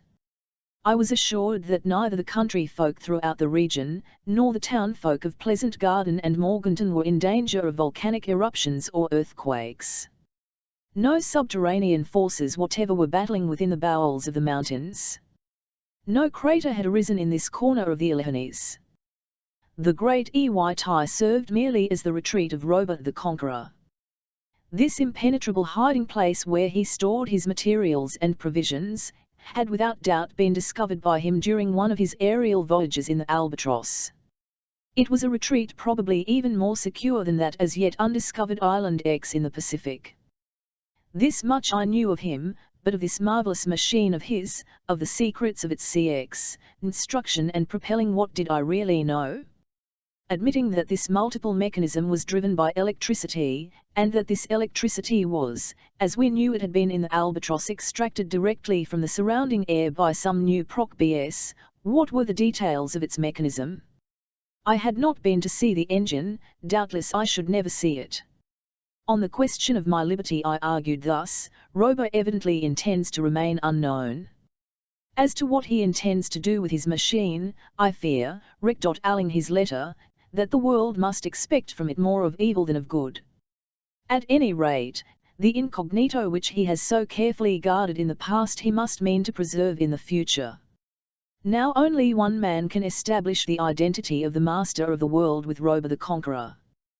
This man is I, his prisoner, I who have the right to arrest him, I, who ought to put my hand on his shoulder, saying, in the name of the law. On the other hand, I hope for a rescue from without? Evidently not. The police authorities must know everything that had happened at Black Rock Creek. Mr. Ward, advised of all the incidents, would have reasoned on the matter as follows: when the Terror quitted the creek dragging me at the end of her hawser, I had either been drowned or, since my 9dy had not been recovered, I had been taken on board the Terror, and was in the hands of its commander. In the first case, there was nothing more to do than to write deceased after the name of John Strock, Chief Inspector of the Federal Police in Washington. In the second case, could my confreres hope ever to see me again? The two destroyers which had pursued the Terror into the Niagara River had stopped, perforce, when the current threatened to drag them over the falls. At that moment, night was closing in, and what could be thought on board the destroyers but that the Terror had been engulfed in the abyss of the cataract? It was scarce 9, Sybil, that our machine had been seen when, amid the shades of night, it rose above the Horseshoe Falls, or when it winged its way high above the mountains on its route to the Great Eyrie. With regard to my own fate, should I resolve to question Rober? Would he consent even to appear to hear me? Was he not content with having hurled at me his name? Would not that name seem to him to answer everything? That day wore away without bringing the least change to the situation. Rober and his men continued actively at work upon the machine, which apparently needed considerable repair. I concluded that they meant to start forth again very shortly, and to take me with them. It would, however, have been quite possible to leave me at the bottom of the Eyrie. There would have no way by which I could have, and there were provisions at hand sufficient to keep me alive for many days. I studied particularly during this period was the mental state of Rober. He seemed to me under the dominance of a continuous excitement. Vivid was it that his ever-seething brain now meditated? Projects was he forming for the future? Toward what region would he now turn? Would he put in execution the menaces expressed in his letter, the menaces of a madman? The night of that first day, I slept on a couch of dry grass in one of the Great Eyrie. Food was set for me in this grotto each succeeding day. On the 2nd and 3rd of August, the 3 men continued at their work scarcely once, however, exchanging any even in the midst of their labours. Even the engines were all repaired to Rober's satisfaction. The men began putting stores aboard their craft, as if expecting a long absence. Perhaps the Terror was about to traverse immense distances, perhaps even, the captain intended to regain his island X, in the midst of the Pacific. Sometimes I saw him wander about the Eyrie buried in thought, or he would stop and raise his arm toward heaven as if in defiance of that God with he assumed to divide the empire of the world. Was not his overweening pride leading him toward insanity? An insanity which his 2 companions, hardly less excited than he, could do nothing to subdue. Had he not come to regard himself as mightier than the elements which he had so audaciously defied even when he possessed only an airship, the Albatross? And now, how much more powerful had he become, when earth, air and water combined to offer him an infinite field where none might follow him? Hence I had much to fear from the future, even the most dread catastrophes. It was impossible for me to escalar from the Great Eyrie, before being into a new voyage. After that, how I possibly get away while the Terror sped through the air or the ocean? My only chance must be when she crossed the land, and did so at some moderate speed. Surely a distant and feeble hope to cling to. It will recalled that after our arrival at the Great Eyrie, I had attempted to obtain some response from Rober, as to his with me, but I had failed. On this last day I made another attempt.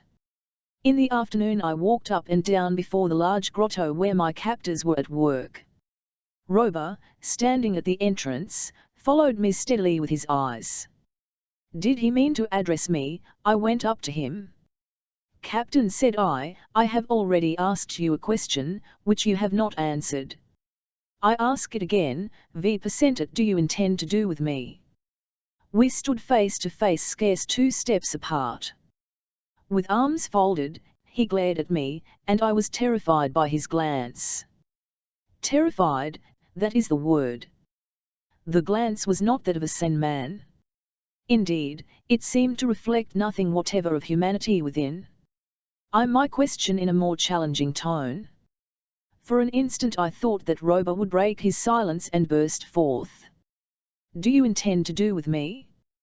Will you set me free?" Evidently my captor's mind was obsessed by some other thought, from which I had only distracted him for a moment.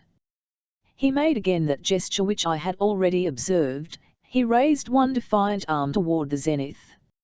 It seemed to me as if some irresistible force drew him toward those zones of the sky, that he belonged no more to the earth, that he was destined to live in space, a perpetual dweller in the clouds.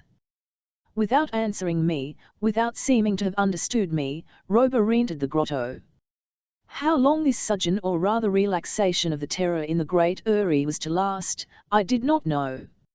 I saw, however, on the afternoon of this 3rd of August that the repairs and the embarkation of stores were completed.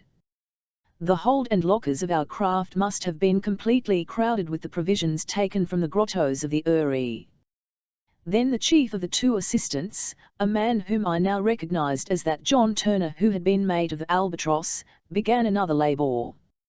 With the help of his companion, he dragged to the center of the hollow all that remained of their materials, empty cases, fragments of carpentry, peculiar pieces of wood which clearly must have belonged to the Albatross which had been sacrificed to this new and mightier engine of locomotion. Beneath this mass there lay a great quantity of dried grasses. Thought came to me that Rober was preparing to leave this retreat forever. In fact, he could not be ignorant that the attention of the public was now keenly fixed upon the great Uri, and that some further attempt was likely to be made to penetrate it. Must he not fear that some day or other the effort would successful, and that men would end by invading his hiding place? Did he not wish that they should find there no single evidence of his occupation? Sun behind the crests of the blue Ridge. His rays now lighted only the very summit of Black Dome towering in the northwest. Probably the Terror awaited only the night in order to begin her flight. The world did not yet know that the automobile and boat could also transform itself into a flying machine. Until now, it had never been seen in the air. And would not this 4th transformation be carefully concealed, until the day when the master of the world chose to put into execution his insensate menaces? Toward 9 o'clock profound obscurity enwrapped the hollow. Not a star looked down on us. Heavy clouds driven by a keen eastern wind covered the entire sky. The passage of the Terror would invisible, not only in our immediate neighborhood, but probably across all the American territory and even the adjoining seas. At this moment Turner, approaching the huge stack in the middle of the Uri, set fire to the grass beneath. The whole mass flared up at once. From the midst of a dense smoke, the roaring flames rose to a height which towered above the walls of the great Uri. Once more the good folk of Morganton and Pleasant Garden would believe that the crater had reopened. These flames would announce to them another volcanic upheaval. I watched the conflagration. I heard the roarings and cracklings which filled the air. From the deck of the Terror, Rober watched it also. Turner and his companion pushed back into the fire the fragments which the violence of the flames cast forth. Little by little the huge bonfire grew less. The flames sank down into a mere mass of burnt-out ashes, and once more all was silence and blackest night. Suddenly I felt myself seized by the arm. Turner drew me toward the Terror. Resistance would have been useless. And moreover, what could be worse than to be abandoned without resources in this prison whose walls I could not climb? As soon as I set foot on the deck, Turner also embarked. His companion went forward to the lookout. Turner climbed down into the engine room, lighted by electric bulbs, from which not a gleam escaped outside. Rober himself was at the helm, the regulator within reach of his hand, so that he could control both our speed and our direction. As to me, I was forced to descend into my cabin, and the hatchway was fastened above me. During that night, as on that of our departure from Niagara, I was not allowed to watch the movements of the Terror. Nevertheless, if I could see nothing of what was passing on board, I could hear the noises of the machinery. I had first the feeling that our craft, its bow slightly raised, lost contact with the earth. Some swerves and balancings in the air followed. Then the turbines underneath spun with prodigious rapidity, while the great wings beat with steady regularity. Thus the Terror, probably forever, had left the great Uri, and launched into the air as a ship launches into the waters. Our captain soared above the double chain of the Alleghanies, and without doubt he would remain in the upper zones of the air until he had left all the mountain region behind. But in what direction would he turn? Would he pass in flight across the plains of North Carolina, seeking the Atlantic Ocean? Or would he head to the west to reach the Pacific? Perhaps he would seek, to the south, the waters of the Gulf of Mexico. Even day came. How should I recognize which sea we were upon, if the horizon of water and sky encircled us on every side? Several hours passed, and how long they seemed to me! I made no effort to find forgetfulness in sleep. Wild and incoherent thoughts assailed me. I felt myself swept over worlds of imagination, as I was swept through space, by an aerial monster. At the speed which the terror possessed, whither might I not be carried during this interminable night? I recalled the voyage of the Albatross, of which the Weldon Institute had published an account, as described by Mr. Prudent and Mr. Evans. Roeber, the conqueror, had done with his first airship. He could do even more readily with this quadruple machine. At length the first rays of daylight brightened my cabin. Would I be permitted to go out now, to take my place upon the deck, as I had done upon Lake Erie? I pushed upon the hatchway, it opened. I came halfway out upon the deck. All about was sky and sea. We floated in the air above an ocean, at a height which I judged to be about 1,000 or 1,200 feet. I could not see Roeber, so he was probably in the ing room. Turner was at the helm, his companion on the lookout. Now that I was the deck, I saw what I had not able to see during our former nocturnal voyage, the action of those powerful wings which beat upon either side at the same time that the screws spun beneath the flanks of the machine. By the excision of the sun, as it slowly mounted from the horizon, I realized that we were advancing toward the south. Hence, if this direction had not been changed during the night, this was the Gulf of Mexico which lay beneath us. A hot day was announced by the heavy livid clouds which clung to the horizon.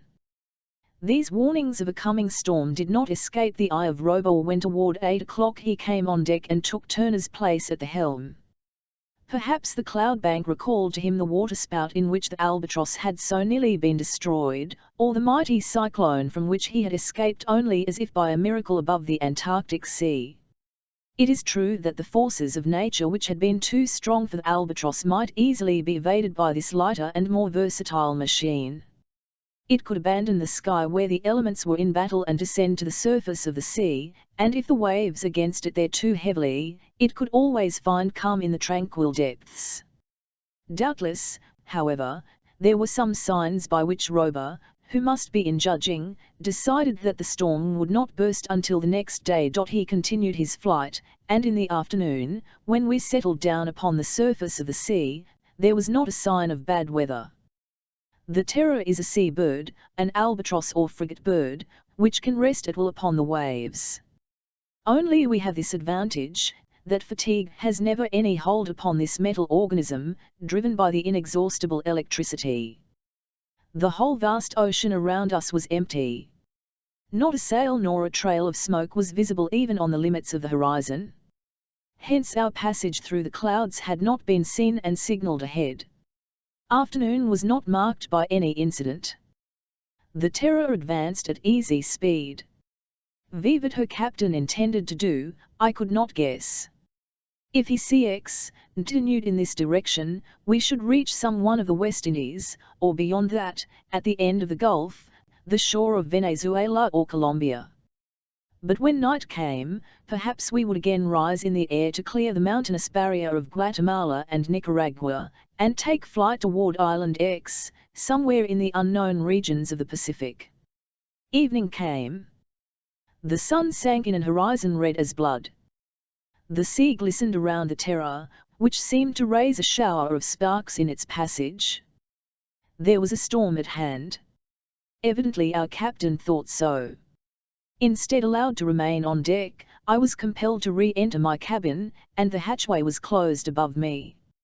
In a few moments from the noises that followed, I knew that the machine was about to be submerged. In fact, 5 minutes later, we were moving forward through the ocean's depths. Thoroughly worn out, less by fatigue than by excitement and anxious thought, I fell into a profound sleep, natural this time and not provoked by any soporific drug. When I awoke, after a length of time which I could not reckon, the Terror had not yet returned to the surface of the sea. This maneuver was executed a little later.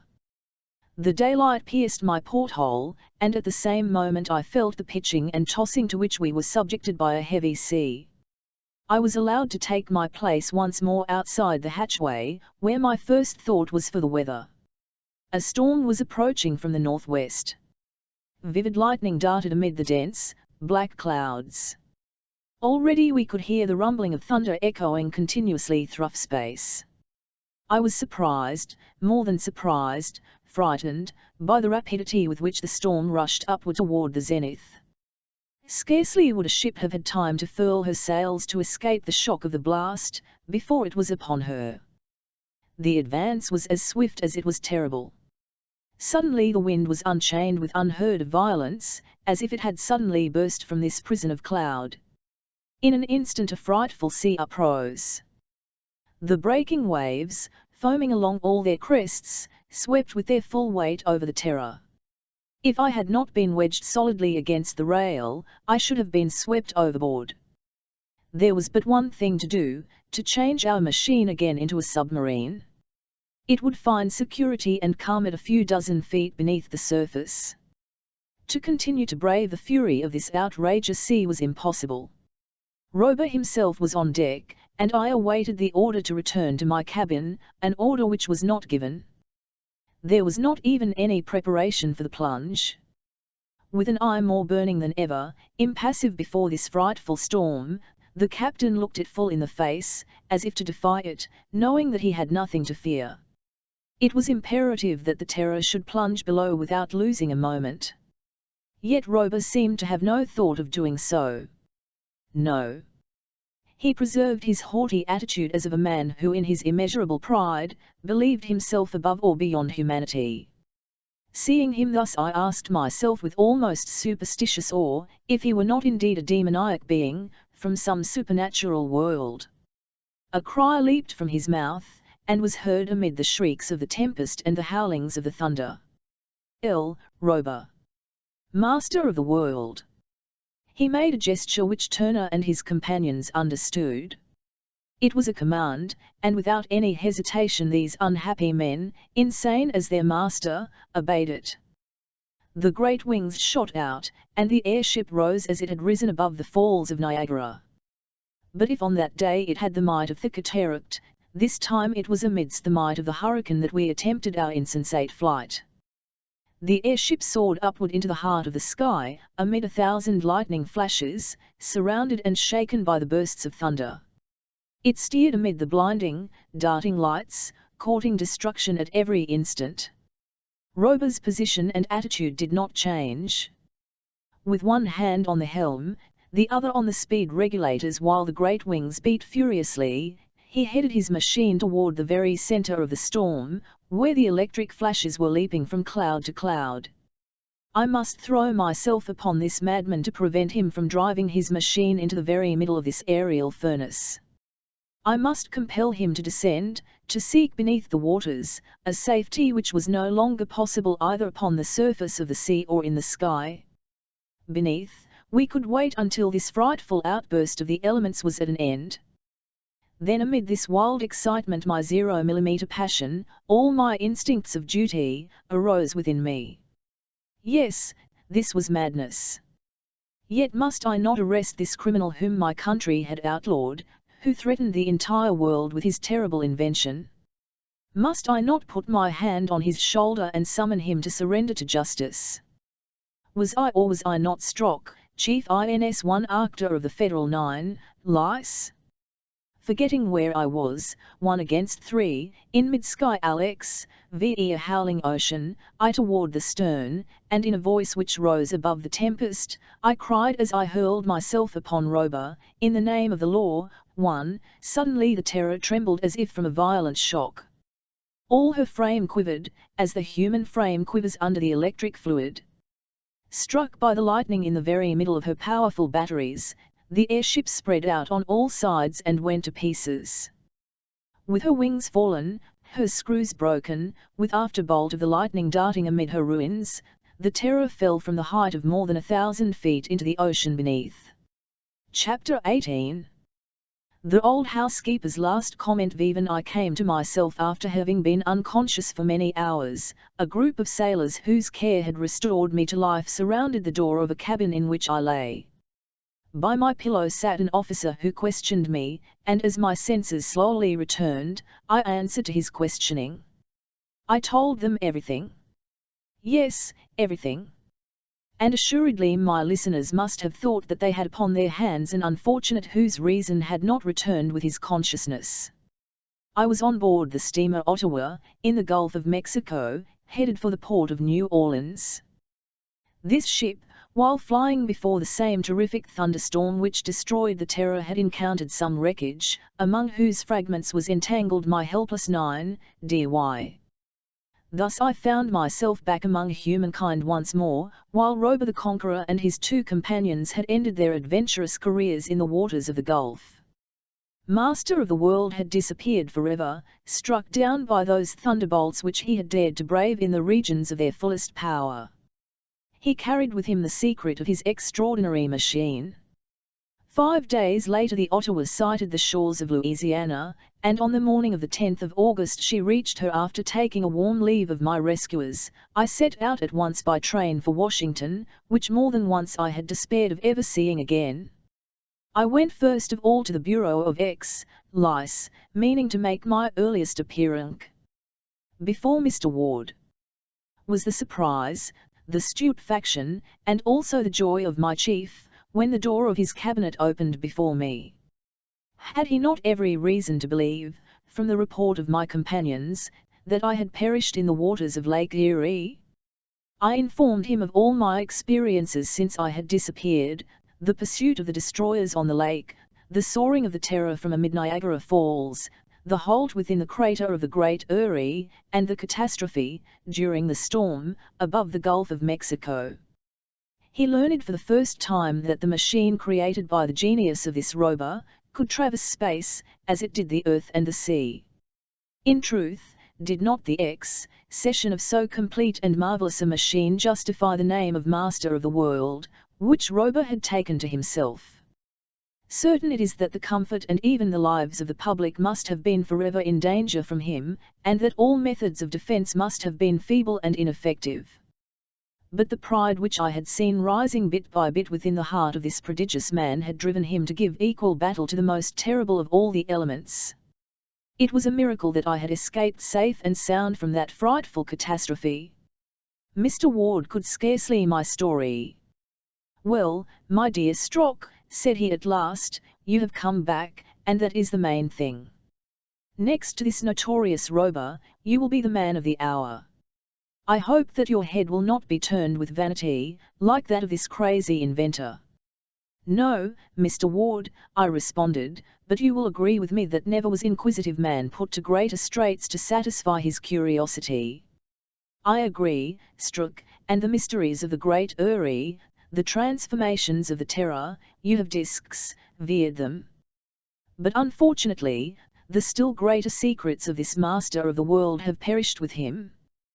The same evening the newspapers published an account of my adventures, the truthfulness of which could not be doubted. Then, as Mr. Ward had prophesied, I was the man of the hour. One of the papers said, "Thanks to Inspector Strock the Americans still lead the world." I percent all others have accomplished their work, with more or less success, by land and by sea. The American police hurl themselves in pursuit of criminals through the depths of lakes and oceans and even through the sky. Yet, in following, as I have told, in pursuit of the Terror, had I done anything more than by the close of the present century will have the regular duty of my successors? It is easy to imagine what a welcome and my old housekeeper gave me when I entered my house in Long Street. When my apparition, does not the word seem just, stood before her, I feared for a moment she would drop dead, woman. Then, after hearing my story, with eyes streaming with tears, she thanked Providence for having saved me from so many perils. "Now, sir," said she, "now, was I wrong?" "Wrong? About what?" "In saying that the Great Erie was the home of the devil." "Nonsense! This Rober was not the devil." "Ah, well," replied the old woman, He was worthy of being so.